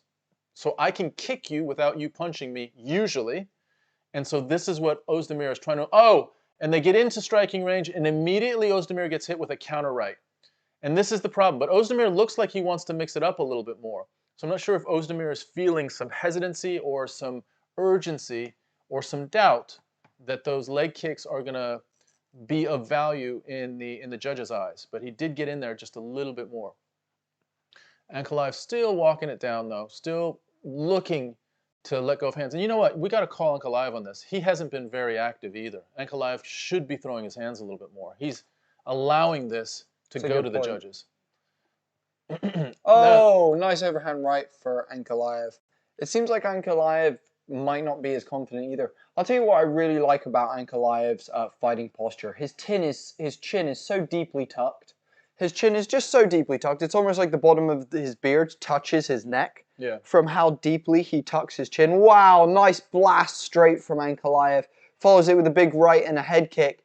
Ozdemir able to block the right and the head kick, but wow, what a beautiful combination from Ankalaev as he enters there. Yeah, and it's very, very clear tonight Ankalaev has the advantage in the striking, and Ozdemir really feels it. And with that in mind, Ozdemir's trying to find a different way to win this fight. The thing is, Ankalaev, I don't know if Ankalaev realizes that he has the strength or the advantage in the striking. However, Ankalaev's strength is in countering. It's not in leading the dance. So he would rather counter in the striking, which is hard to do if the other guy, if your opponent is leading with kicks and not strikes. So it puts us in a position where the striking has been minimized, and Ozdemir is landing just a little bit more in the kicking game. There's 2 minutes and 2 seconds left. Again, it all depends on how the judges are looking at this. If you value kicks as much as strikes, Ozdemir wins the second round and probably is winning this round, but not by a lot. Ozdemir goes up the middle with almost like a push kick to Ankalaev's face, misses, probably hits the beard, and gets a few of those beard hairs in between his toes, but nothing more. Ankalaev now trying to push the pressure. So Ankalaev should have been doing this earlier. I think he is now realizing that he needs to really push the pressure a little bit. He's really walking down Ozdemir, but still not pulling the trigger as much as he would really benefit from. I think both guys just respect the hell out of each other's hands. Yeah, it's a lot of respect and understanding for your opponent. Like, but Ozdemir is still dangerous. He clipped Ankalaev in that first round and did wobble him. I'm not sure, you know, that might still be rolling around in Ankalaev's mind after that first round. But you can tell both guys are going to just keep throwing till the end. But it does feel like Ankalaev definitely had more to give this fight and has held back. Ozdemir, however, I would say has really tried to throw as much out there as he possibly could. He's taken punches and he's given punches and really putting himself on the line tonight to try and get this win against Ankalaev. Nice body shot, body kick by Ankalaev there. And a little jab by Ankalaev. 30 seconds left. If someone did something decisive, they might even be able to squeak this round at this point. Counting down the 30-second mark. And Ankalaev, nice straight jab. And that's the type of thing that I think Ankalaev would have been really better served. He could have even, in my mind, potentially had done a lot more damage to Ozdemir. Anytime Ozdemir gets close, Ankalaev, nice little, gets a double leg there. Let's see if Ankalaev can get him down. Nope, he turns it into a single, and Ozdemir does a great job of just straightening the whole thing out, windsoring on top of Ankalaev, and that's the round. Round 3. I have no idea who won that fight, guys. Can I throw something out there controversial? Yeah. This is in Abu Dhabi, and I'm not sure who the judges are, but Ankalaev would be considered the hometown fighter. So not to suggest that he wouldn't deserve the fight, yet, and to me the controversial thing to say is that I believe Ozdemir has allowed it to be controversial by not doing more to have a clear gap between him and Ankalaev. I would say as it comes out, I was going to say Ankalaev landing double the amount of strikes of Ozdemir actually as it goes across. But yeah, I think it's a resounding win for Ankalaev if you look at the stats. Wow, that is surprising. So leg kicks, they have both of them. Look at that 17. Gash! Look at that gash in Ozdemir's eye. Oh my God, his eyebrow is completely split open. That is a gnarly cut. My Lord. It's one of those. You can see his skull. That is gnarly. That's a Jesus. Ozdemir is going to have multiple stitches to seal that back up. But ironically, there wasn't much blood coming from it. No. It was just a wide open split right above onto his eyebrow. Jesus Christ. About a centimeter wide. Freaking hell, guys. That was... So I'm surprised by the statistics, because the statistics say that Ankalaev landed as many leg kicks as Ozdemir. And in fact, was 17 for 17 in leg kicks. That is incredible. I did not see that. And so as far as the stats are concerned, Ankalaev is the clear winner. And I have no problem with that. I have no problem with that. I ain't gonna fight you. I ain't gonna fight you. I ain't gonna fight you. It's all good.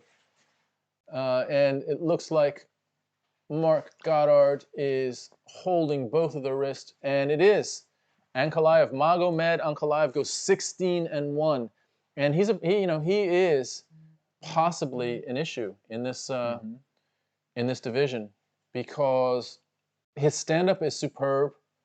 You don't want to go to the ground with him. He's a great counterpuncher. He fights to win on the scorecard. You know, he doesn't necessarily fight to smoke you, like to destroy you, but his style is really, really effective as far as UFC scoring and could prove to be, you know, a problem for whoever his next opponent is. Ankalaev is now a winner at number 7. Who is in front of him in the light heavyweight division? Let's have a second to see. Light heavyweight. So we know that it's Jan Blachowicz and Glover Teixeira. I would think you've got Yuri. How do you pronounce Yuri's last name? Prohaska. Yuri Prohaska. You've got Dominic Reyes. You've got Alexander Raychik. That's 5. And maybe Thiago Santos. Maybe Anthony Smith. So those are the ones in front of Magomedov. Magomedov Ankalaev is right there. He's right there. He's right there. And against any of those guys, I don't see him as a huge underdog against any of those guys. Not at all. Not at all. Maybe Raychik is better at striking. Yeah.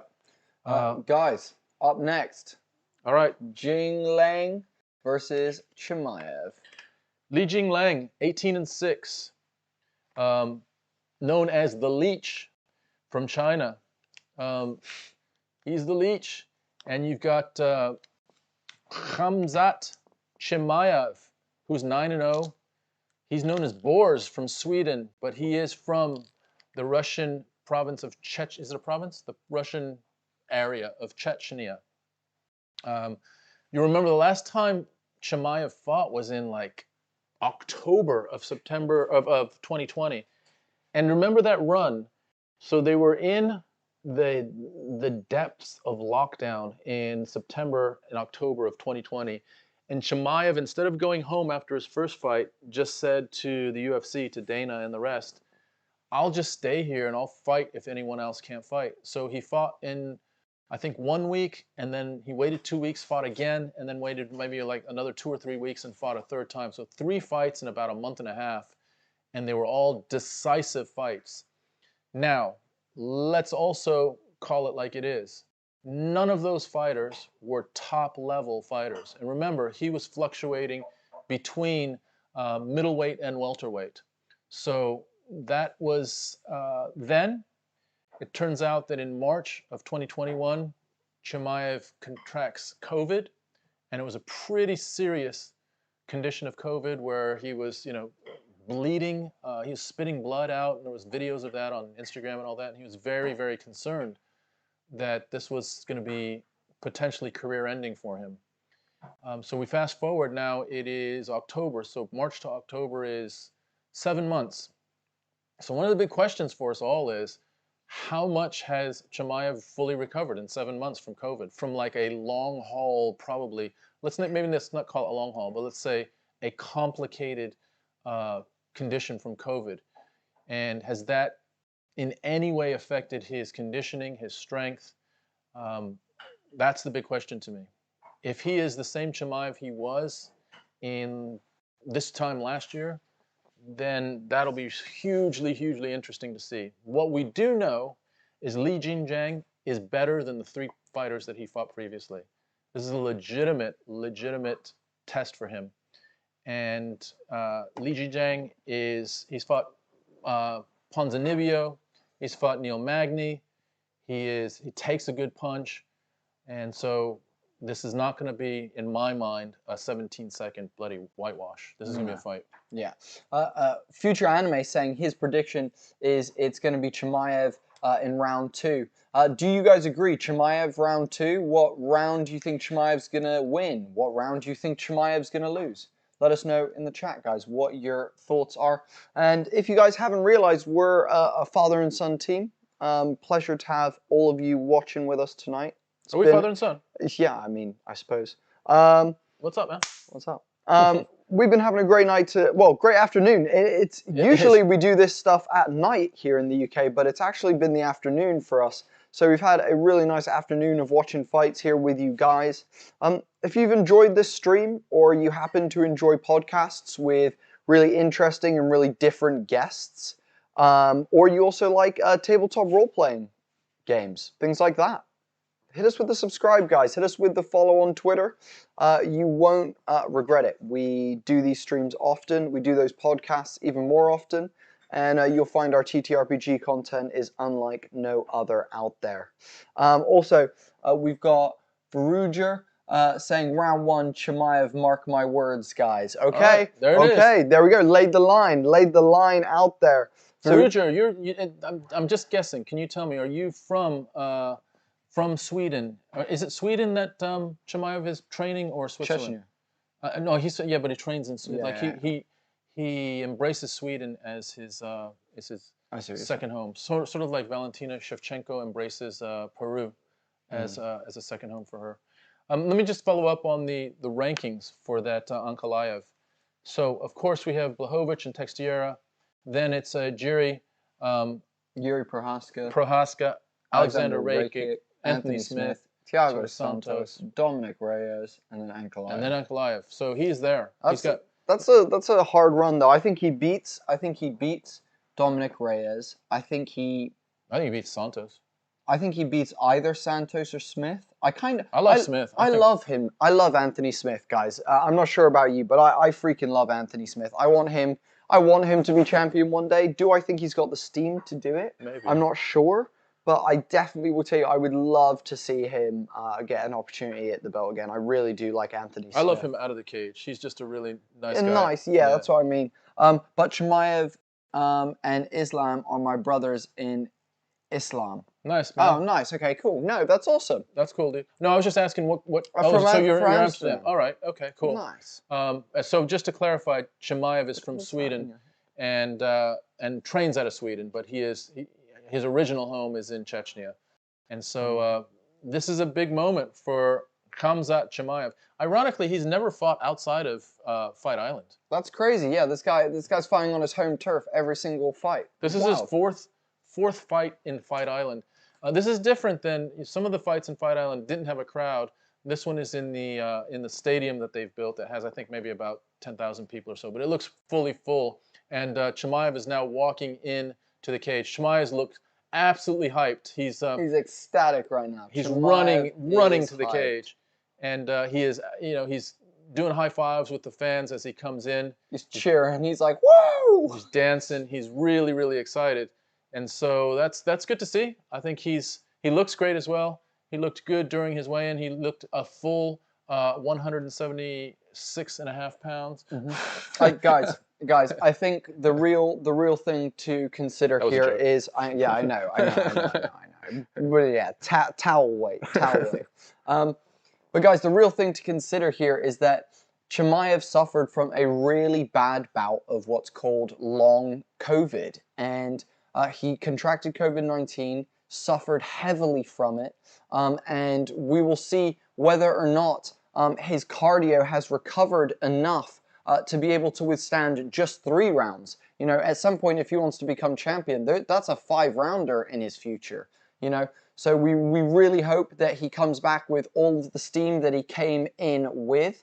But like we've said all night, this fight will decide whether Khamzat Chimaev is just elite or whether he is super elite, whether he is top 5, top 10 elite. And we'll determine where he looks best. So tonight he's fighting, I believe this is a welterweight fight tonight, and he's fought welterweight and middleweight.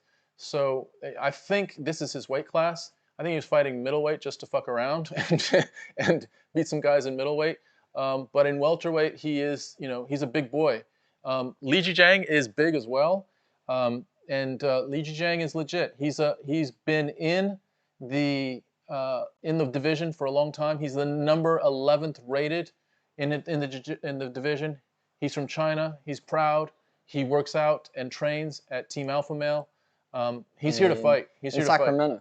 Sacramento, California. Guys, if you're just joining us, tell us in the chat who you're here to support tonight. Tell us where you are watching from. And also, guys, hit the stream with a share. The more of you that share, the more people come in, the more of us can interact in the chat and have a good time as the fights are going on. So takes a second for you guys and it helps us out massively. So give the stream a quick share. But we're about to get into what is one of the most anticipated fights of this card. Khamzat Chimaev versus Jingliang. We're excited for this one, guys. Yeah, when we talked about which fight are you looking forward to, I kind of determined that by how nervous I get. I'm kind of nervous for this one. This is one, that I'm really curious about to see if Khamzat is legit. I think he is most likely very, very good. The question is he championship level? And I think Jingliang is the type of opponent that's going to test that. I'm right there with that. I fully agree with you. Guys, wow. This is a big one. We're about to get into some of these bigger fights of our card tonight. Not to mention, guys, if you've enjoyed this commentary, you can join us next week for UFC 268 at Madison Square Garden, possibly the biggest card of the year, How nervous guys. are you for that card? I don't even want to watch it, guys. I literally don't even want to watch that card. It just makes you fucking sick. I'm sweating just thinking about it. But guys, if you've enjoyed tonight, head on over to our YouTube and our Facebook and our Twitter, Instagram as well if you prefer that. But definitely YouTube and Twitter. It's where you can interact with us most and find all of our content. And next week we will be doing this same style live stream where we do the commentary and you watch along with us and we all hang out. For UFC 268 next week, live at Madison Square Garden. Usman versus Covington 2. Right, Rose Namajunas versus Zhang Weili 2. Electric Boogaloo. Michael Chandler versus Justin Gaethje. Oh, 1. That's going to be a great fight. And more. Right, this is a welterweight fight. Jingliang is 33 years old. Khamzat Chimaev is 27. Khamzat is 6'2", tall welterweight. Jingliang is 6 foot, also tall welterweight. So reach advantage of 4 inches. That's a huge reach advantage. Also, shout out to Mr. Wei who just liked us and followed us. Liked and followed on Facebook. Welcome to La Familia, Mr. Wei. Really appreciate you coming and joining us for this stream. Zimmerman saying, "Oh, here we go." Here we go. Is right. Zimmerman with the zingers in the chat. Bring it, Zimmerman, bring it. We're waiting for it. Khamzat Chimaev is being introduced. He's absolutely confident. He's feeling so confident. He's screaming. Strutting around. He's doing almost like a Conor McGregor type strut. He's really feeling the crowd. And the crowd is going wild. I'll tell you what, Jingliang is also looking really... this looks just like a clash. It's going to be a car accident. This is going to literally be a car accident. The moment this... It's either going to be both gentlemen are going to be very tentative, or it's literally just going to be buzzsaws. You know, like, it's going to be wild, guys. So, stay tuned. We're about to get into this one. Very excited for this one, guys. Jason Herzog is on the call in the cage, and we're ready for round 1 of the return of Khamzat Chimaev. Here we go. I am psyched. I'm super psyched. Here we go. Ring it. Here we go. All right. They come in. Round 1. No touching of gloves. Lee is... Wow. Chimaev goes... Shoots straight away. Takedown straight shot straight away. Let's see how Lee... Wow, he's strong. Chimaev is lifting Jingliang down and slams him. Literally slams him down. Screaming at the crowd as he does. Wow. He's looking to get hooks in immediately and to sub Jingliang immediately. Let's see how Lee does from the ground here. Chimaev is just putting it on him immediately. Within the first 3 seconds, he sort of crashes across the ring and is now in control. You have Khamzat. He's wrapped 1 hook in. Lee's doing the right thing, though. He gets his arm over the head of Chimaev, which is exactly what he needs to do to reverse this position. But Lee needs to begin now building up his base and climbing back to his feet. As Khamzat does still have him on his knees. Khamzat does amazingly well to drag Lee back down to his feet. And wow, Khamzat's heavy right now. Look how heavy he is on the front of Lee. dragging him forward and looping the ankle of Lee now as well, grappling him into the ground and forcing Lee's head against the canvas. Yeah, that ankle wrap is impressive because Lee can't do anything with his ankle wrapped like that. And Khamzat's got it completely immobilized and is now delivering little short. Switches the hook now back to the outside leg for Khamzat so that he can take the back of Lee. He's trying to slip in behind Lee on the cage. Lee does a good job of reversing it, and they get driven back into the same position where Khamzat is on the side. Lee's head is against the canvas. He loops the hook in again, and we go back to Lee's back, half against the cage with Khamzat riding him with one hook in at the moment. Khamzat looking to his corner, getting some instruction.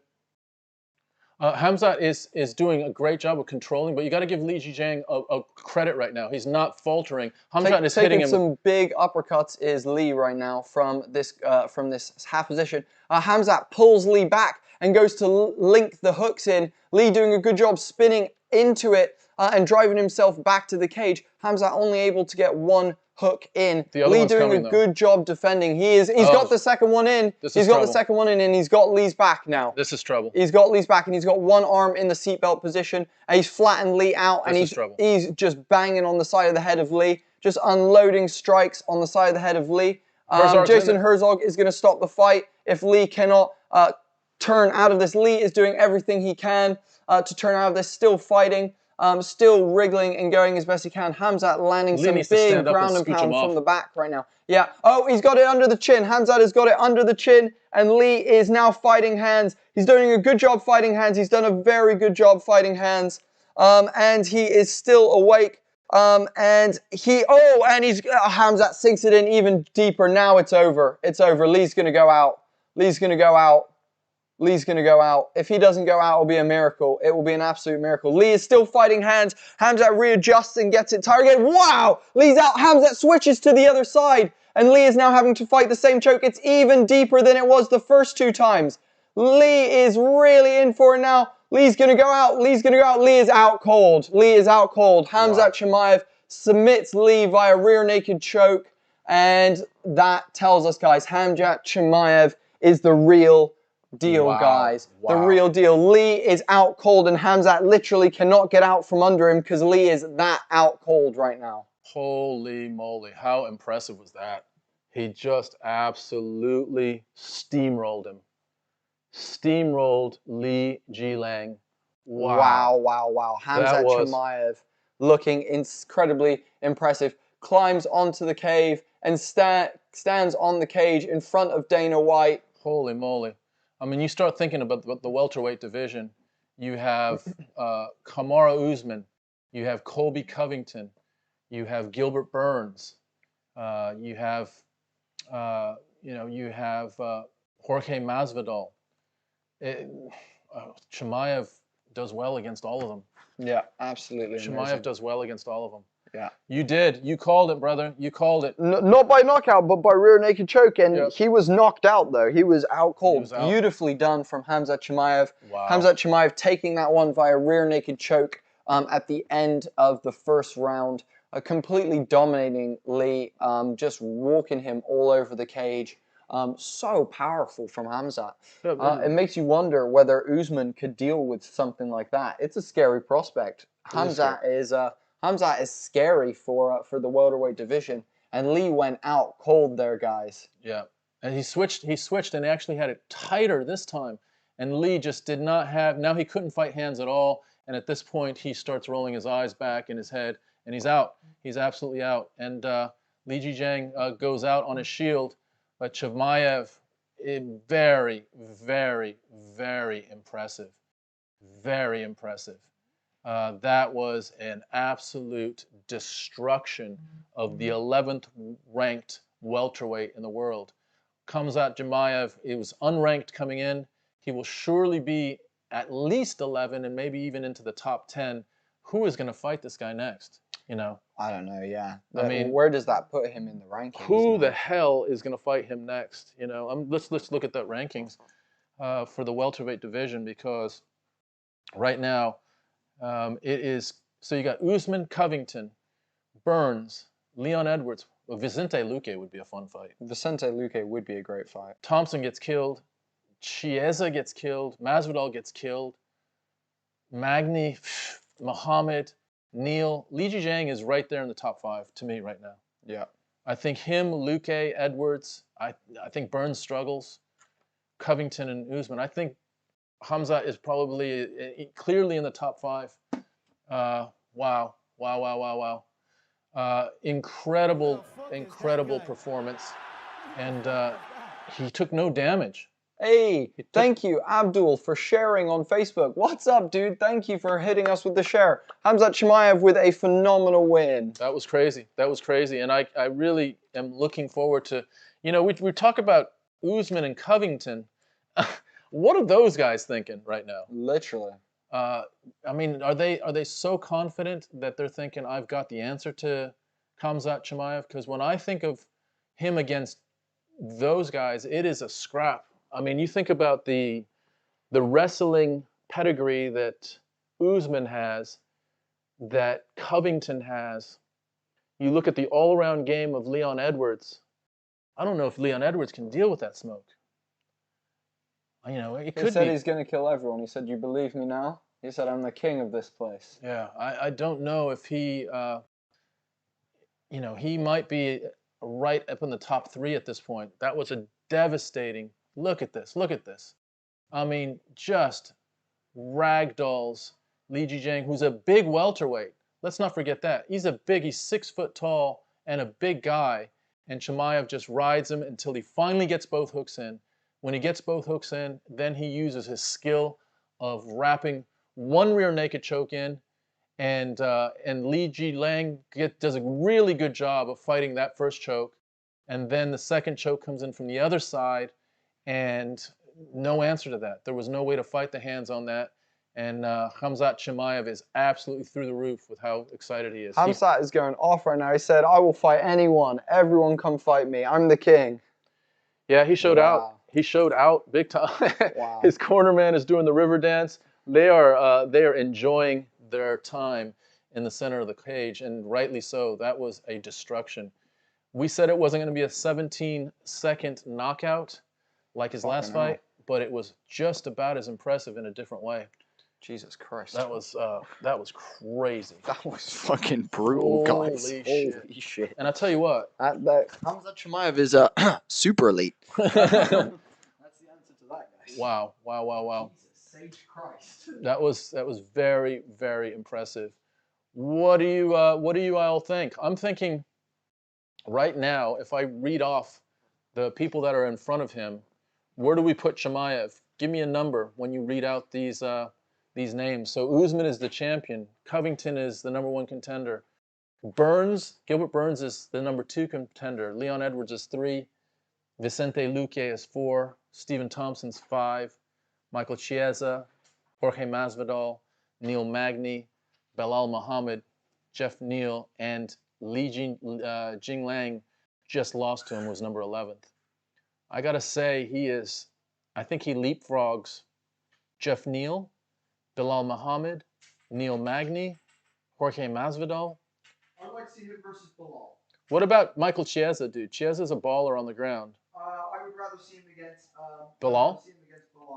Yeah. I would pay to see that. I don't think Stephen Thompson matches up against him. Vicente Luque is very interesting because Vicente has subs. He has Darces and all kinds of subs, and he's very good at striking. Leon Edwards is very well-rounded. I just don't know if he has the heat that Chimaev has. Gilbert Burns might be undersized. Remember, Gilbert Burns came from the lightweight division up to the welterweight division, so he's always been a little bit smaller. Chimaev is huge for welterweight. And then you get to Covington. I think Covington probably does decently as far as fighting any kind of ground dominance, but I think Chimaev smokes him striking. And then you get to Usman.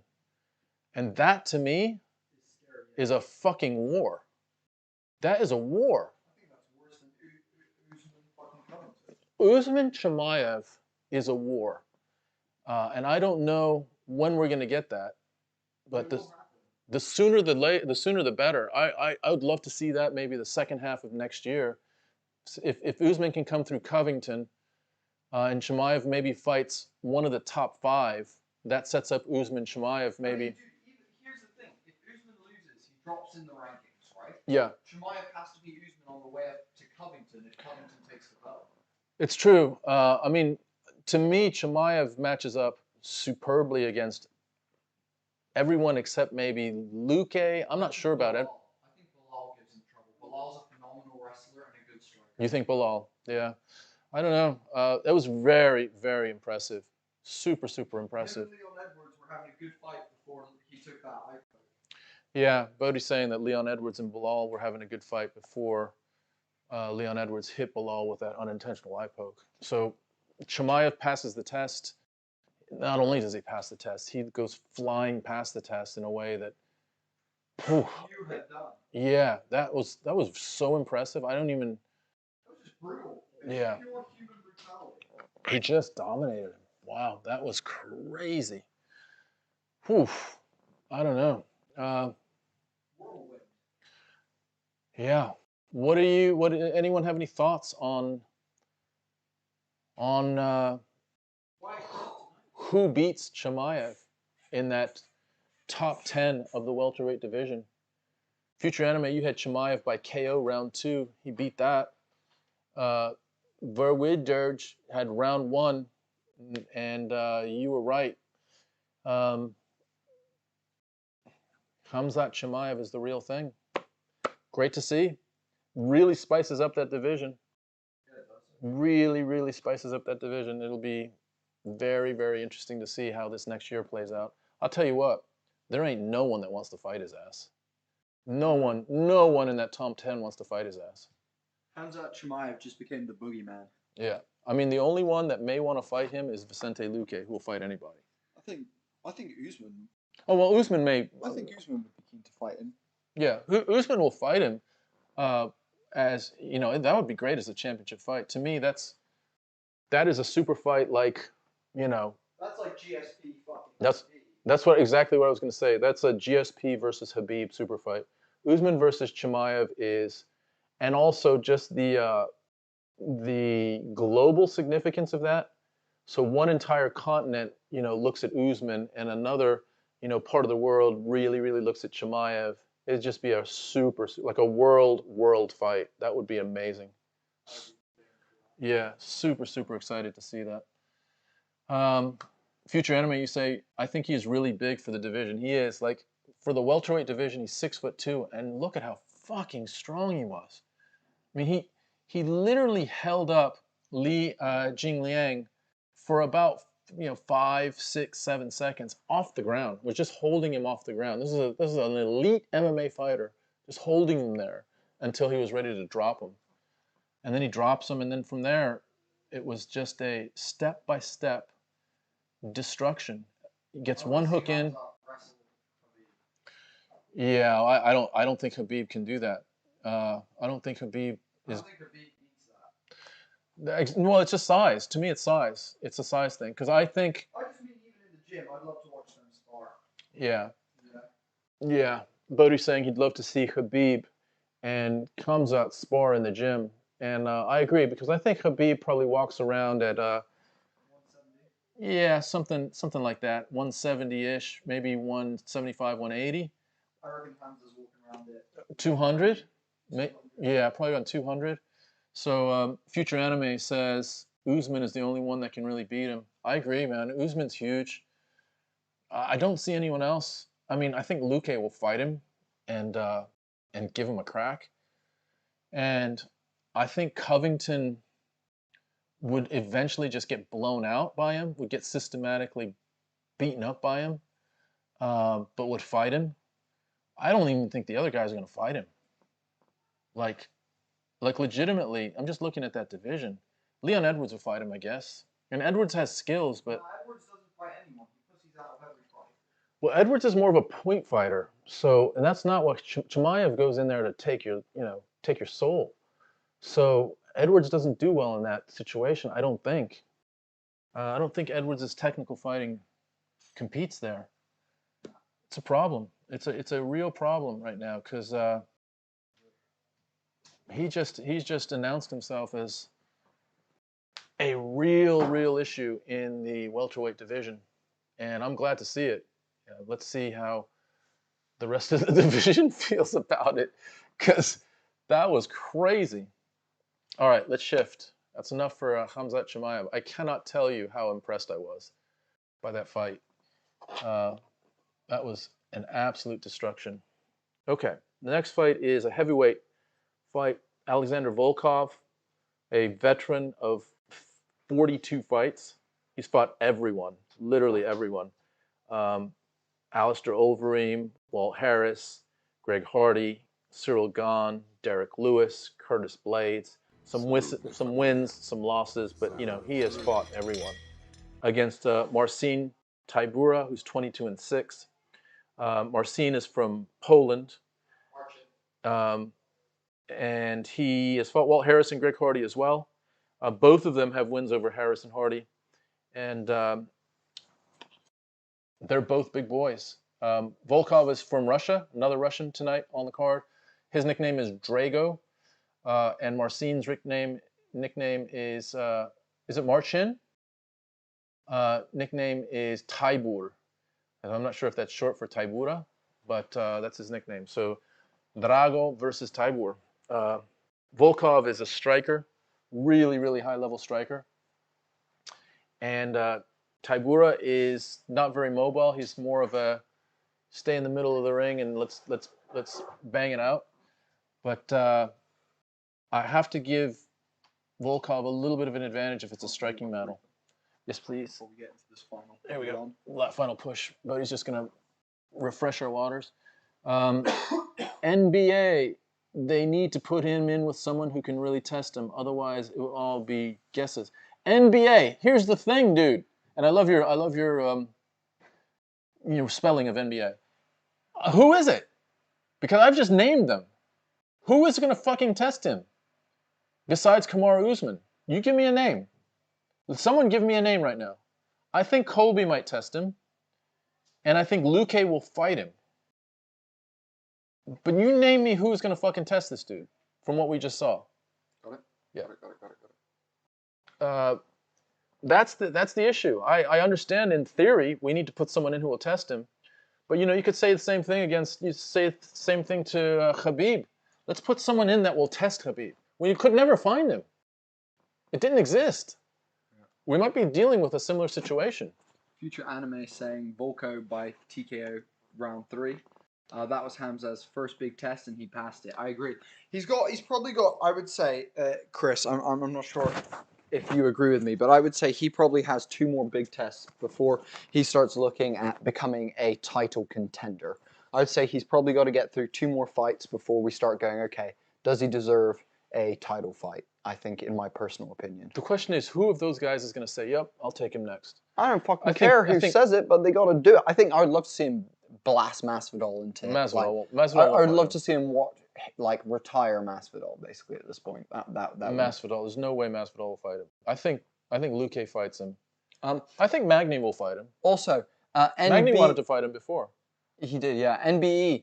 Thank you so much for liking and following on Facebook. Welcome to La Familia. And you were about to name Colby. Yeah, Colby's a definite shout. Colby would, I don't think he would trouble Chimaev, but I definitely think he would stand in front of him and fight him. Colby has balls of steel. So, Let's play it out. How does that fight play out? I think Colby... I think Khamzat does the same thing he does just then.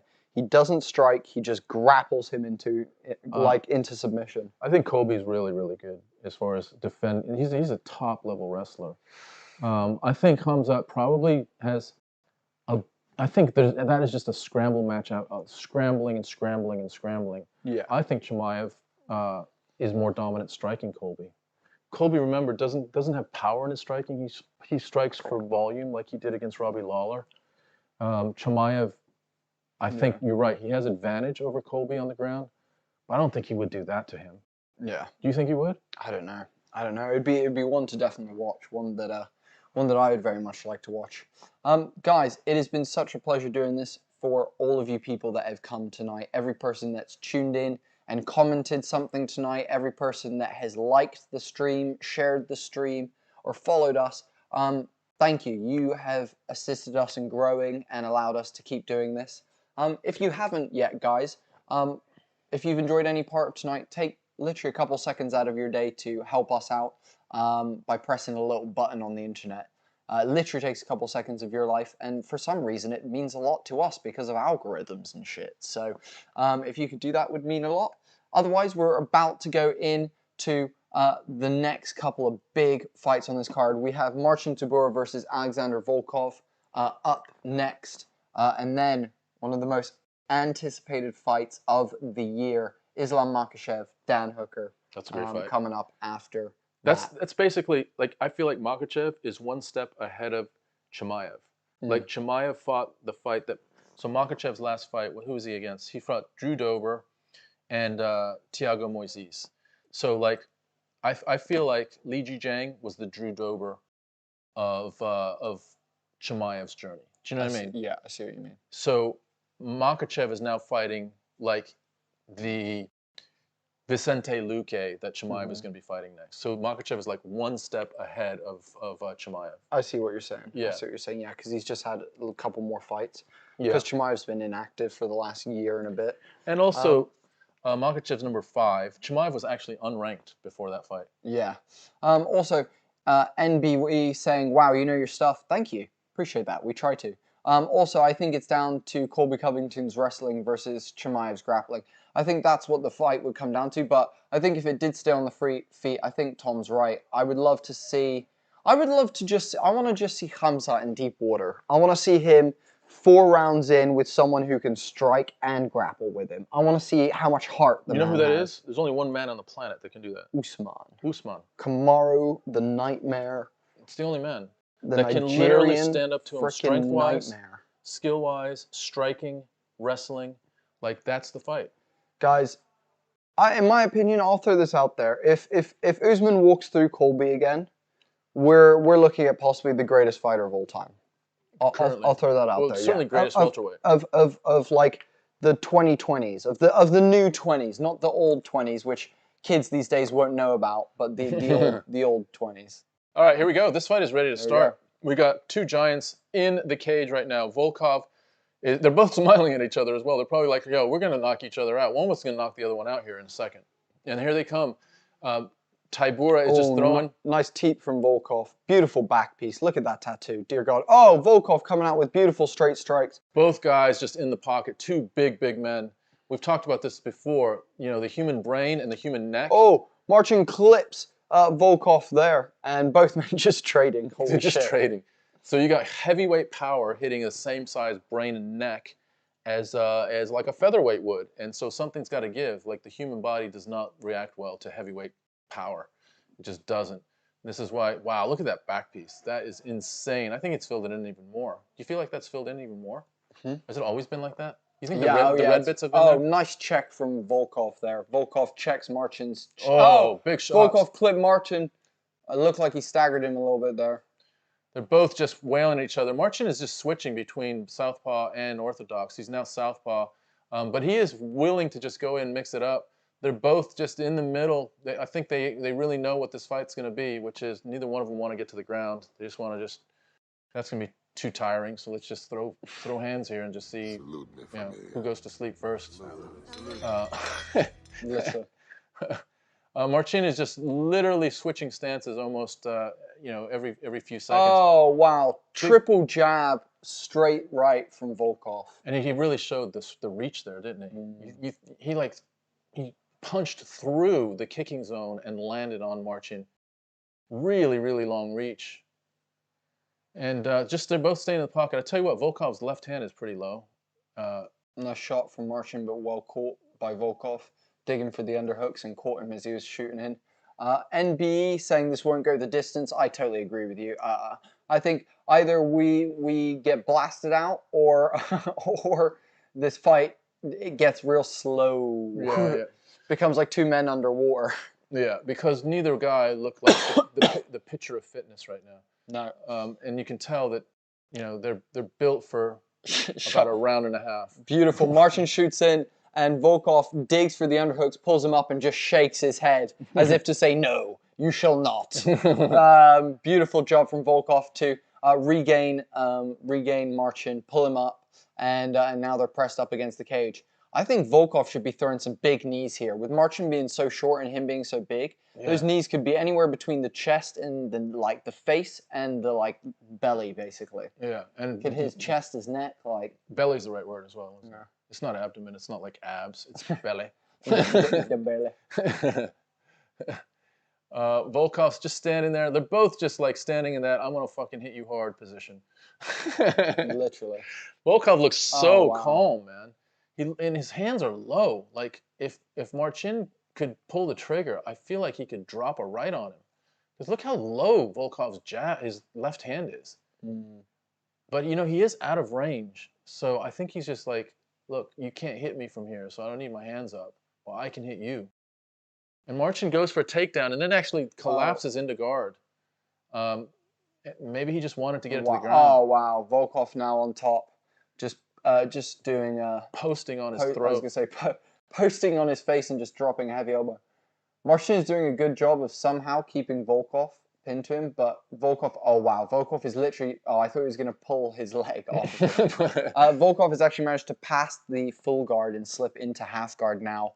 Marcin is doing a good job of breaking the posture of Volkov. What Volkov needs to go both hands on the face and press up, and then if he wants, if Marcin's pulling him down, drop an elbow with that. Yeah, exactly. I'm surprised maybe his arms are too long. No, there he goes.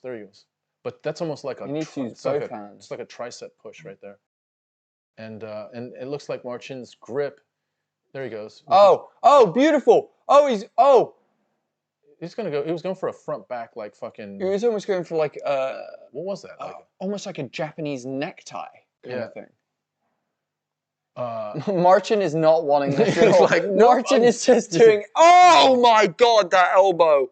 Oh my lord! Marcin is doing anything he can to hang on, to not be hit and grappled with right now. He's just squeezing on Volkov, making sure he's keeping hold of Volkov's leg right now. Volkov doing a good job of trying to make distance by throwing his forearm onto Marcin and then dropping a big elbow on him. Marcin wraps. He's got both hands now wrapped in a sort of a hand lock on Volkov's back. Oh wow!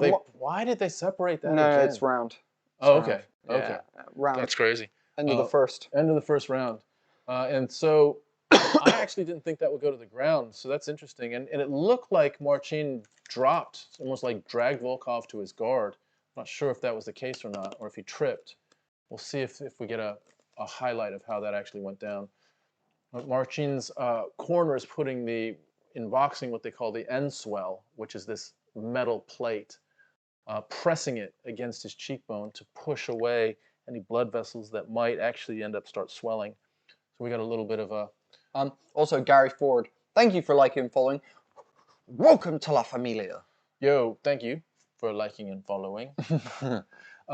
Satanic Joker saying, dude, that Khamzat finish was insane. That was hype. Yes, dude, what the fuck was that, dude? What the fuck? I winced from that elbow down. Yeah, same. There's two elbows there from the top that Volkov just whoopah! They were from like whoopah! They were like a fucking jackhammer being dropped from like the second floor of a building. Literally, freaking ridiculous. So brutal. Here we go, guys. All right, round two of the big boys. And they are just content to being in the middle of the cage. Whoa, big shot by Volkov. Straight right up the gut. Another.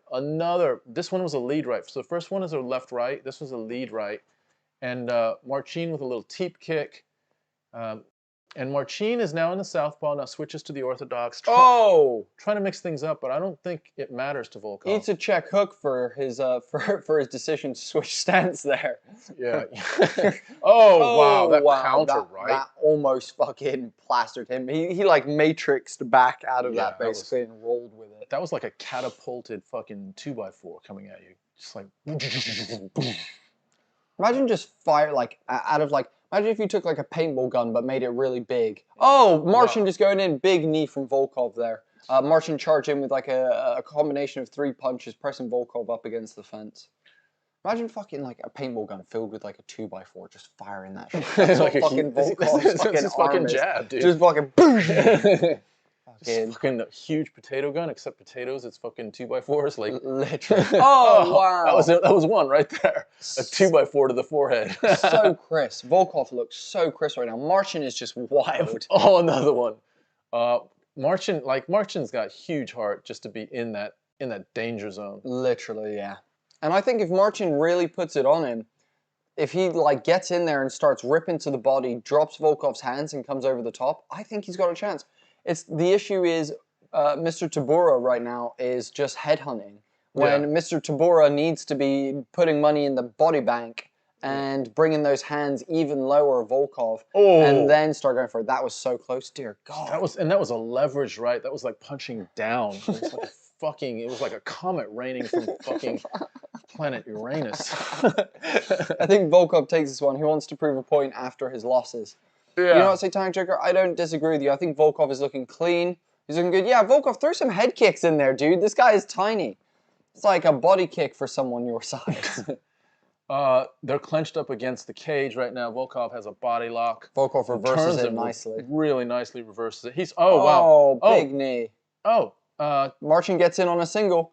Gets in on a single. Good defense coming in from Volkov right now. Oh, big elbows from Volkov. Marcin lifting him. Oh, breaks off. And big shot by Marcin. Uppercuts. He Volkov definitely buzzed him. Almost buzzed Volkov there. Literally almost dropped him. Beautiful uppercut from Marcin. Nice teep from Volkov. Definitely a cow. Oh, wow. Beautiful slit from Volkov. Nice head movement. Marcin definitely hurt Volkov with that sneaky left, I think. Oh, big knee by Volkov. This is turning into a straight fucking brawl fest. Brawl.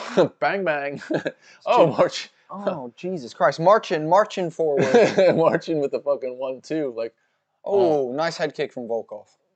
And this is fucking back alley action right here. Volkov switching stances really fluidly this fight. Oh, nice body head from Marcin there. Yeah, he's switching stances superbly. Like literally, like almost like walking forward, he's switching stances each way. Marcin clipped him with a sneaky right under his arm there. Volkov backs off. Marcin is taking this round, I have to say. This last sort of backhand and then a left. You see that? A little fucking weird little like Tyson Fury like back. Whoa! That was a fucking I'll drop and throw a left at the same time. Some crazy fucking technique. Nice straight left by Marcin. Beautiful jab. Yeah. And it's hard to tell whether it's a jab or a fucking power punch because he's switching stances he's almost like straight at times as well. Both gentlemen are switching stances really nice this fight. Volkov typically stays in his orthodox stance more, but he has been switching really nicely to southpaw as well. Yeah. They're both tired. Future Enemy, I'd say you're right.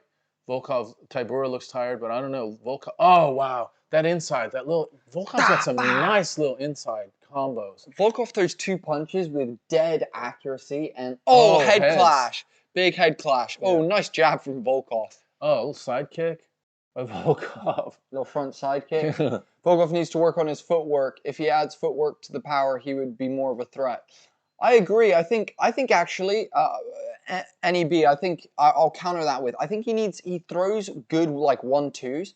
He needs to piece those together at 3s, 4s, and continue just throwing more punches. He needs to continue to allow himself to open up because he's so accurate that it's hard for him not to land. And also, he's so big, he should mix in more kicks. I feel like he should be chopping dudes' legs and like heads off like all the time. I feel like that should be the case.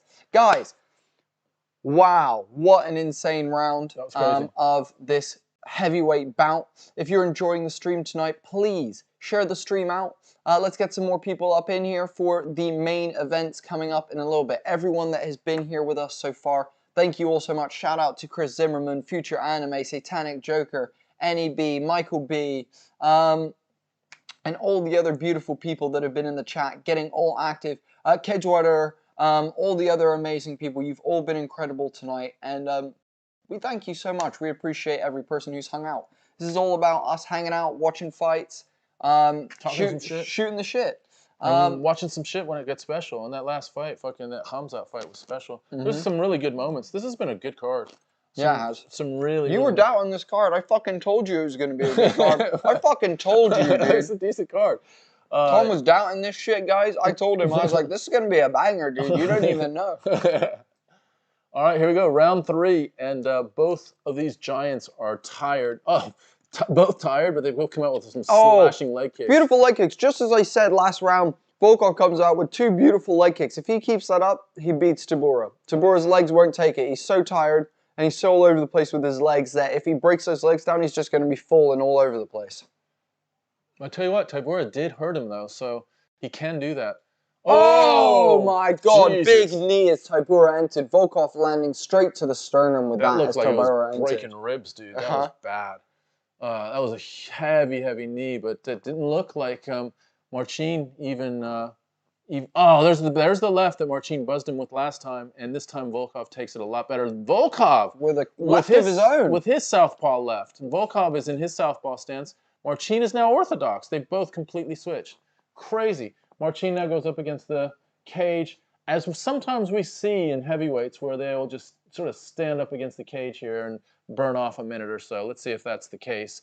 Or if one of them tries to do something decidedly, if Marcin is really going for a takedown or if Volkov is really trying to get out of here.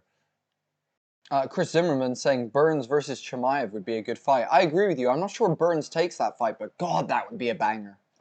Here's what I would say, Zimmerman. I think Burns has some crazy, crazy jiu-jitsu that maybe he could sneak something, almost like Ortega versus Volkanovski. But remember, Burns came from light heavyweight. And beautiful uppercut. Fucking uppercut. 45 uppercut from Volkov. Oh my God. Volkov putting it on now. But fucking Tybura's tough as nails, dude. He's so tough. Tough as bricks. Tybura just pushing forward. These guys just taking punches. Oh, big elbow from Volkov. Just taking brain damage from each of these punches as it comes. And now Volkov just looking to land that right. Tybura swinging for the fences. Oh, big backhand from Tybura. Fucking hammer backhand from Tybura. Volkov needs to just unload that straight right down the pipe. Front side kick from Volk. A little inside. Volkov tries a little inside. The 45 again. Volkov now in the southpaw stance again. Nice left from Tybura. Tybura, both of them southpaw right now. Tybura goes orthodox again. Look how small Mark Goddard is. He's a big dude as well. He's a big fucking dude. Look. Volkov gets clipped with the straight left there again from Tybura. Tybura shoots to the body and goes for the takedown, but Volkov does a good job digging for the underhooks. Tybura going for a judo trip, but realizing that his opponent is a good 300 pounds heavier and a good 1.5 feet taller, deciding against it, tries to go for the tip and gets reversed by Volkov. Volkov now has his back very strongly. It's a couple knees to the legs from Volkov. Volkov needs to use this now. 2 minutes left, and just under 2 minutes. And this is an easy win for Volkov if he doesn't get knocked out in this last minute. Oh wow! Left, right. Oh, Volkov starting. Oh shit! Here we go. No, nothing. No. Dude, that was something. That was definitely something. Volkov with about a 6-punch combination that was hitting, like all those were hitting, but Tybura is just so flippin' tough. Beautiful. Oh, Volkov showing some fucking Tony Jaa. Oh, beautiful 1-2 from Volkov.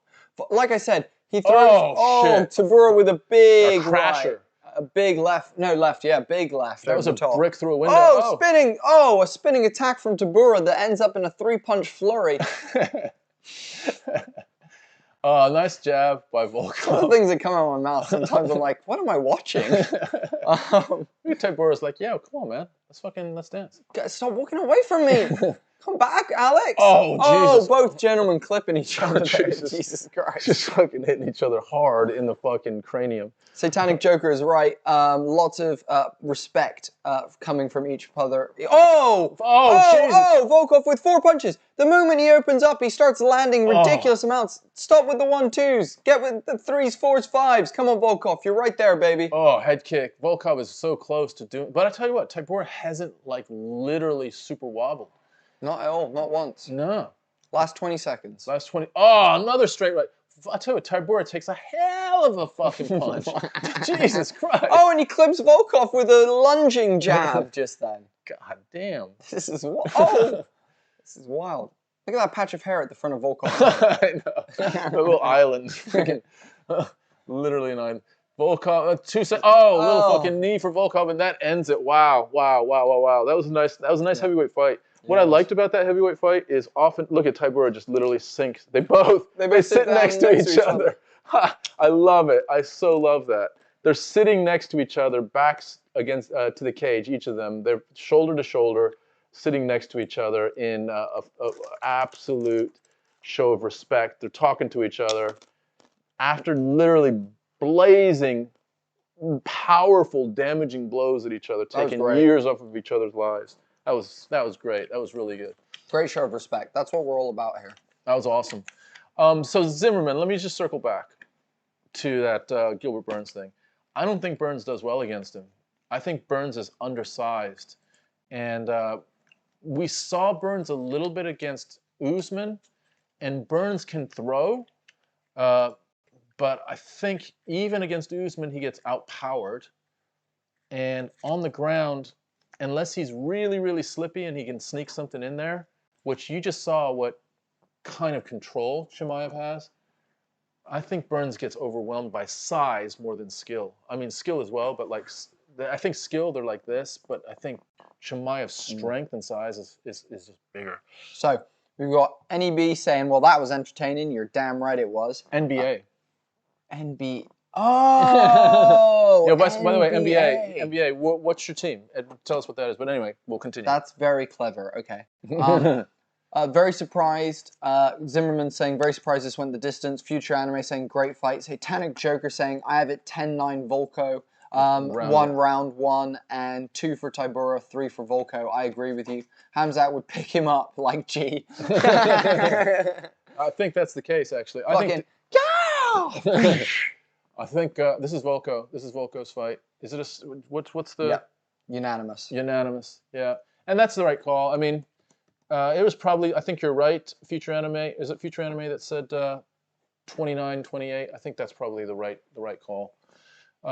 Look how Look at Daniel Cormier. First of all, look how thick Cormier is right now. Yeah. He's literally a fucking bowling ball. Look how wide he is. Daniel Cormier has gone and chunky. If you take Volkov and you just mush him down, that's Daniel Cormier. He's got an accordion fucking Volkov down. Holy shit, Cormier is like the size of a fucking Ford car. Ford KA. He's as wide as a Ford KA. Shit, son. My pickup truck's full. But Daniel Cormier is looking thick. But Volkov is looking 1.5 feet taller than Daniel Cormier at that as well, I'll say. Can you imagine Cormier fighting Volkov? Look at that. It's ridiculous. I thought Volkov spoke English. I'm surprised. I didn't realize he didn't. Maybe he his bell got wrong so much that he was just like, look, dude, I can't be thinking in English right now. Yeah, no, it's fair. It's fair. I think he probably speaks a fair amount of English, but it's just easier just to translate that for me. It's a nice little teep jiggle. NBA saying, I honestly thought Khamzat would carry G home. That was a good 3 to 5 second lift. Who does that? Do you know who does that? Daniel Cormier, when he fucking picks you up, takes you for a ride, and flips your ass into fucking half guard. Yeah. Who else? There's another person who picked someone up and ran them across the fucking cage and slammed them. Yeah. I can't remember who that was now to pull it off the top of my head, but there's been a couple of those big old ones. What was your opinion on Khamzat? Next title shot or #1 fight? No, definitely not. Khamzat should have to fight 2 more fights before he gets a title shot, for sure. I think at least 1 more. I think if he beats a top 5 fighter... I agree with that. Yeah, I agree with that. And whoever wins Colby Usman can fight him in the summer. I think that's legit. But he's got to beat... I think he has to fight... pretty much like Luke A. Oh my god. I love that they hand Alexander Volkov the phone to take the selfie because his arm... he's the one. He's got a selfie stick. He's literally like, good doing. And he's like, cool guys, I got the photo of the whole arena. Cha-chink. Crazy. So I think Leon Edwards beats Masvidal. I mean, unless something crazy happens. Maybe fucking Edwards has got. Is Edwards Masvidal a fight night or is that on? No, that's on that's 269 December. But here's the thing: Edwards might get fucked again. With what Chimaev did tonight, if Edwards isn't hugely impressive, then Dana might be like, "Yo, Edwards, you've beaten Diaz, and you've beaten fucking Masvidal, but not convincing enough. You need to go through Chimaev to fight the winner of Colby and Usman. That could happen. That's right. It was Matt Hughes. It's Yeah. 100%. It was right. Yeah, you're right. It was Matt Hughes who did the pickup, run, and chuck. Yeah. And then I think Khamzat versus Leon next, because Leon ducks so much that, and he said he wanted the fight. Yeah, I'm right there. Did Derek Brunson do it against what? Kevin Holland? What? The pickup and fucking Maybe, yeah. Yeah, I don't know. There's a couple there's a couple that have happened in the last year that like literally walking across the cage. But, Nazir, thank you so much for liking and following on Facebook. Welcome to La Familia. Pleasure to have you. Welcome, Nazir. Guys, this next one is probably the next feature fight that a lot of people are interested in. I'm certainly one of them. When I think about the goosebumps and the butterflies, I think about this fight because this is electric. I think because we potentially are looking at greatness. So with Khamzat, that's why I was like, is he gonna be like, I just want to see like greatness, you know, and I didn't know if we were going to, and it felt like we did tonight. I'm right there with you. You know, I fully agree with that. And I think it's the same thing with Makhachev. Like, are we going to see the future of the lightweight division? And I think most people think he is, but he's not fought someone the caliber of Hooker. And remember, Makhachev does have a loss, a TKO loss. And if Hooker lands, Makhachev has shown he's not necessarily unbeatable. He has, you know, he's been beaten. Okay, so let's talk about this. Satanic Hooker saying Khabib has Wait, you it said done. Satanic Hooker. Sorry, Satanic Joker has Khabib has it done, and DC. Let's go Islam. Yeah, Holland did that. He is like Khabib, Conor mixed, and Dana loves it. Talking about Khamzat. Yeah. NBA saying Khamzat or Hooker. Who do you have?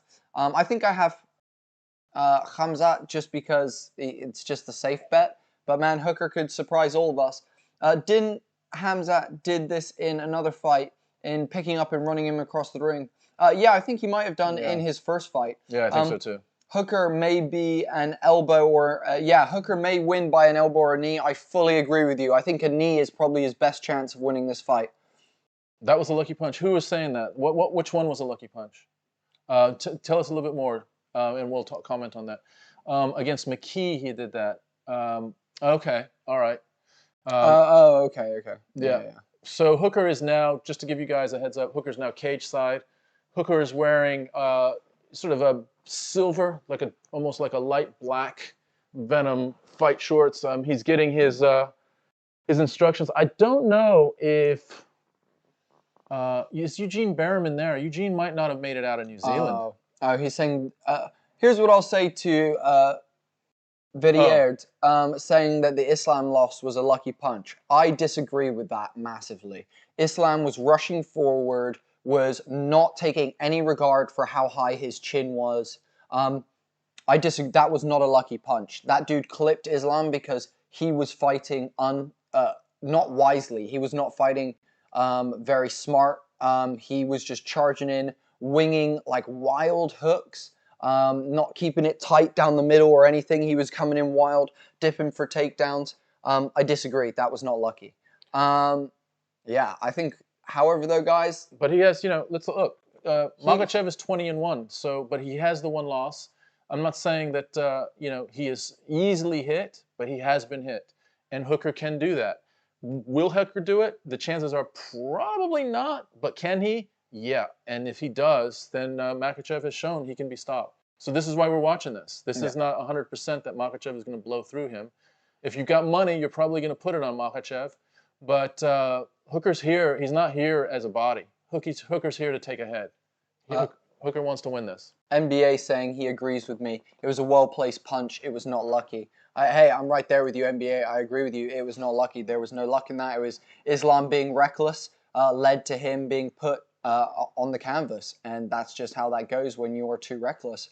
But you're the first to say that Islam is a fucking genius at, his getting people to the ground and controlling them and all of that. Dude, I'm not against Islam in any way. I freaking love Islam. Dude, Khabib was one of my favorite fighters. Islam is one of my favorite fighters.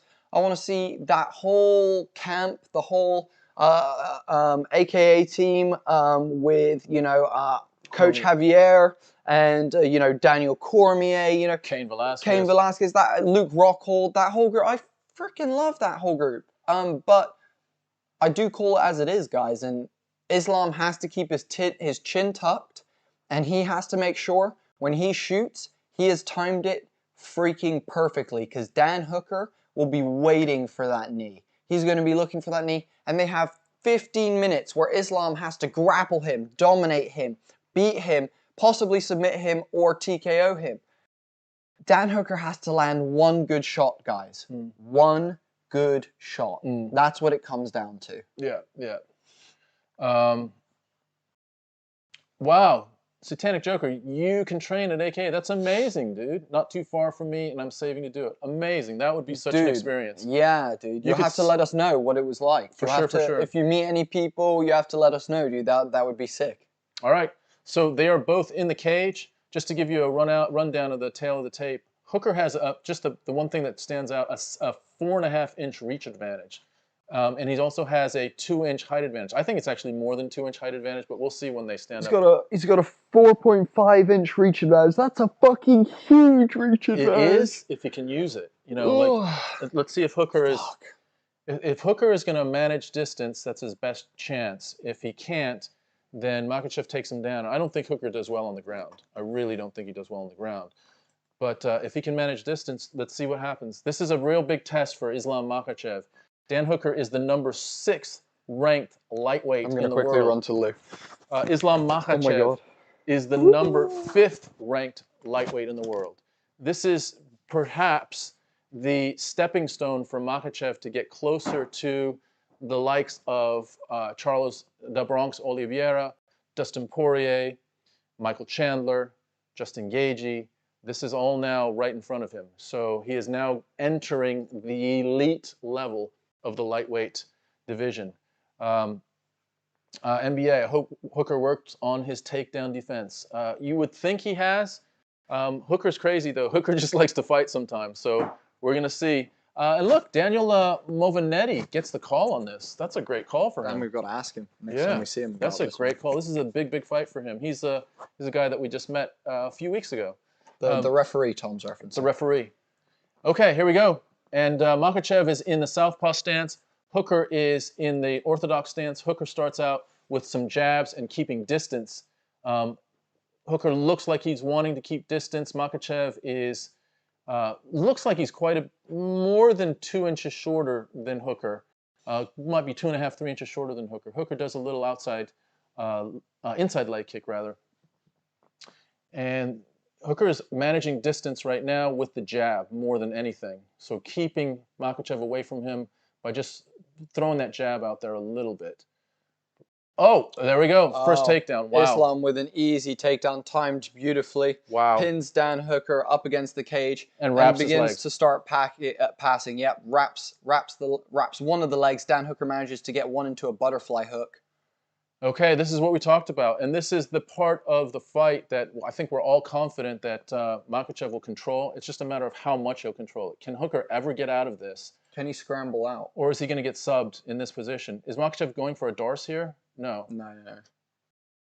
Makhachev is just flattening him out a little bit, and Hooker's wrapping one of his arms. Hooker's looking to find a way to get a butterfly hook in. He does have one butterfly hook in at the moment, but he's got him in like a half guard, half butterfly, half guard, basically. And Islam is just trying to break free. Hooker's just basically trying to keep the posture, keep Islam's posture so that hopefully the fight gets stood up. I hope we saw this ref stand the fight up earlier if during a time where both fighters were working. My hope is that, you know, he understands that this is like Islam's one of his big, you know, advantage points, and to stand this up would be ridiculous, you know. Looks like Islam's going for oh wow, he's going for this sort of like a side position that's quite weird. What is he trying to set up here? Is he trying to set up a Kimura maybe? Islam is trying to set up a Americana. Yeah, he's working on oh no, he gets side control. He's trying to work on a Kimura right now. Yeah. He's trying to work on a Kimura from the top. I have never seen anyone land a Kimura from the top. Hooker will probably get his arm broken. I can't see him tapping on this. Look at that. Oh my God. Oh, he taps. Dan Hooker gets submitted via Kimura to Islam Makhachev in the first round. Wow. Another dominant. Wow, from the top, dude. Yeah. He's in side control and he just rips it from the top. Wow. That was wild. Islam Makhachev via Kimura in the first round. Wow, it was dominant. Literally, Hooker had about 30 seconds of distance management. Wow, first time Hooker tries for a kick. The very first time that he lands a kick, Makhachev goes in, closes distance, and just dominates Hooker. Wow, from the top. Oh my God, I've never seen anyone go across someone's body and Kimura them from the top. Look at that. Look, he's got his leg over his head. There's no chance. He's just going to break his arm. Oh my sweet God, he must have dislocated Dan Hooker's arm then. Wow. Wow, And Jesus look, Christ. Khabib is absolutely ecstatic. That was super impressive. And Hasbullah is in the ring celebrating with Islam. Let's just say what needs to be said. You're not wrong. NBA saying how confident Islam was to pull that off on the ground. At least Dan didn't get any more brain damage, says Chris. You're not wrong. The zingers keep them coming. Hell. Wow. Holy shit, guys. The two tests, Khamzat Chimaev and Islam Makhachev, passed with flying colors. Flying colors. Wow. Jesus that was Christ. just crazy. Okay, so who's fighting fucking Makhachev? I mean, we're watching the future of the UFC right now. We are literally watching the future of the UFC, and there's you know, we've got people like... I think Islam's saying he wants to fight in December. I just heard him shouting to Dana White, saying something about December. I mean, he didn't take any damage from that. I imagine he would be able to fight straight away. Daniel Cormier and Islam, long-time friends, hugging one another and celebrating at the end of this one. I mean, in December, you've got Poirier and Oliveira fighting. You've got Gaethje and Chandler fighting. You know who Makhachev could fight? Who? Beneil Dariush is number 3. Oh, yeah. If Dariush Islam versus Dariush. That would be a good fight. Yes, that's the fight. Yeah, Dariush would be a good fight. That's the fight. Yeah. Well, there we go. Islam Makhachev absolutely dominates. Khabib is holding up fucking... What's this? NBA saying Conor can fight and he still has one good leg to break. Conor is just out of the picture. Let's not even, you know. Wow. Let's talk in realism. Islam versus the loser of Justin versus Chandler. I don't think they'll be ready for December. Whoever loses that fight is going to take some brain damage, some head trauma. So I think Makhachev fights Dariush potentially. I don't know if Dariush wants it, unless he gets money. Oh, that's crazy. He's on a 9-fight win streak. Wow. That was crazy. That was crazy.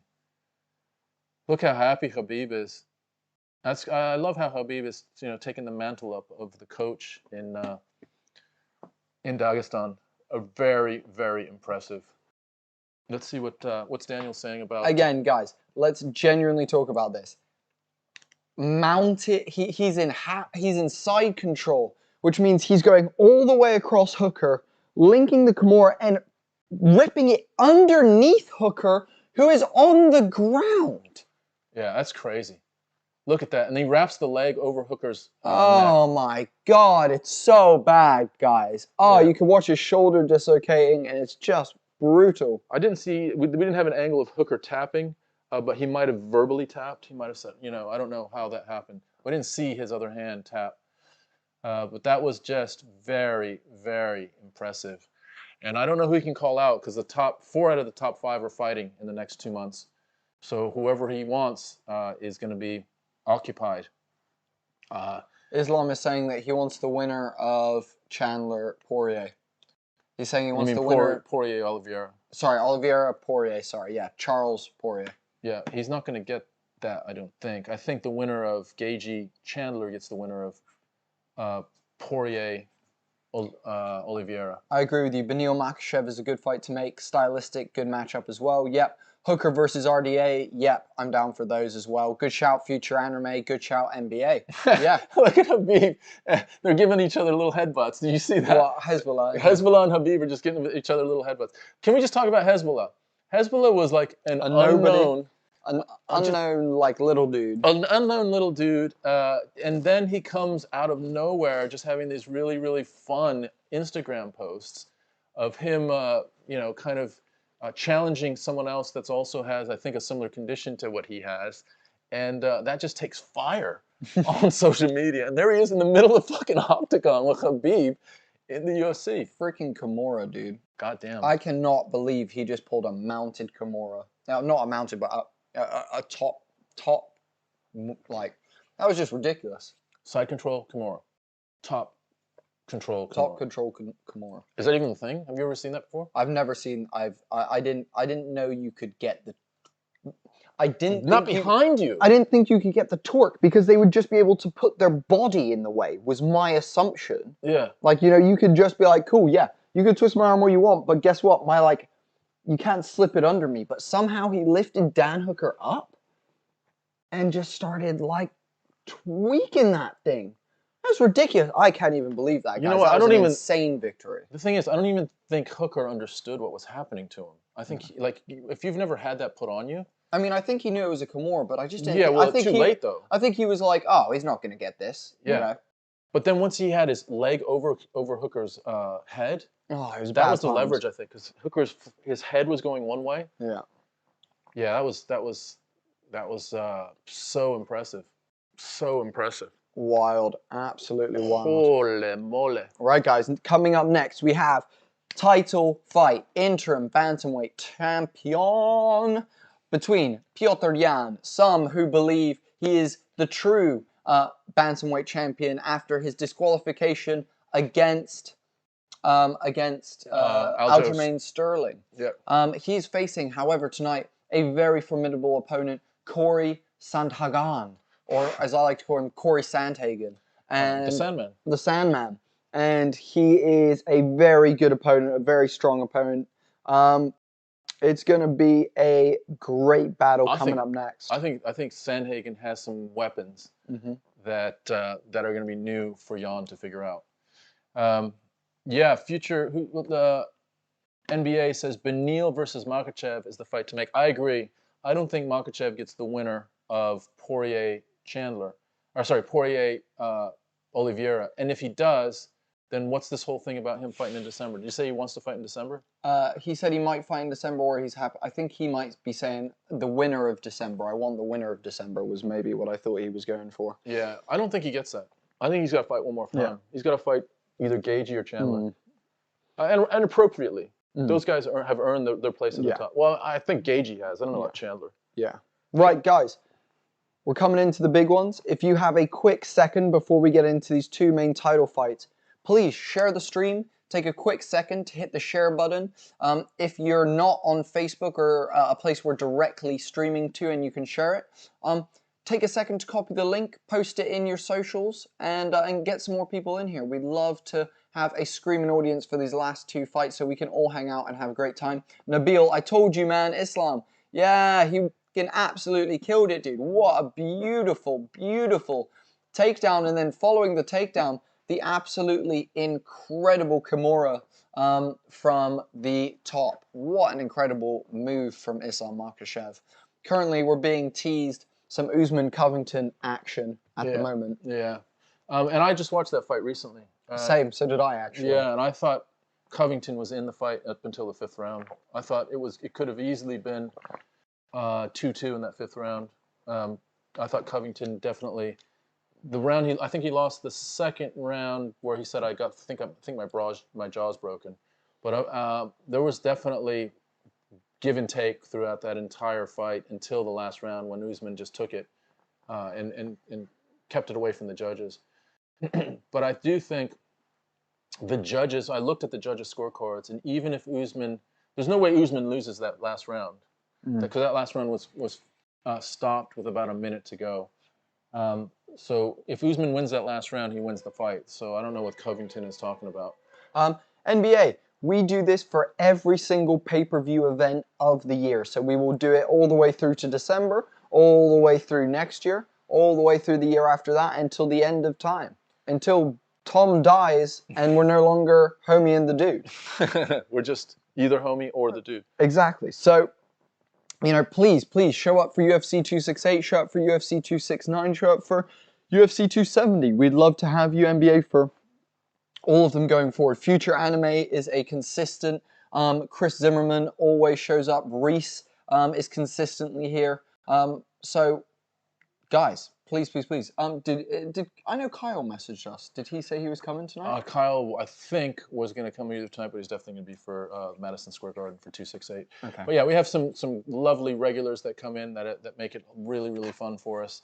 And it's nice and lively in the chat. So if you can bring some friends, amazing. I want Cory to get this win, says Satanic Joker. Not a fan of Aljo, but Petr did throw the knee. He could have went for an uppercut. Yeah. Dude, Petr Yan, look. Here's what I'm going to say. The knee was bullshit, but what is more bullshit is doing what soccer players to you Americans, or football players if you're in Europe, do, which is roll around and pretend you're all disorientated. Look, all of us have watched enough UFC at this point to know what someone who gets clipped or knocked out looks like. It was not Aljamain Sterling stumbling around that ring for the last 5-10 minutes of that shambly bullshit. Yeah. So I agree with you. Petr Yan definitely doesn't deserve to have the belt because he got disqualified, 100%. But Aljamain Sterling pulled a move that only really gets done in soccer and football, basically. Yeah, it was. It was. I mean, I think this is all played out in a way that it probably should have. It's just taken a lot longer than it should have. Sterling, for whatever reason, is having to manage some health issues. But whoever has the belt tonight, in my view, is the active champion. We don't know when Sterling's going to be back, and if he wants to fight for the championship, great. If he sits out for a while longer, then we have a champion. It's either going to be Cory Sandhagen or it's going to be Petr Yan. And we got TJ Dillashaw out there. We've got some good fights out there. So it depends how tonight's fight plays out and where Aljo is. If Aljo wants to play, I'm sure these guys are happy to play. Aljo's already beaten Sandhagen in a pretty wild submission. However, Aljo, I don't think, unless he is seeing a different fight than we are, can't think he was beating Petr Yan when that fight was stopped. There was definitely a tide change in that fight where Petr Yan was walking Aljo down, dropping Aljo, and Aljo did not want to engage anymore. I think there was a moment in that fight where Aljo was like, I don't know if I should be here right now against this dude. And it didn't look like he was, trying to win anymore. That said, I hope Aljo comes back and he's healthy and his neck injury is healed up and everything. He can be part of this bantamweight division because it's a fun division. It's not as loaded as the featherweights or the lightweights, but it's a fun division, and Aljo should be in there. Petr Yan's the man until he's not the man, and let's see if Cory has the answer. In my view, Petr Yan is the man in this division. I'm right there with you. I would love to see Jose Aldo make a resurgence. I love Jose Aldo, and I would love to see him make a resurgence, but the likelihood is very little. Yeah, Jose Aldo is. I mean, we've seen a lot of Jose Aldo, and we've loved seeing him, but I don't think. I can't see Jose Aldo making a resurgence. He's already fought Petr Yan once, and that didn't go so well. So, Yan is the current and the future for me in this bantamweight division. Yeah, NBA, bring your friends. That would be amazing. And yeah, bring your friends, mate. We'll fight them. Yeah. You sound like a dude. Like bring your friends. Bring your friends. I'll see you in the car park. Yeah. So 268 has some good fights. 269 has some banging fights. We've got Chandler versus Poirier. Oh. Nunez is back versus. Not Chandler versus Poirier. You did it as well. Fuck. Charles versus Poirier. Charles Oliveira versus Poirier. That's a great fight. Like that to me, I can picture that fight ending in so many different ways, and equally Poirier winning, and and Charles Oliveira winning. So that will be a really fun fight. And then Nunes fights again. She fights Julian Pena, and Pena has been calling out Nunes for a while. I don't know about y'all, but every time I see Nunes on Instagram, she's eating like cake and pizza and like being a mom, you know, taking her little one to the zoo, and like I don't see, like, it's a little bit worrisome to me. It's concerning. Yeah, does it make you worry? Does Nunes still want to, like, you know, like, she still want it? Yeah, and if she does, then there's someone else hanging out there, way beyond Julian Pena, someone named Kayla Harrison. Oh, God. Yeah, who would be a really, really interesting fight. But I'm not sure if Nunes is up for it anymore. And I don't like that. They just showed the Petr Yan fucking knee to Aljo. That was ridiculous. Like, what the fuck was Yan thinking about with that fight? Here's Aljo overplaying it and rolling around and all this other stuff. That's not what we want to see in Warriors. I mean, we could, you know, I think Aljo could have had the fight stopped by just saying, look, my head is still very, very fuzzy, and I don't think I can finish. He didn't have to fucking roll around. Yeah, I agree. Yeah. Satanic Joker, I think people are counting out Charles too much, and Nunes is going to end Pena. Yeah, I think both of those are really good points. I am not counting out Charles Oliveira. What I saw was plenty against Chandler, and his run up to Chandler. How many in a row does Oliveira have? 8, 9 fights in a row, and you name it. Any kind of submission, striking at finishes. He has all the tools, and he's been in all the wars, and he is at the top of his game. Zimmerman says Kayla Harrison is going to do well in the UFC. That is that's not inaccurate. If she ever makes it to the UFC. If Dana opens up the purse strings and gives her what she deserves. I don't know if that's I think she might just go to, like, WFL. Well, dude, she's just won her second $1 million check. Like, no, PFL, they're not giving her $1 million. Yeah. Are they giving her $1 million checks? Yeah, they've had 2 tournaments in a row. The winners get $1 million. When was the last time? I don't know if there's ever been a woman besides Rousey that's won $1 million in a fight. I don't know if Nunes definitely isn't. No. So, like, you know, the reason you do this, the reason you're in this, is, I mean, there is that. Pure legacy, dude. Plus, I mean, you want to get paid, don't you? No, I mean, like, if you're coming, sorry, my point was if you're coming to the UFC to fight Nunes, Yeah. it's pure legacy. Yeah. It's not money. And I mean, you hear Francis Ngannou saying, you know, listen, I have to take a loan out to pay for my training to lead up to the championship, you know, and I don't want to fucking tie into a multi-fight contract because I want to try boxing. This is why WFL is going to be very, very interesting. That's the pro league, right? That's coming up. Yeah, the new like pro championship league that's coming out in the next couple of years. That will be interesting. It'll be super interesting. Just showing highlights of Petr Yan throwing knees and shit to everyone. Yeah, Sandhagen has a decent... Cory Sandhagen has a beautiful little knee. That was fucking Frankie He's clipped a bunch of people with that little inside knee. Yeah, and that might be available. I was going to say, but if you box with Petr, it's going to be bad time. But Piotr's tall. Like, you see how small Petr is compared to Cory Sandhagen? He's like 5 foot... What is he, 5'8"? And Sandhagen's 5'11"? Something like that? Yeah. Here we go. This is the co-main event of the evening. Co-main event this is, of the evening. Let me just give you guys some stats. Petr Yan is 15-2. You'll know that he lost his last fight controversially to that illegal knee to Aljo Sterling. His nickname is No Mercy, and I think it's a great nickname. Yeah, especially when you're blasting people with illegal knees. Yeah, there was no mercy there. He's from Russia, and he has wins against Jose Aldo. He has wins against Uriah Faber. He was winning against Aljamain Sterling. He has, you know, this suffocating style. He has trips. He has clinches. He is a real problem to figure out, and so that's what he brings to the table. He's fighting Cory Sandhagen, who is 14-3 from the U.S. Cory Sandhagen. Sandhagen has wins against Frankie Edgar. Marlon Moraes, who's a legitimate great fighter. John Lineker. And he has these, you know, this sort of wild, but skillfully wild style, doesn't he? Like, he's unpredictably skillful. Hey! Look who just came into the chat. Kyle, where the fuck you been, dude? You're late. Woo! What's up, dude? Doing tattoos. Can't sit on just one. Say hey. Next Saturday I'll be watching with you. Jan, cool. Hey, dude. Thanks for the shout out. Make sure you sink that ink, dude. Get it the right amount of layers deep and not deep enough that it's gonna injure people. You know what's up.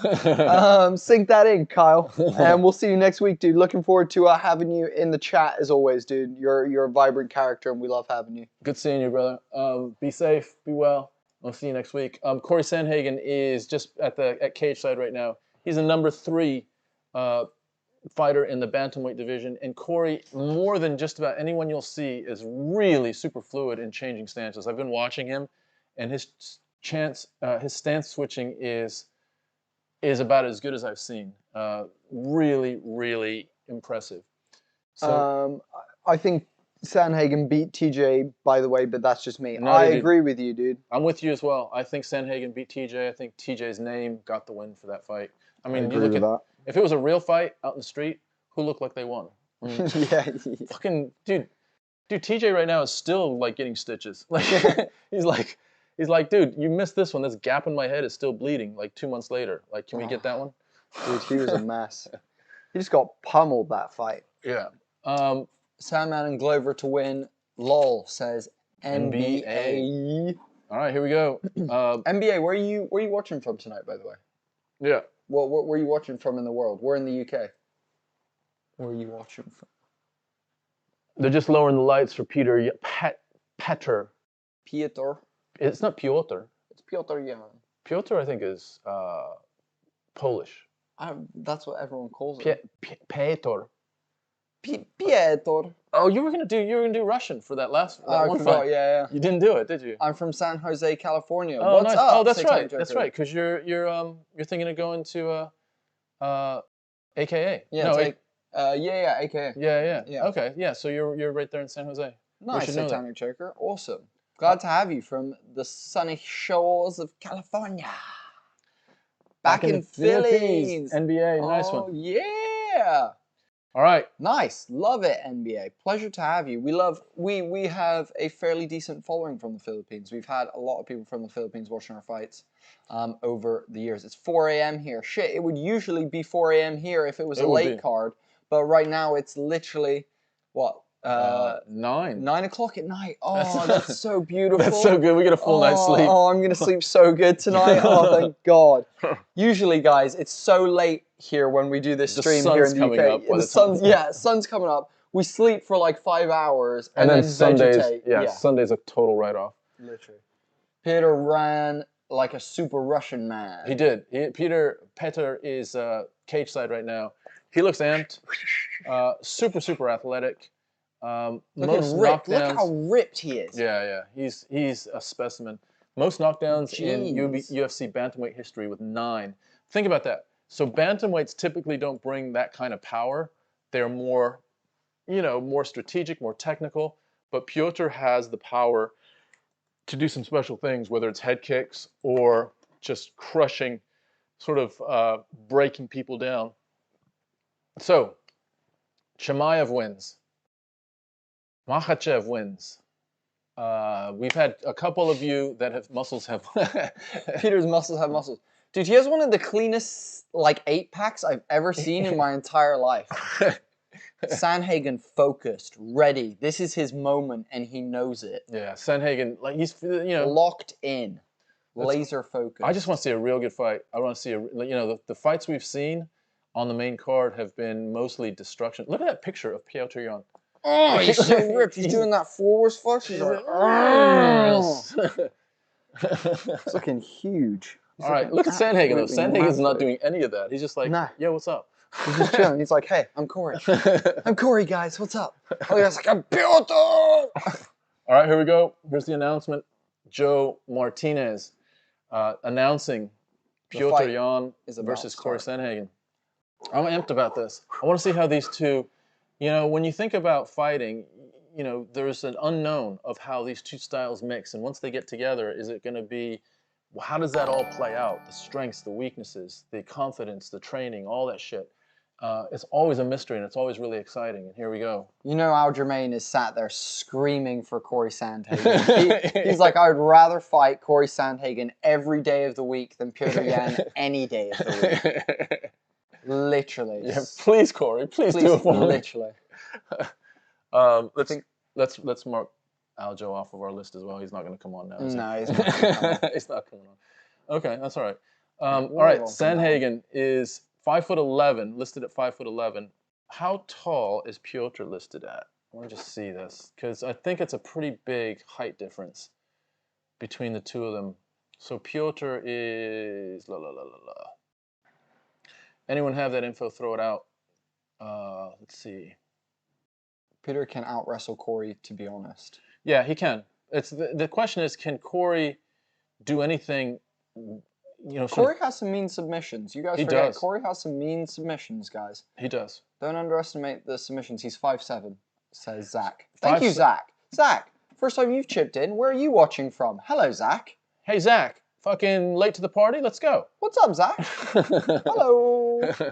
All right, here we go. Here we go. Petr's still flexing. Like he's literally like,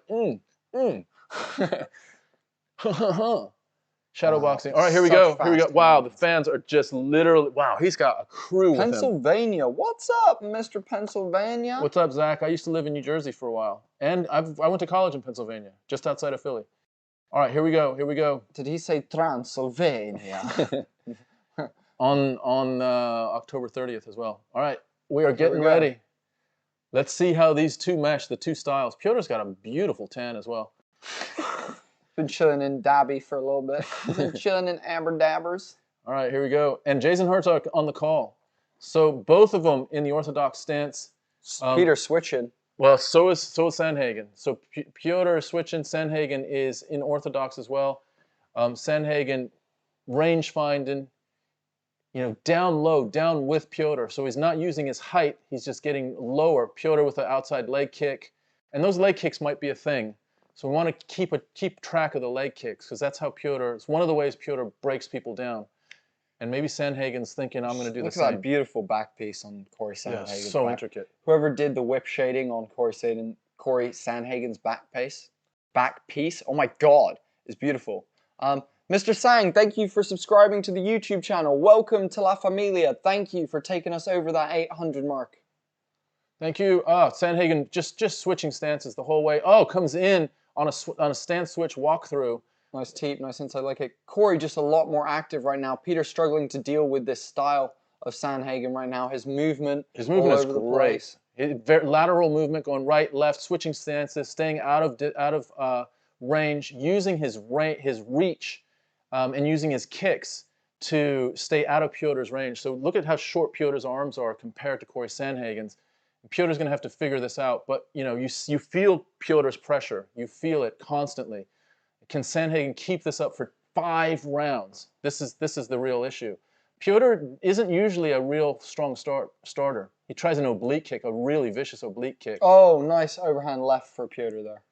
Petr throws with real bad intentions. Petr now southpaw stance. Sandhagen goes southpaw. Sandhagen goes orthodox again. They're just switching the whole time stances. This high level mixed martial arts right here, guys.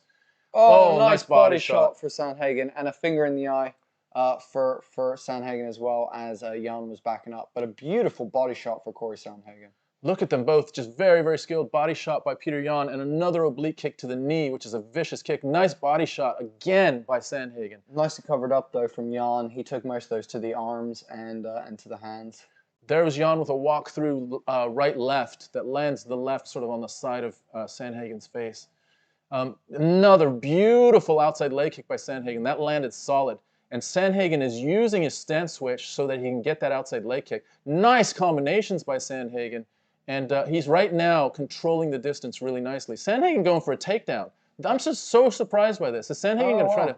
Cory taking Petr's back. I'm very surprised by this. Also, Cory doing a really nice job of just really mixing up the strikes, mixing up the positioning. And he does a really good job as well when Petr shells up like he does, his defense being so strong. A low blow for Petr there. Jesus Christ.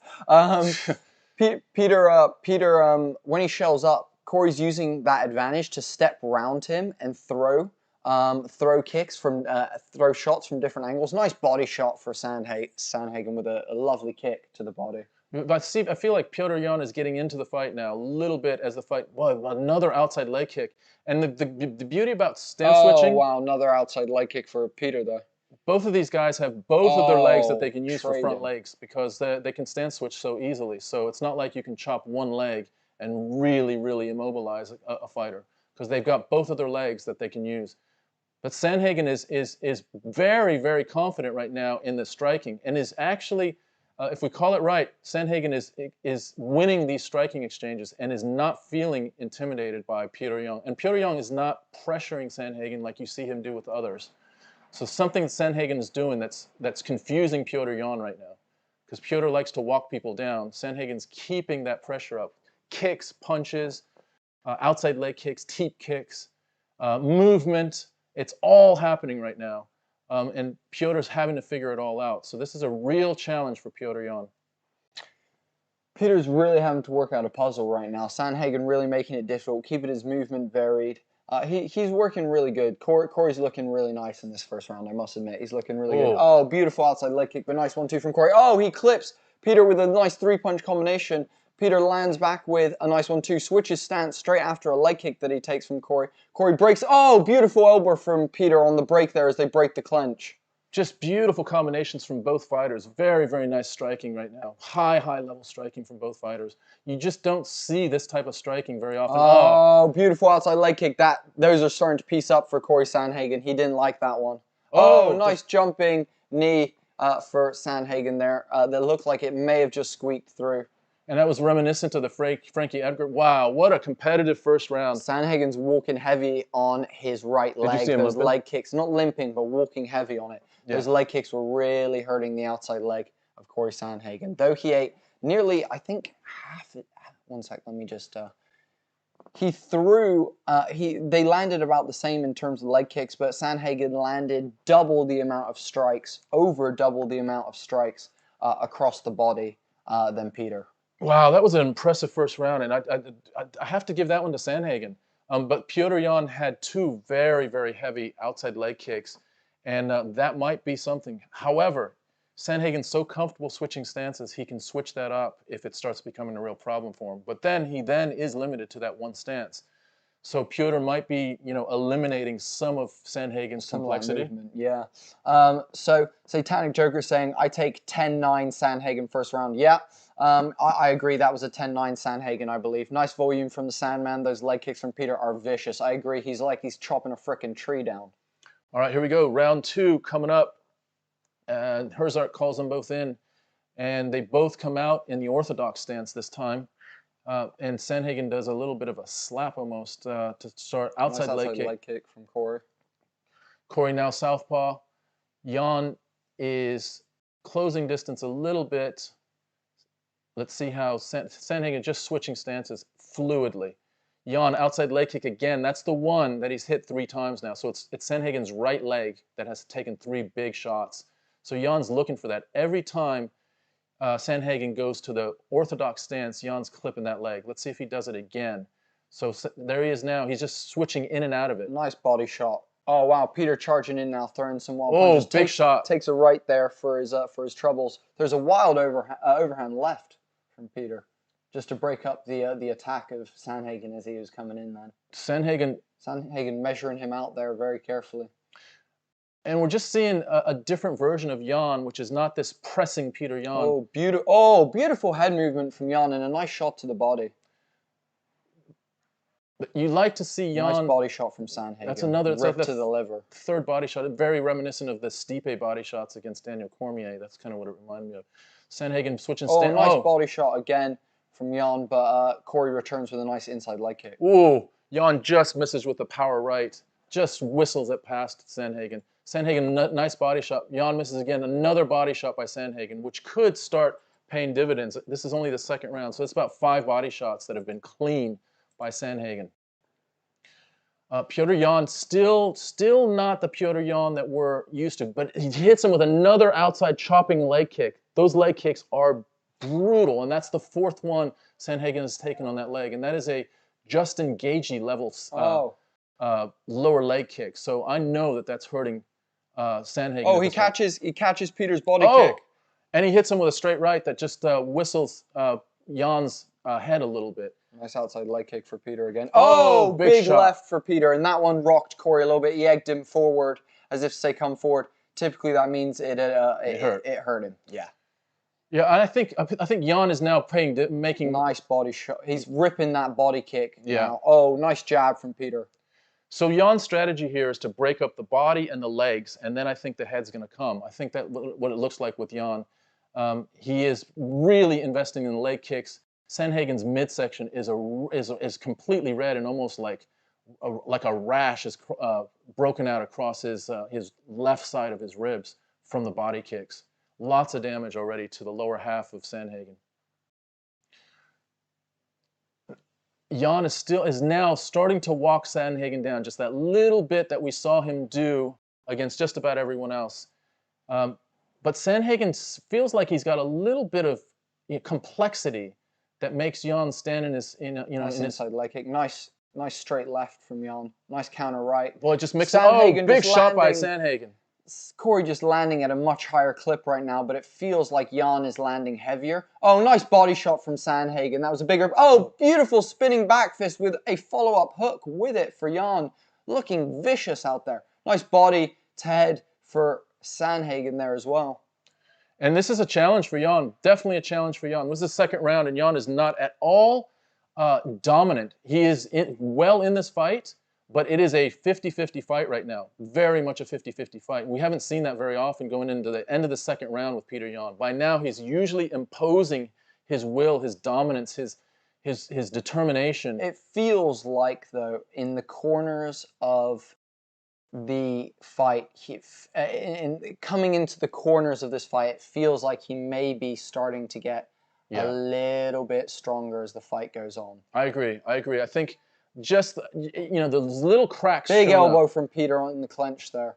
Nice Another body shot. Yeah, I agree. There's little cracks happening that are making Jan just move forward just a little bit more, be a little bit more accurate. Oh, there's the flying knee. And Sandhagen's thrown 2 flying knees. That one may have gotten through the gloves a little bit, partially got through the gloves, but Sandhagen's still presenting a puzzle that Jan isn't completely solved. He's starting to work it out, but it has not been completely solved yet. And Sandhagen continuing to stay really active. Jan misses with a power right that would have done some serious damage. But we're at 15 seconds in the second round. He lands with a left this time. Both guys are pretty much ambidextrous. Really, really impressive striking. 8 seconds left. Sandhagen, nice, almost like Lomachenko movement. Oh, beautiful straight left from Peter, but he eats a leg kick for his troubles. Wow, dude. Wow, what a fight. Holy shit. Super, super high level. Wow, what a fight. Yeah. Oh, what man. a fight. I was just seeing some highlights now. Lots of very... Look at Peter's head movement. My God. Yeah, he's just... I mean, both guys, just beautiful, beautiful stand-up. High level. This is about as high level a stand-up as you're going to get in the UFC. I mean, we're talking about Israel Adesanya, that type of Alexander Volkanovski, but these two guys are right there in their own division and in their own way as far as sophisticated stand-up that is very, very difficult to figure out over the course of a 5-round fight. Very, very difficult. Now they're matching wits with each other to see not just who has the most skill, but now we're coming into conditioning, strength, will, all of those things. Satanic Joker reckons that's 2-0 to Sandhagen.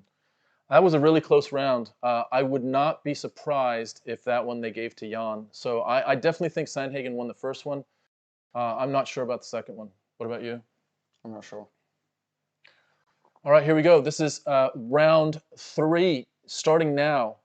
And both in the center, Jan is 5 round, yeah. Sandhagen starts southpaw, goes orthodox and back to southpaw, starts with a quick body shot, body kick. Jan, oh wow, Jan with a leg kick to the leg, and then catches a jab and gets. I think he got caught off balance. He wasn't hurt, but he gets caught off balance. Cory just touching him. Oh, beautiful spinning back kick to the body. Oh, Peter throwing with the counter right. It seems like because his arms are so short, he's just pulling up short on some of these counters. The counter right, that power right, has missed about 4 or 5 times, and it is throwing with a lot of power. If it lands, it's going to do damage, but he has missed it consistently. I think because of this, he's just not used to not being able to get close enough to guys, and he's missing. I think he's struggling with some of what Sandhagen's doing. And it's just this distance management that Sandhagen is doing. So many feints. Look how many feints Sandhagen is throwing right now. Unbelievable. And so just many feints. Stance switching the whole time, so Jan doesn't know what to do with it. I'm not saying that Sandhagen is imposing a huge amount of damage, but he's creating a puzzle that Jan hasn't seen for a long, long time. And we're talking about, you know, he's fought Jose Aldo, he's fought Uriah Faber, he's fought Aljo Sterling. He needs to go back to the body and the legs. That was opening up. Nice body shot there. Ooh, that was a good left hook. I think that stung Sandhagen. And let's see if Jan follows up with it. But right now, Jan is holding his punches back. He's not firing the way we usually see him fire. Look at that pivot from Peter as well as Sandhagen moves around him. Just beautiful footwork from these two gentlemen. Beautiful footwork. Sandhagen walk through. Oh, nice inside leg kick. Almost checked from Peter though. And Peter almost lands that big left. This time it skins the top of Sandhagen's head. And Peter's now starting to walk Sandhagen down a little bit. Do you start to feel that? Oh, big uppercut for Peter that just clipped.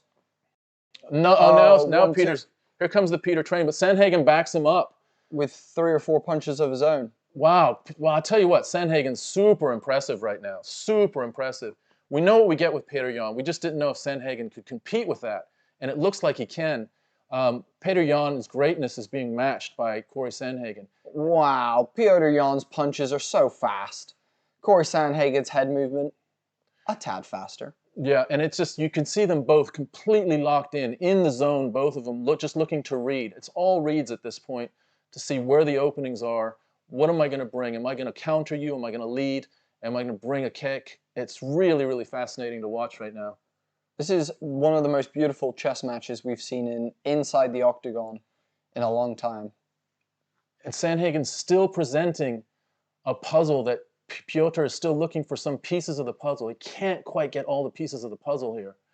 Sandhagen's been really, really effective with his distance management and his movement and just mixing up stance switches, kicks, combinations, feints all over the place. Oh, beautiful Lomachenko's movement from Sandhagen, but Petr finds him and clips him with a 1-2. Beautiful accuracy by Petr. Petr going for the Uriah Faber knockout kick, and he misses it with Sandhagen. I think this reach advantage is a big thing right now. Oh, nice body shot for Petr. Almost catches him with the left here. Does catch him with the left there. And oh, Peter's starting to put it on him. Nice head movement from Peter, slipping 3 jabs. Oh, big body shot. Oh, he drops Cory Sandhagen with a spinning back fist, followed by 2 more shots. And he's really opening up now. Oh, wow, he's really putting on him. Cory Sandhagen on his back, just eating ground and pound right now. He's trying to go for a leg. He's trying to go for a leg, yeah. He's going for a leg for a submission. Peter rolls out of it. Oh, and Peter's going for a he's going for a guillotine. On the top. Can Peter get... No, he's not. No, he's not. He's now going for back control and some ground and pound from back control. Cory's going to shuck him off. No, Peter gets him. It's still a scramble right now. And Petr releases. Sandhagen doing a decent job in the scramble. Sandhagen is matching the strength, and they're in a beautiful reversal from Peter, and he's just raining down blows at any chance he gets.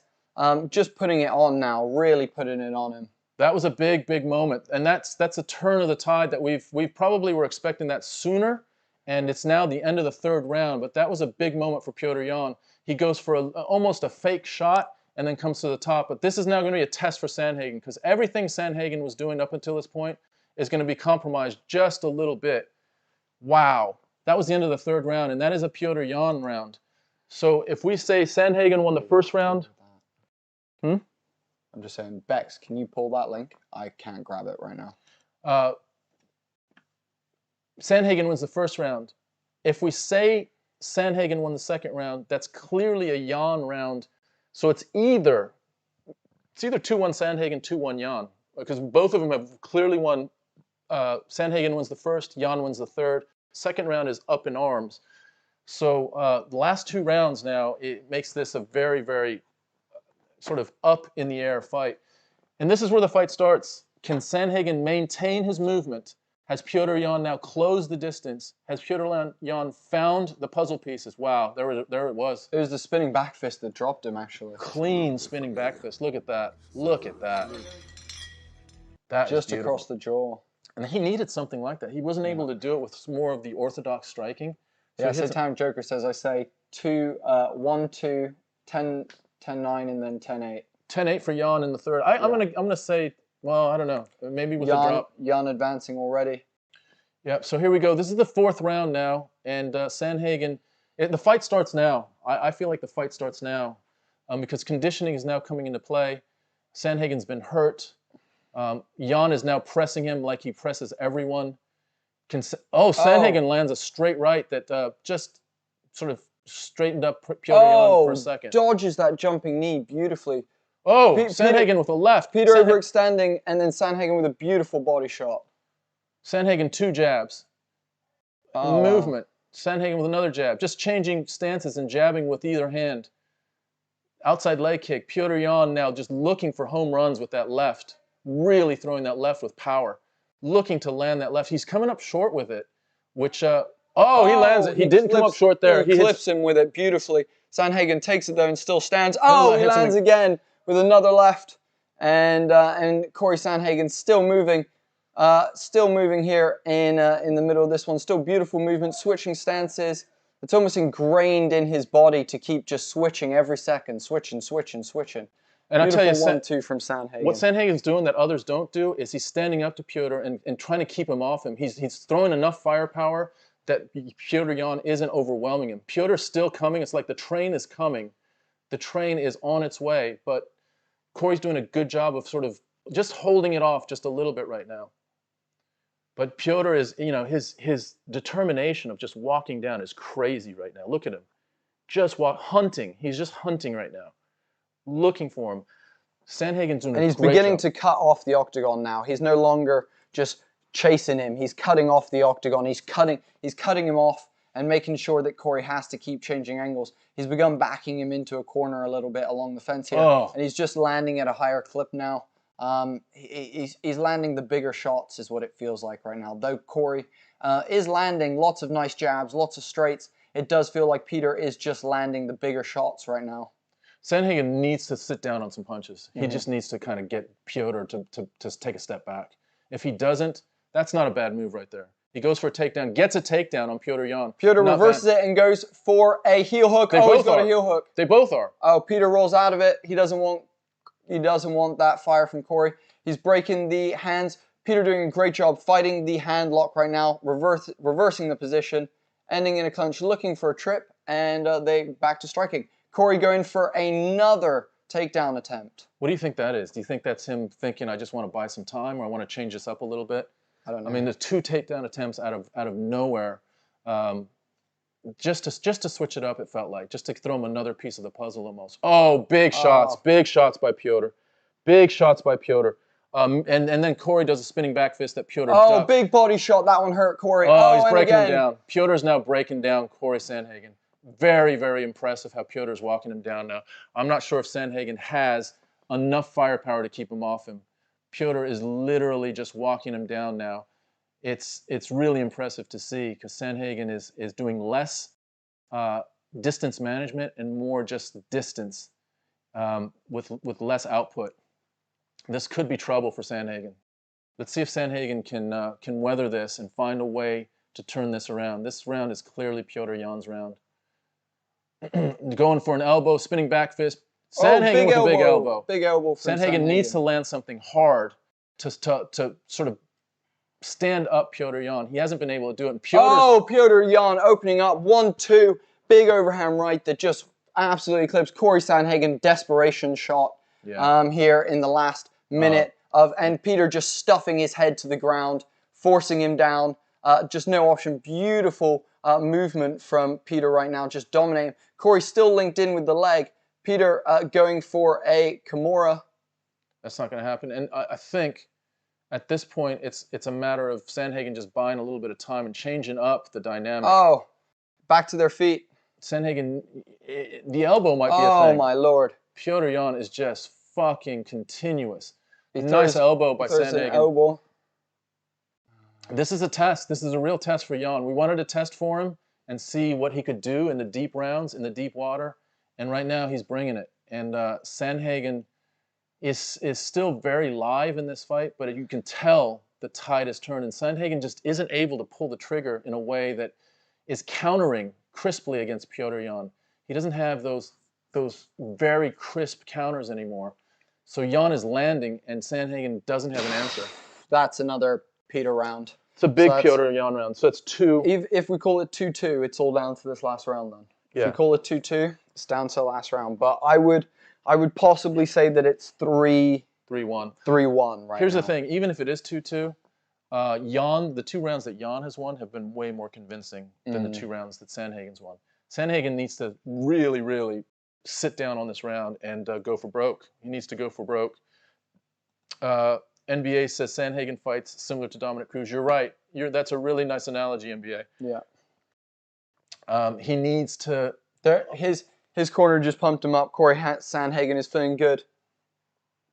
He's shouting over at Petr. Let's go. He's talking shit at Petr. Here we go. He's trying to get amped up. He's ready. All right, let's go. Let's throw it down. This is what Sandhagen needs to do. He needs to go for broke. He needs to go for broke. This is the 5th round of a championship fight. He may never be here again in his life. He doesn't want any regrets. Not tomorrow, not in a year, and not in 20 years. Sandhagen wants to come out of this feeling like he's left everything in the cage to try to win this belt. Cory coming out sharp. We know what we're getting for Petr Yan. We're getting this fucking charging bear that is relentless. Just the steam engine that keeps pressing forward. Can Sandhagen do anything with that? Can he stop it? Can he send it backwards? Petr coming forward. Sandhagen still moving pretty well, even though he's gotten his legs chopped pretty significantly. Juan says it's 3-1. Yeah, Jason Herzog is getting a fucking marathon's worth of fucking movement around the octagon tonight. Yeah, for sure, for sure. You don't think about it, do you? No. How much they move, the referees.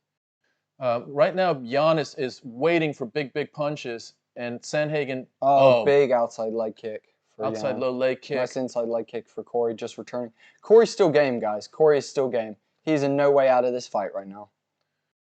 I just don't know. If he lands clean, he's good. Does he have a firepower? He knocked out Frankie Edgar. Yep, there's that flying knee. That's the one. That's what he needs, is a flying knee or a head kick right now. Oh. Big straight left by Petr Yan, and couple jabs by... But Sandhagen's punches right now are almost distance management punches. They're not punches for a lot of damage. They're just to almost keep Yan off of him, as opposed to sort of employing damage to Petr Yan. Sandhagen still switching stances, still feinting, still moving pretty well. But his tactic right now is to win on points, and I don't know if that's going to be enough with the charging Petr Yan. He needs to have something conclusive, something very, very, sort of dominant, that is noticeably dominant to sway the judges right now. And that's what Yan's doing. Yan is throwing power punches. Sandhagen has landed 15 more total strikes, but as you can see, it's definitely been the case that Yan has dominated the exchanges in terms of power and damage. So Sandhagen right now is, I think he's going for dancing and point. It's almost doing like a Stephen Wonderboy Thompson at this point, where he's point fighting, and I just don't think that's going to carry the day when you've got Petr Yan throwing really, really heavy punches. And if Yan lands, a couple punches, a couple kicks, I think that's much more noticeable. And even this takedown attempt. Oh, they're so slippery. It's so slippery. You got to give Sandhagen a lot of credit, though, for being there and doing something that a lot of others haven't been able to do, which is sort of stand in the fire and not get overwhelmed by the fire. Yeah, you're right, NBA saying Cory's corner should have told him. that he needs to do something this round. Instead, they told him to just touch him. That was literally the advice from the corner. That's the wrong advice because big head kick there for Peter. He's not gonna. I'd be very surprised if Sandhagen wins doing this for the rest of this round. I don't even think. I'm not sure he wins this round because a couple of those punches. Oh, big one too for Cory there that landed. I think Cory feels like he's winning. His body language is saying that he's winning, and I don't think he realizes that. That definitely isn't for sure, and I actually don't have him winning. But he's point fighting right now. I think Peter needs to not overcommit, and he needs to just put some good combinations together. 3, 4, 5 punches at a time. I'm surprised Petr Yan isn't unloading a little bit more though. That's another thing. That Petr Yan typically at this point would be all over the other fighter, and I think Sandhagen this round depends what the judges are seeing. If they're seeing Petr Yan's sort of cage management, the way he's walking Sandhagen down, but Sandhagen's landed more punches. They're not effective. They're not doing much damage. Nice body shot there. Yan just can't find him. He cannot find him this round. Yan. Nice little teep there. It's going to be a close decision. It'll be really, really interesting. Another spinning back fist that almost landed again for Petr Yan. There's a knee from Sandhagen. Sandhagen's looking like a fighter that thinks he's winning, and I just am not as confident as he is right now. There's the flying knee again. He might win this round on sheer numbers. He might win this round, so now it comes down to round 2. The spinning heel kick. Got him. And they go to the end. Well, beautiful fight from those two. Wow, that spinning heel kick was gorgeous. Sandhagen wins round 1. Sandhagen wins round 5. Yeah. Yan wins round 3 and 4. It's round 2. Yeah, it's down to round 2, guys. For me, Jesus, I'm going to say Petr Yan wins this fight simply because if I take it back to a real fight, who won that real fight? I think Petr Yan wins the real fight. I think if that had continued, Peter would have started Yeah. Wow, guys. Wow. That's crazy. What are your thoughts, guys? Let us know in the chat. There's about 50 of you awesome people watching right now. Thank you all for joining us. As you know, we're Homie and the Dude, the father and son team. If you're enjoying the commentary tonight, or if you enjoy podcasts with extravagant and awesome guests like Bruce Buffer, Spider-Man's stunt double, Olympians, all that kind of stuff. UFC fighters, then we're the place for you. Head on over to the YouTube and subscribe. You'll find over 100 videos of content that you can ingest. Not to mention, if you happen to be a nerd like me and you like Dungeons & Dragons and other tabletop role-playing games, we also make a bunch of that content for you guys as well. Did you see that? Check all of that out. Thank you, Dion. Thanks, Dion. Appreciate you. That flying knee, we're just watching a little bit of the replay. The flying knee actually landed. One of them did at least. Sandhagen wins that last round. The punch of the fight was that spinning back fist. Which, well, the thing is, if he wins that round 10-8, he wins the fight. Yeah, I agree with that. Yeah. So if Petr Yan wins the 3rd round 10-8 on the judges' scorecard, then he defends he in effect defends his belt, but wins the interim championship. Yeah. So guys, let us know what your thoughts are on who won that in the chat. See what y'all are saying. A very close fight between those two gentlemen. A phenomenal output of striking. An absolute clinic just put on. Wow. It was really, really beautiful. Really, really beautiful. It was a great fight. It was really, really nice to watch. If you like... Unanimous decision. Yeah, if you like sophisticated MMA, that was... It's Petr Yan.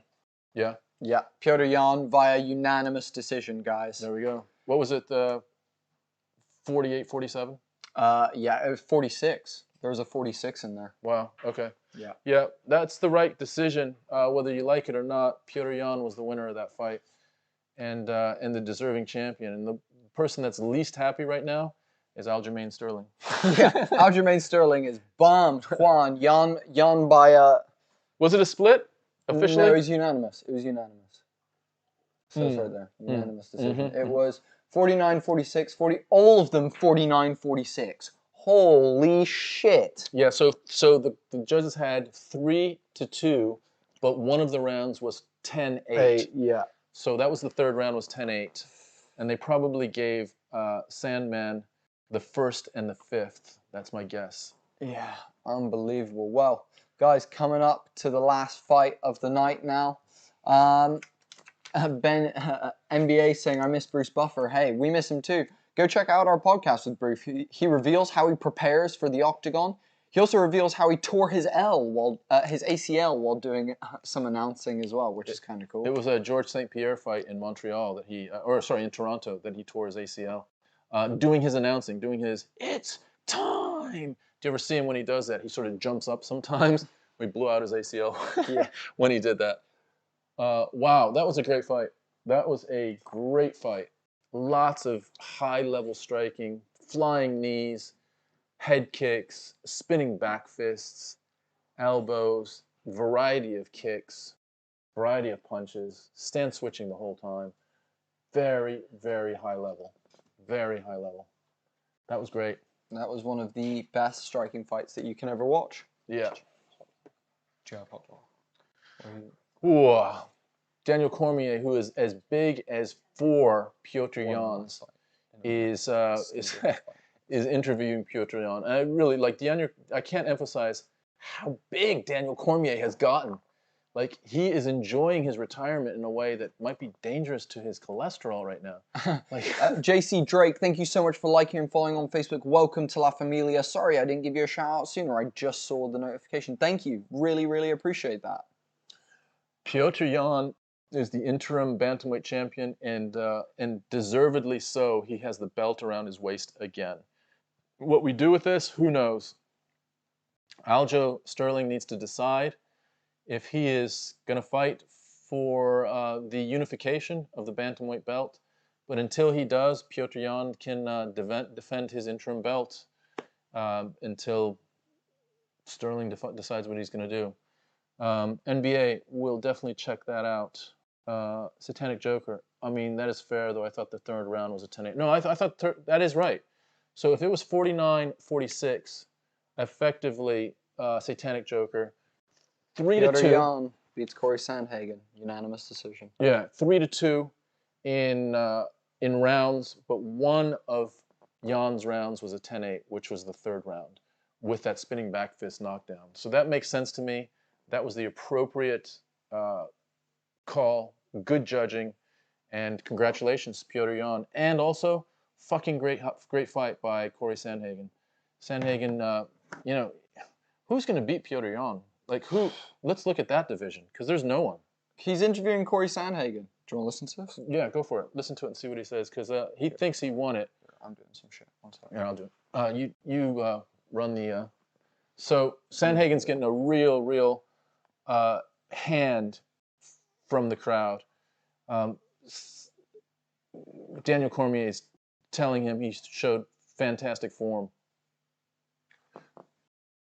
Yeah, Sandhagen is admitting that he doesn't feel like he did enough to win the fight. And that's you know, you hear some bullshit. If that was a different fighter, they would talk some shit, you know, about I thought I won and all this other crap. Sandhagen is a man. He knows what happened. He knows that he didn't do enough. He did enough to stay in the fight. He did enough to compete. He did enough to not get overwhelmed. He did enough not to get knocked out. He did enough to survive, but he did not do enough to win a championship. And Petr Yan did. And that is the reality of that. Whether you're a Sandhagen or Yan fan, that's how we call it here at Homie and the Dude. We call it like we see it. And what we saw was the truth. Petr Yan is a deserving champion, whether anyone likes it or not. He is the man. Let's look at his. Indeed. Let's look at his division, because it's fucking like, if you think Makhachev is a problem and Chimaev is a problem, fuck me.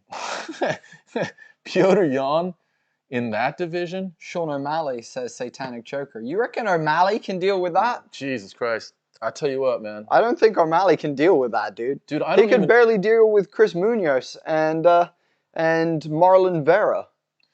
Let me just say this, Satanic. I think fucking Cory Sandhagen's stand-up was more sophisticated than O'Malley's. And O'Malley is great. I think he's great, but he's a younger version in a less sophisticated version of what we saw today. Today was just fluid stance switching, a variety of kicks and punches and flying knees, and Sandhagen had all of that, and it still wasn't enough. I just don't see O'Malley having that quite yet. He might get it, but not right now.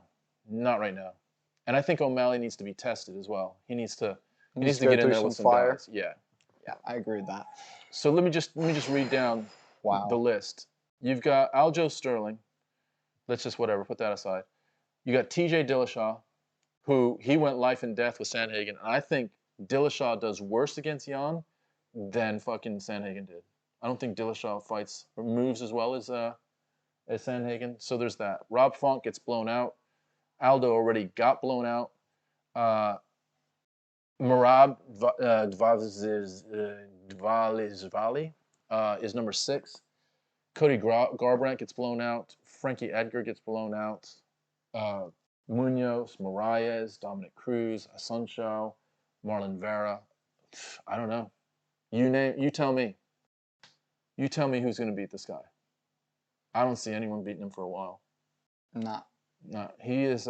He's gonna be holding on to that bantamweight title for a while, unless the only thing that I think could happen is if someone moves down from flyweight, like fucking. I'd love to see Figueiredo versus Yan.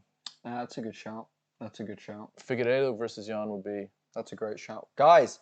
The main event of the evening, Glover Teixeira, Jan Blachowicz. Here we go. This is the main event. Jan Blachowicz, late to the party as a champion, completely deserving of kind of like the same type of journey as Charles Oliveira. Yeah. Learned through the hard school of wins and losses and is now the champion. And fighting Glover Teixeira, who is also a lifelong MMA fighter.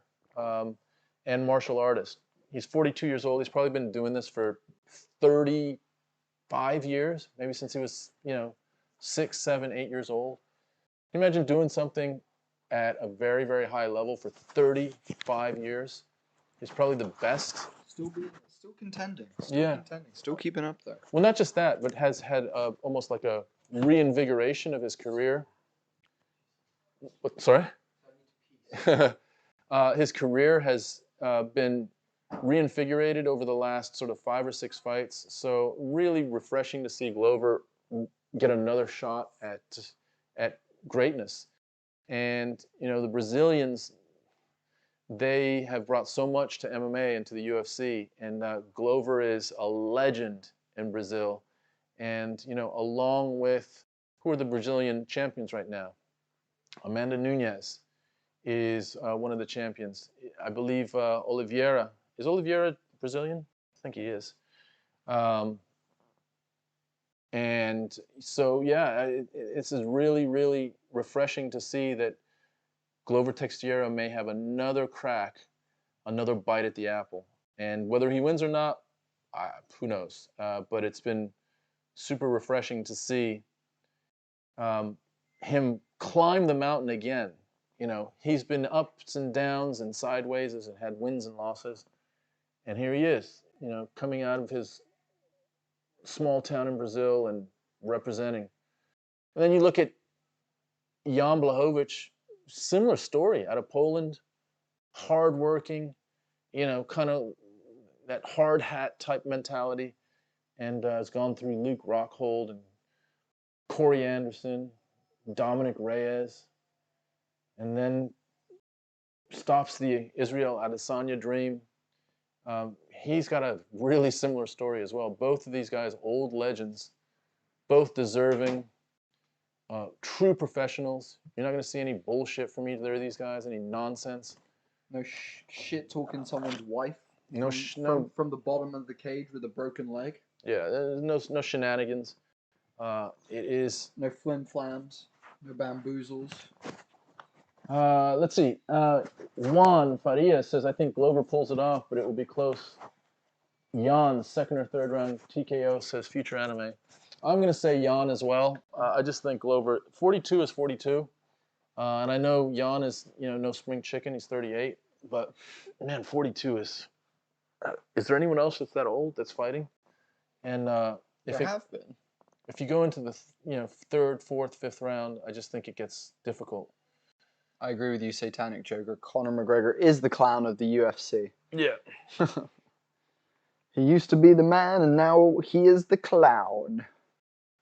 Yeah, he doesn't know what to do with it. You know, he's really struggling with. Do you know what it is? It's that whole like Michael Caine moment from Batman, where it's like, you know, some men play the hero long enough that they see themselves become the villain. Do you know what I mean? Like that's literally like how that goes. Here we go, right. says NBA. All right, Glover. Him and JBJ are clowns. John Bones Jones. I agree. John Bones Jones is a fucking awful human. My favorite thing is that people will not let this recent arrest go. The comments on his posts are just too funny to read. If I'm having a bad day, I go and read the comments on John Jones' posts. It's fucking funny. Is it relentlessly funny? It's just brutal. So brutal. But also, he's deserving of it. You hit your wife in front of your kids. You hit your wife anytime, whether it's in front of your kids or not. It's just worse that it's in front of your kids. But, you know. Yeah. Yeah. Just a clown. All right, Glover coming in. I mean, Glover Teixeira has fought 39 times he's made this walk. This is the 40th time in his career. 40 walks into the octagon. If that isn't a veteran, if that isn't experience, and he's been in all kinds of situations, all kinds of arenas, places around the world. He is a true veteran. So really, really happy to see him. Yeah. Guys. Guys. What the fuck? If you've enjoyed tonight, please head over to our YouTube. Please hit the subscribe button. We'd really, really appreciate it. It helps us out. It allows us to keep doing this. We're trying to get closer to that 1,000 mark, which is where we get monetized, guys. We gained a couple subs. We lost a couple subs during this live stream. Yeah, typical live stream, if you ask me. But guys, if you've enjoyed any of what we do this for every pay-per-view, so you can come back, enjoy this commentary every single time. We will be here doing this for you guys. All right, Teixeira is at cage side. He is getting the grease applied to his face. He's getting a bit of a review of his gloves and the rest of his equipment, making sure his mouth guard is in, and he enters the cage for the 40th time. And Glover is, if not anything else, a physical specimen to be doing this at 42 years old. That is just in itself super, super impressive. And it's not like he's, he's riding a bike competitively. It's not like he's swinging a bat competitively. It's not like he's throwing a ball. He's getting punched in the face. He's getting punched in the head like he has been for the last 25 years. And he's in the cage at the very highest level of this sport to do it one more time. And that's just hugely inspirational and inspiring. Not like I want to be hit in the head 25 years. But yeah, I hear you. Just the case of, having the ability to do something like that and the commitment to something like that. Yeah. I mean, he could have easily just faded off into the, into a Hall of Fame career 5-6 years ago, and no one would have said anything. Yeah. Everyone would have been like, Glover was awesome. Yeah, I agree. And Juan Farias saying Glover's last chance, if he don't win, he's going to have to retire. Interesting. How many other people share the same opinion? Do you think if Glover loses this, he's got to retire? What are your guys' thoughts? I mean, to me, if I'm going to just answer for myself, I think it's not a bad idea. You fight for the championship and lose. What are you going? What's the plan? Money? What? Just fight again? Just keep fighting? I don't know. Like I know he said I don't know what else to do with myself. Has he really? Yeah. It's like, what else would I do? But I don't know.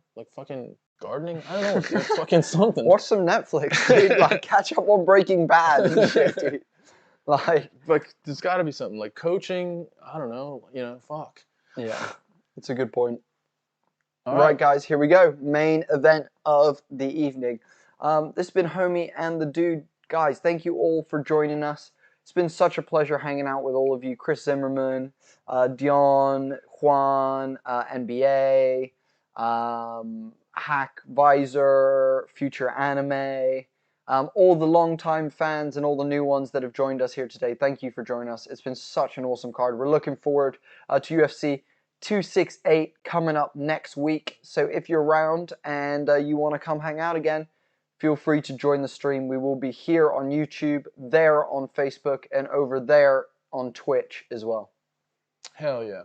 Be all them places. All them places. Jan Blachowicz in the black and gold. Befitting a champion.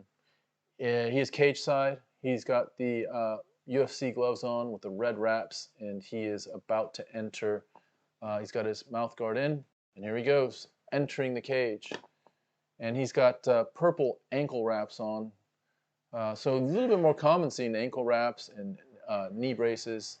And he is in the middle of the cage, just taking a bow to the crowd in a sort of a 360-degree turn. And two old, chiseled warriors doing what they have invested their entire lives to do. And that is to inflict violence on other human beings. To inflict war upon one another. Let me just give you the tail of the tape. Very, very similar. So 42 to 38, Teixeira to Blachowicz in age. Blachowicz has a 2-inch reach advantage. Same weight, of course. Same height, of course. So not a lot in it anywhere, really. 4 years of age. Teixeira had his birthday last week. And Joe Martinez is introducing both fighters. This is going to be a brawl. This is going to be a brawl. I think I think Blachowicz has just dynamite in his hands, though. He really does. We're at light heavyweight. Everyone's got dynamite in their hands. That's true. That's true. But like his little. We thought Dominic Reyes had dynamite, and then he's getting clipped by Bloho, Yuri. Yeah. Yeah, it happens. It's one of those things. Yeah, Corey. Oh, Mark Goddard gets the call for. You haven't seen Herb Dean didn't even travel out. No. So it's Goddard with the call for the main event, and Teixeira in his Brazilian yellow and green. We mentioned that Blachowicz is in his black and gold, befitting a champion. I didn't know that. You told me that Anik says that every time. Yeah, befitting a champion.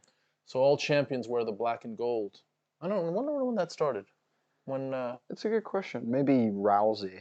You think? I would imagine. It was definitely Reebok. It was definitely during the Reebok deal. Yeah. Because before that, I think they could wear whatever the fuck they wanted if they were champions. That is true. Yeah. That's It's true. got to be Reebok. Yeah. So it's got to be in the last was that 5 years? No, 5, 6 years. Yeah, that's a good point.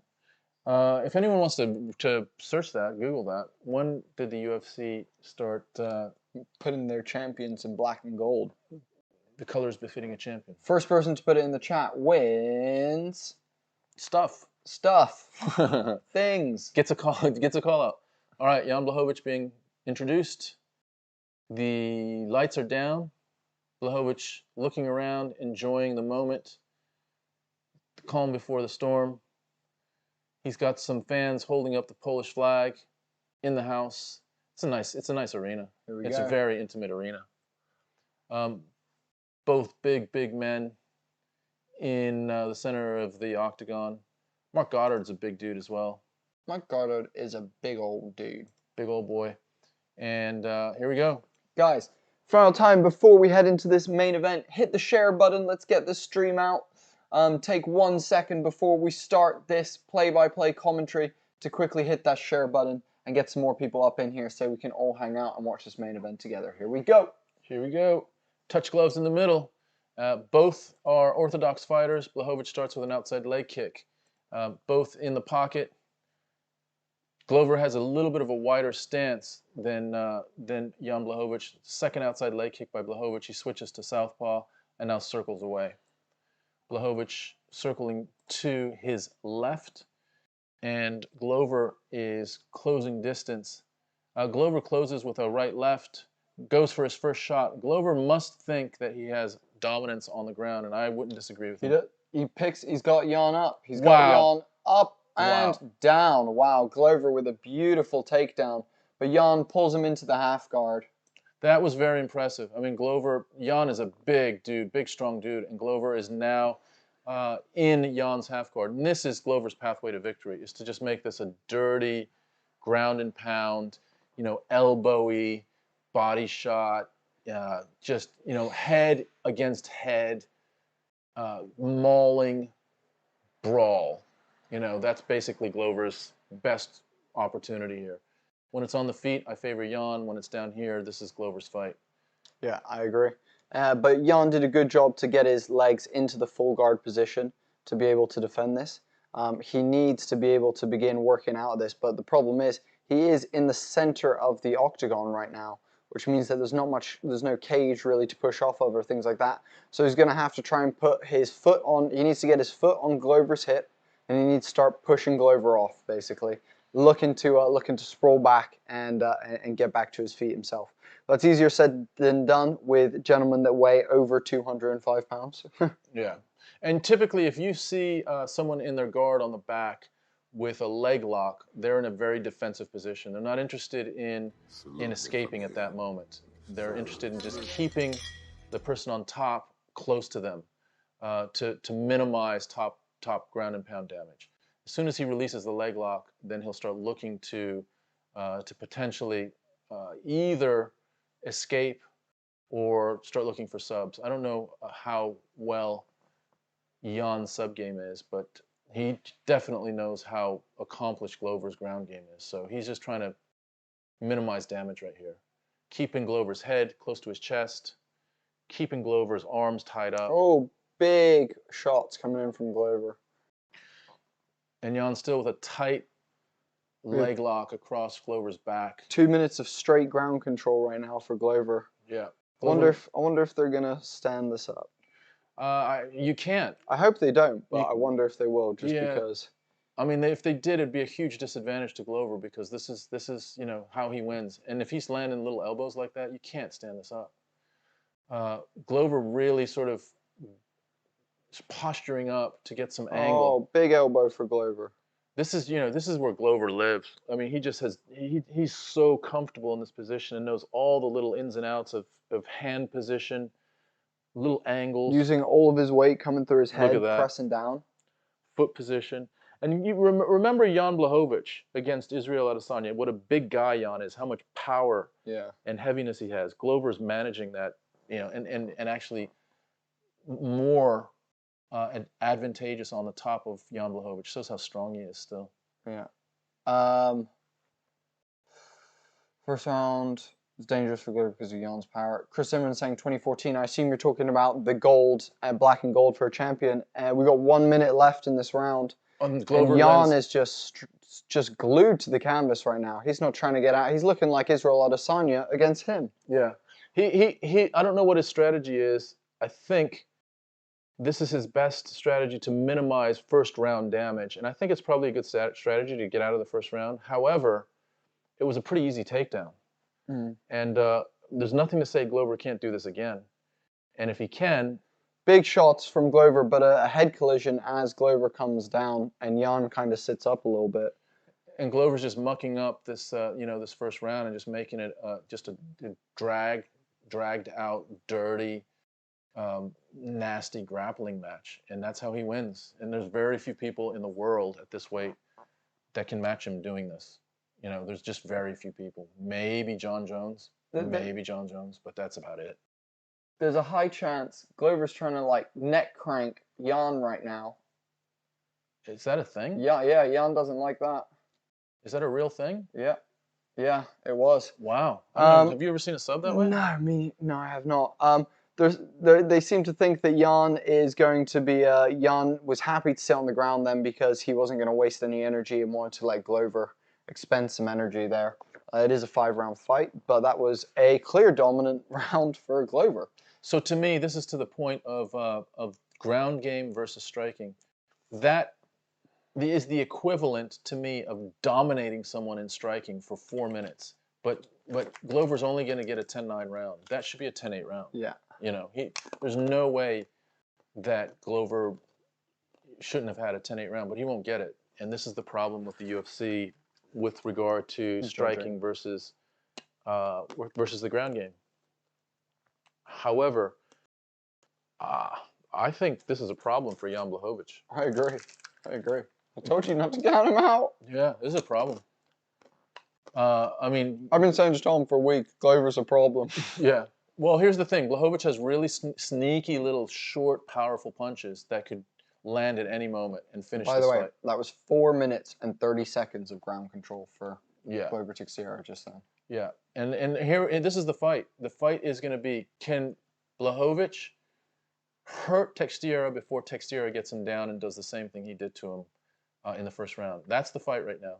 And if he cannot, then we might see a new champion. Teixeira lands. I think that landed that sort of right-left, and the left may have landed. Nice body shot by Blachowicz, and that's important. Nice combination for Blachowicz. Yeah, and there's another takedown attempt. He's got a single leg, and Blachowicz gets out of it this time. That's important.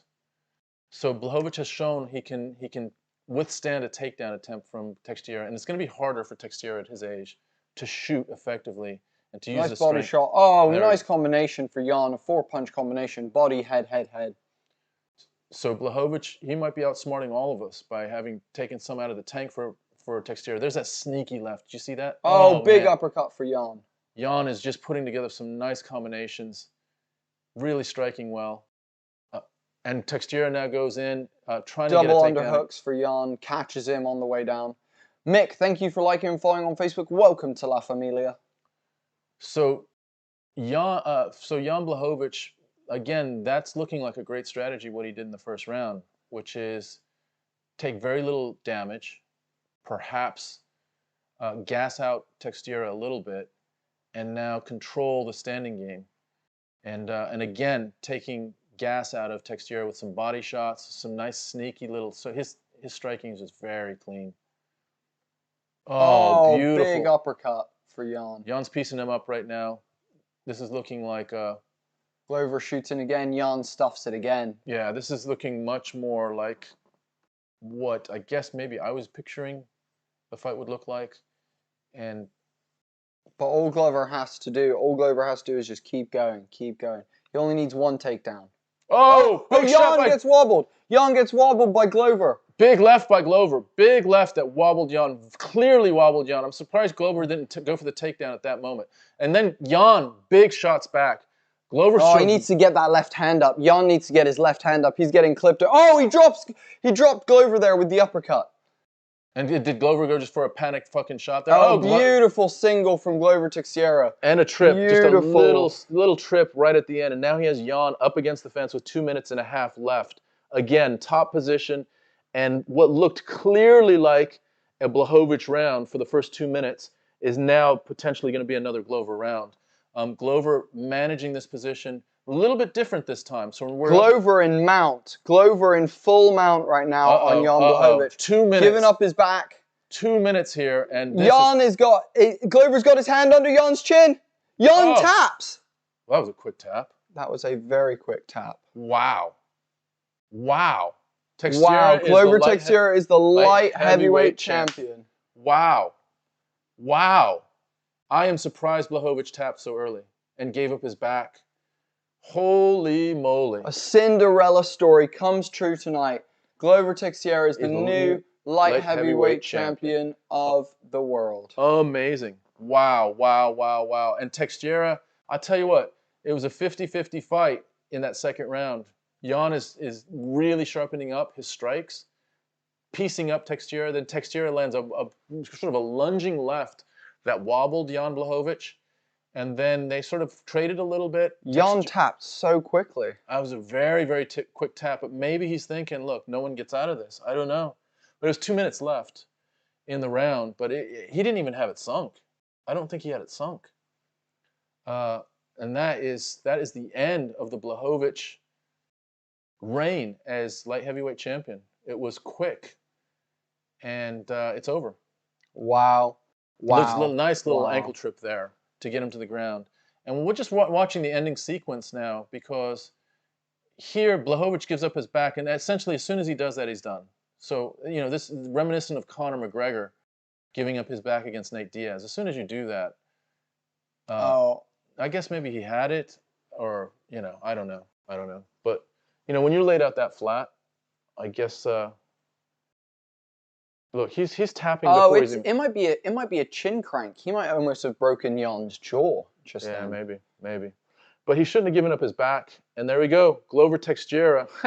Glover Teixeira is the light Glover Teixeira is the light heavyweight champion, guys. At 42 years old, he just got his birthday present, which was that belt from Jan Blachowicz. Yep. Juan, had you predicted it, Juan? If you had, fucking amazing. NBA says down.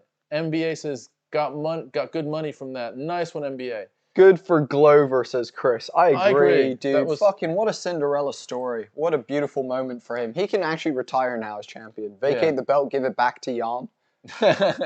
Yeah, that would be fucking funny. Glover Teixeira, man. You don't see this very often. This is almost like the same journey that Charles Oliveira had, but 10 years later, and maybe more, 15 years later in the career of Charles Oliveira.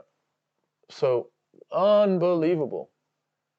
And Blachowicz is still down, just thinking about how he lost this fight. Disappointed, not really happy about how that whole thing ended. Thinking about that's his fiance. It's his fiance, and he made some mistakes. He made some real tactical mistakes.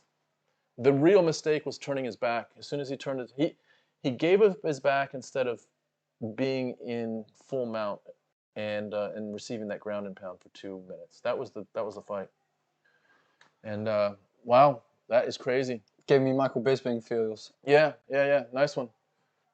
Glover Teixeira is the new light heavyweight champion of the world.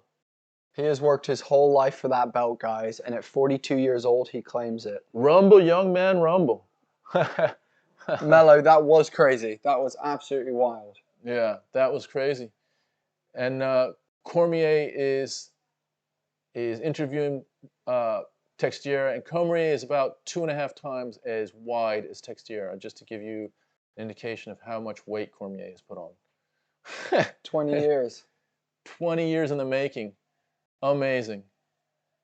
What an amazing moment. He's almost in tears.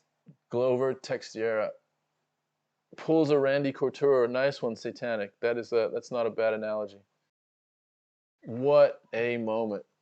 Oldest first-time champion in modern UFC history. 42 years and 2 days. So 2 days ago, he had his 42nd birthday. Oldest first-time champ in modern UFC history. Wow, what a moment. We won't see that I don't think we'll see that very soon again. 42 years old? Wow. That is incredible. That is just incredible. Wow, what a moment. Well, guys, thank you so much for being with us. This has been an awesome fight night here at UFC 267. Crazy card. Lots of stories have been told. We now have answers for Khamzat Chimaev. We have more to the story for Islam Makhachev. Yeah. And Jan Blachowicz's journey as champion ends here tonight. Petr Yan has proven that he's the man. He is the man. And he's not going to be going anywhere. Look, that is... Guys, if you enjoyed tonight, remember, we also do a podcast, which we release once a week. Sometimes that's TTRPG content. Other times that is MMA fighters. But we interview the most interesting guests from all over the world. Jan Blachowicz is broken up and crying, really struggling. And guys, it's been such a pleasure. We will be here for UFC 268 next week. So if you enjoyed this live stream tonight, please join us next week for UFC 268. It has been such a pleasure having all of you. Guys, head on over to our YouTube quickly and hit us with a subscribe. Before you go, we'll just ask our moderator, can you put the YouTube link, the subscription link, in all of the different platform channels? And if you are in Facebook, if you are in Twitch, or if you are in YouTube, if you can just see that link, it's going to come up right now, and click on it. That link will take you to a button that just says, do you want to subscribe to the channel? And if you did, that would be great. That gets us just that little bit closer to monetizing ourselves on YouTube, which would be fantastic. Thank you so much for being with us. We'll see you in 7 days. Especially massive shout out to the people who watched on YouTube and the people who watched it on Twitch. You guys are amazing. Thank you for joining us tonight. Our religious Facebook team, we love all of you guys. To all those people that come here regularly, Chris Zimmerman, Future Anime, Kyle Ward, you know, all those people that are here as regulars and keep coming back. We appreciate every single one of you. You guys, you make this worth it, guys, and we love hanging out with all of you while we do this, so thank you all so much. And thank you, Juan, for following on YouTube. We really, really appreciate you so much, Juan. Thank you, thank you, thank you.